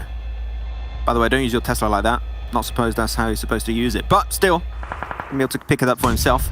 And yeah, indeed, they did go for the push. That's what I thought. But Myth, really, they did great earlier versus Fnatic Zombies, leaving the fight come their way, and they're doing it something very similar versus Blacklist International this time around, but they did so much damage to the team, and they're not committing. This was their one opportunity to really capitalize on the damage they did in the first place, but now Blacklist are back as a 4-man, and now it's a 4v2, and they are fully unprepared to take that fight once again, because Blacklist, they have learned from that mistake, and they are ready to take that fight, trying to go for the shot through the smoke, trying to go for the wraparound, but unfortunately, Giro was on a little bit of the off angle, and he had no idea what was happening.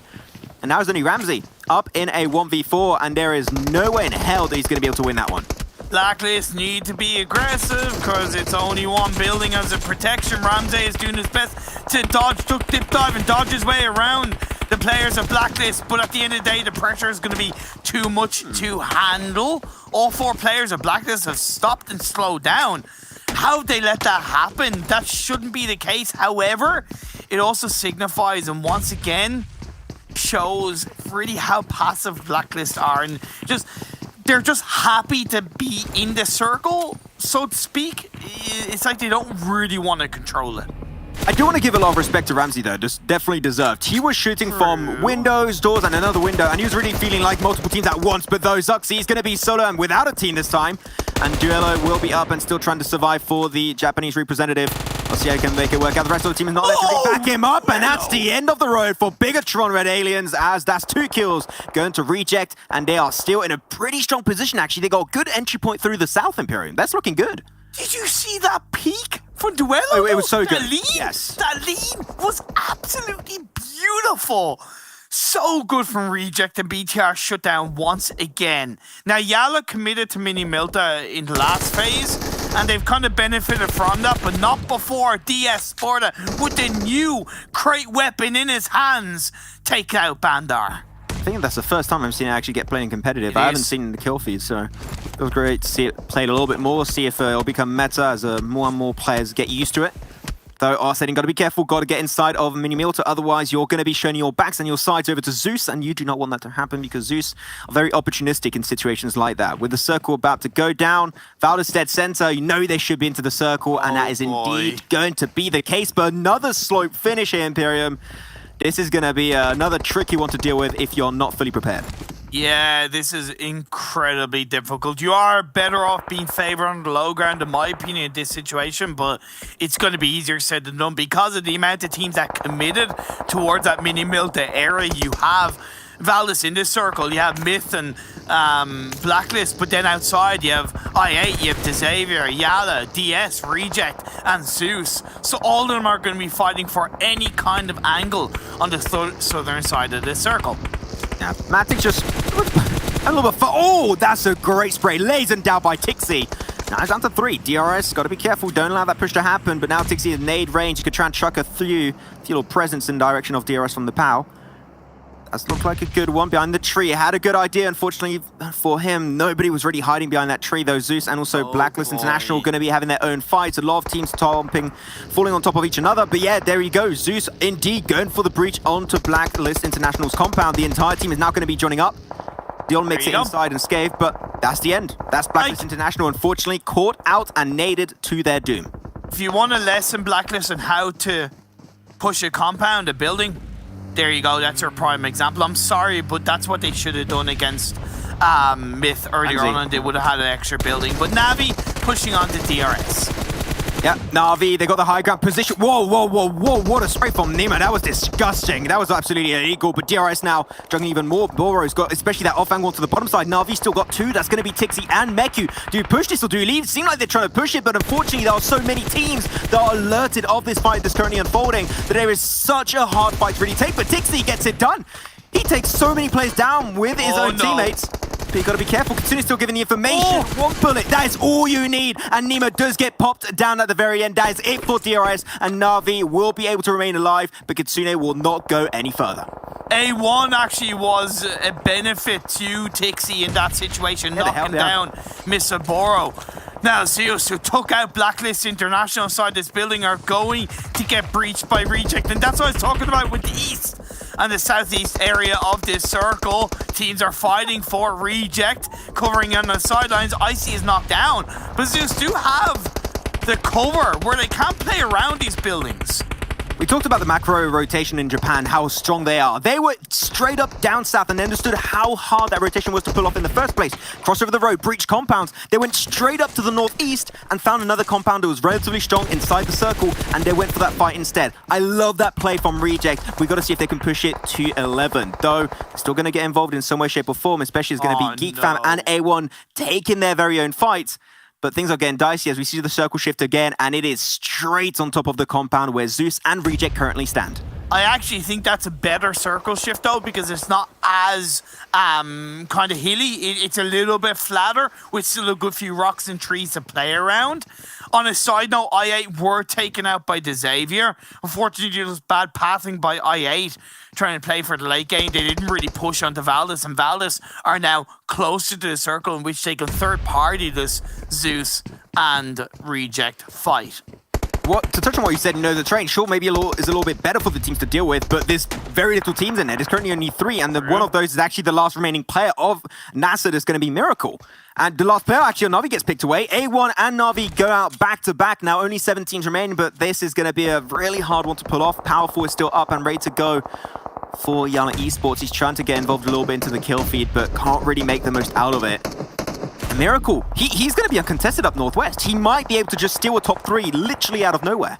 Could even take the chicken dinner away and how they pick each other up. Frankie, he's on his own. Lamborghini was knocked down. Yeah, no clutch play for you, my friend. Hopefully Frankie can get him back up. Powerful got, unfortunately, denied that position and cross over the road. 2 angles by GeekFam, making it so hard for Frankie to really play, but there you go. Frankie gets it done. Pushing now all of his focus over onto Damrude. The 1-on-1 currently happening between GeekFam and also Xavier. Frankie's taking some blue zone tick damage, making that fight potentially way easier for Damrude. He's just not interested. He wants to aim for the win. He has the eyes on the prize, and he knows that that fight would not help him out tremendously. While extra positioning points, every time you stay alive, you get so many more positioning points, which is so worthwhile. Now Reject, they're going to go for the fight. Zeus, they pull the trigger. They're going to try and go for their own engagement. It's a 2v3 currently, not in favor of Zeus whatsoever. But Reject are struggling. They have no information of what's happening inside the smokes. Where are the enemies? They have literally no clue. But Reject still actually got one onto the other side. There you go. Now it's a 3-man. Bingo. And to get himself a knock onto Godless. Oh, third party from Concept. Oh, you're going to ruin it. That looks like a great nade actually onto Zyol. Oh. It does put him down to 50%. Reject still have yet to confirm the kill onto Godless, so that's still some information potentially being fed over to Zeus's last remaining player. The nade does miss for Concept. How close is this fight right now? But he's got to keep the fight going. Joel doesn't know where that nade went from. He's now being pushed in. Reject Scarler gonna get the better of Joel, and Zeus goes down. Zeus are out of here. Yep, see you later, Zeus. Thank you for coming around. That's going to be a 4th place for them. But Valda's still Concept. He can still easily nade that one up. And the rest of his team is focused currently on the win. But Miracle, we said it, he could snatch away a 3rd place purely by remaining passive after that very unfortunate rubber event fight with A1 and Na'Vi on the northern side next to Prison. Working fine. Great molly. Lapis will actually get knocked down because of it. Miracle, do you want to show yourself now, or do you want to wait for Reject and Valdez to spot each other out, take the fight, and then try and get the most out of it? I think that would be the best option for him, Imperium. He would have a chance if it wasn't full squad against one player. That's the biggest thing that's hurting him right now, and I think he realizes that, which is why he's chucked out smokes to try and somewhat take vision away. But the fact that smokes are being thrown up there, both Reject and Valdez will know that there's a player there. Definitely going to know that something's potentially wrong. And he was able to actually crawl inside the circle, so he doesn't have to move anymore. He's good. He's golden. Now he has to do is wait. If a team tries to fight... Okay, you're running. You're making a lot of noise. I'm scared that Reject maybe heard that. I think they might be a little bit too far away, but still, that is a big audio cue that he might have just given over to his enemies. Great for 4v3v1. Yeah. As it pushes Reject closer to Valdez. You want to go for nades? Oh, man, you're feeling real risky on this one. That's a good nade, actually. Nice little bit of tick damage down to both Sarah and Divine. Things are definitely slowing down, but there's so many trees in this kind of circle. We don't usually see this many. So if you just run for a few seconds, you'll easily find some coverage. And that could help out, actually, Miracle to play hide and seek a little bit further. And I know that Reject, it's too late for them to push up the hill towards Miracle, so they have to go towards Valdez. Oh, man, that push, I mean, I get it, but you're showing your back over to Valdez too. That is definitely going to be haunting you. They do get rid of Miracle, and now they create all the breathing spaces they need on the northern side, but they see a knock on Valdez. This is time for them to strike. They pull the trigger right here, right now, as they will be taking home a 4v2. Dwellin knocked down as a 4v1. Divine, can he make the unthinkable? Thinkable, he gets a knock, but that's literally all he gets, as Valdez are back on the ball again, Imperium, and that's going to be their very third chicken dinner coming their way in the entirety of this Western... I'm sorry, what am I going through? I don't know what I'm saying right now. It's just such a good game coming out from Valdez in general, and they finally get himself another game today. It hasn't been the smoothest of days for them, let's be fair. It was much different to yesterday. I expected that. Generally, most of us expect it. I'm sure in some way they expected it, but to end day 2 with a chicken dinner, just like they did in day 1, does not only send that continued message to the teams around them going, look, we may be letting you get closer, but it's not down and out for us. Really strong performance. The circle shifts were definitely quite tricky for a lot of these teams, but down in the south, they dealt with Xavier, they dealt with I8 when they needed to, and then they pushed in, somewhat third-partied a little bit, and then controlled the end circle. And a few little replays for you guys at home to break down a bit of this action that was unfolding, and we started this game off very quickly with the fight that was happening between Fnatic Zombies and also Myth. There was a lot of back and forth, but Myth have really impressed me how they held the compound 2 later on down the line too. Fair. I think we'll see that breach happening at some point in these replays. They have truly changed for the better, and I want to see more of that. This is just now the 50% mark that has been hit for this World Invitational.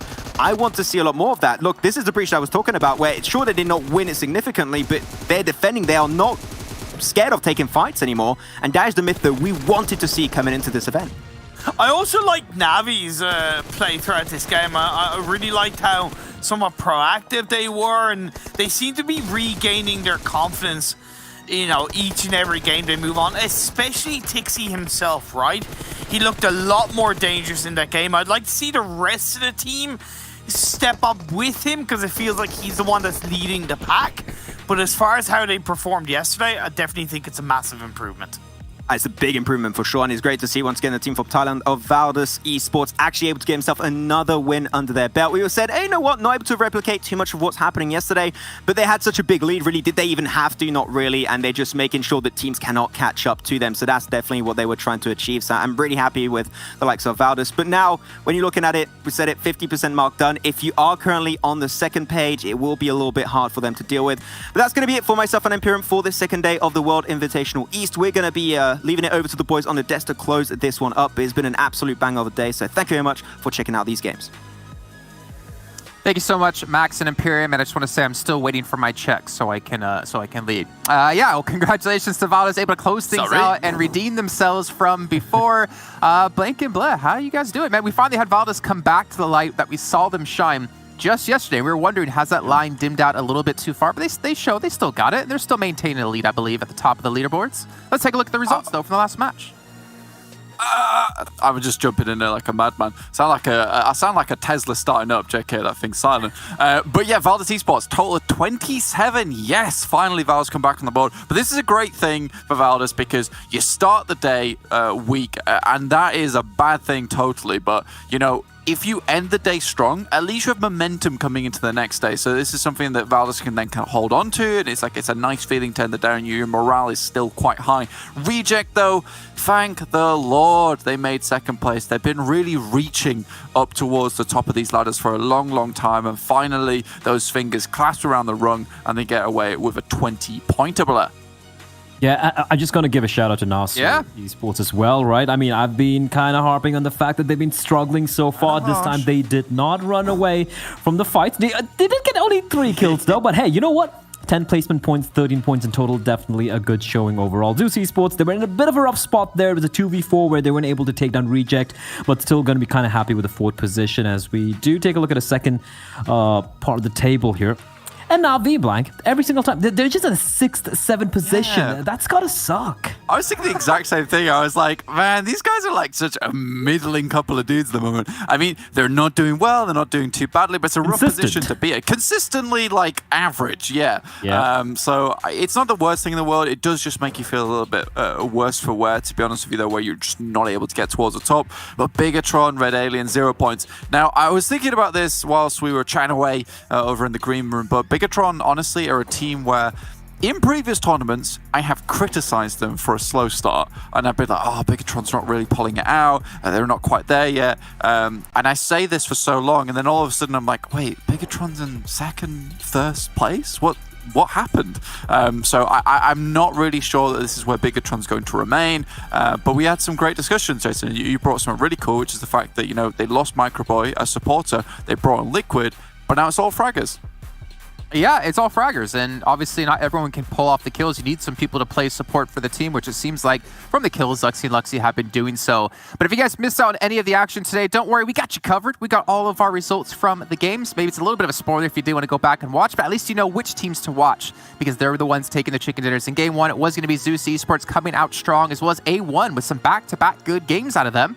Blacklist International coming back into the mix as we saw them on day 1 starting things off with the chicken dinner. DS Gaming from South Korea getting themselves a big victory, and of course Valdez at the very end able to close things out and get a big victory for themselves as well. Hopefully for their sake, maintain their position towards the top of the leaderboard. But before we can even get to that, we need to think to ourselves. We need to have a thinker here, guys. Who would be our daily MVP, do you think? Honestly, I don't know. I think I might gonna go the way, I don't know, Godless, because Zeus have looked very good so far, but then they had 2 very quiet games, so I don't know. That's a tricky one, honestly. Oh, really? Oh, it is Godless. Oh, man, you just built us up there on it. Yeah, good job, bro. You're like, I don't know, maybe it is, maybe it is. It's like, you are they correct. Got 0 kills or 0 points on Sandhawk and Miramar. That's very impressive overall coming in. Godless, a player I really do enjoy watching. Although I do want to see more coming out from Zeol and Ably as well, and Icy, of course. Like, this is a team of fraggers. But Godless really delivering in a very important day for Zeus, because they had a kind of a quiet day yesterday. Today, though, they had some pretty good showings, despite being very quiet on Miramar and Sandhawk. Okay, I know I always make fun of Imperium for owning all the jerseys in the world, but Zeus from Mongolia probably have one of the coolest jerseys I've ever seen, and he's even got his hair dyed to match it, so I might have to go out there and find myself a Zeus It's a new logo jersey. as well, by the way. I love the logo. It looks ridiculously cool, man. I'm a big fan. So, Blake, you were actually saying when we were watching the match that you want to shave your head, so will you not shave it if you get the jersey? Maybe we can get you one? Maybe, sure. Maybe I'll shave all the hair off for a jersey. You know, my kingdom for a jersey. And for charity. Don't forget that. And for charity. Let's take a look, though, at our overall leaderboards. Again, the winner at the end of the 4 days will get $250,000 for the charity of their choice. And at the end of each day, whoever was on top for those days' results get $80,000 to the charity of their choice. And Valdez still maintaining that first place lead and still doing it by 55 points here, guys. Yeah, I mean, those 28 points they got at the end in the final game really held themselves out, right? I really felt like the lead they had yesterday, 50-point lead at the end of day one, it was kind of going to be whittled away with how quiet they were so far today. But then, yeah, a 28 game will definitely enable them to maintain that lead. But that being said, I like the little bit of a shakeup we've had here so far. Zeus Esports climbing to the second place. And then, of course, the rest of the SCA team still performing, still delivering. And we haven't really seen too much of a change here. Na'Vi still not in the top 8, Blank. We've had a really cool shake-up towards the top of the leaderboard there with a lot of teams going for grabs for points. You got to see a lot of ups and downs here. Obviously, DRS would drop down by 4, so as Team Miss. But you see a lot of people like starting to shift their way up in terms of the tide that heads towards that top of the leaderboard. Surprisingly, though, what's funny is that Valdus and Geek were 54 points apart from one another on day one, and now Valdus are currently 55 points ahead. So they've actually increased their point margin by a massive 1 point. Yeah, I think the difference is that we saw a lot of other teams getting points as well, though, right? So the gap is actually closing in the lower ranks or the mid ranks, the middle of the pack here from all these teams. But unfortunately, that was our last game, and that means we're done with our entire show for the day for the East Conference. I say that because coming up in about 15 minutes time, we'll be kicking things off with the PUBG Mobile World League, or World Invitational, not World League just yet, West. And this will be our schedule for tomorrow of the matches and battlegrounds that will be played. Erangel, Sandhawk, Erangel, Miramar, Erangel yet again. So pretty much the exact same map order. It is the exact same map order every single day. And you can see at ICT what time it will be starting at 1800 to kick things off. So make sure you guys tune in then if you want to see the East matches. But of course, you want to stick around. You want to watch what's going to happen in the West. You want to see what's all going to happen and who's going to maintain that #1 spot or potentially gain it in a little bit of time. 15 minutes, we'll be back here with our second part of the show. And we'll see you guys then.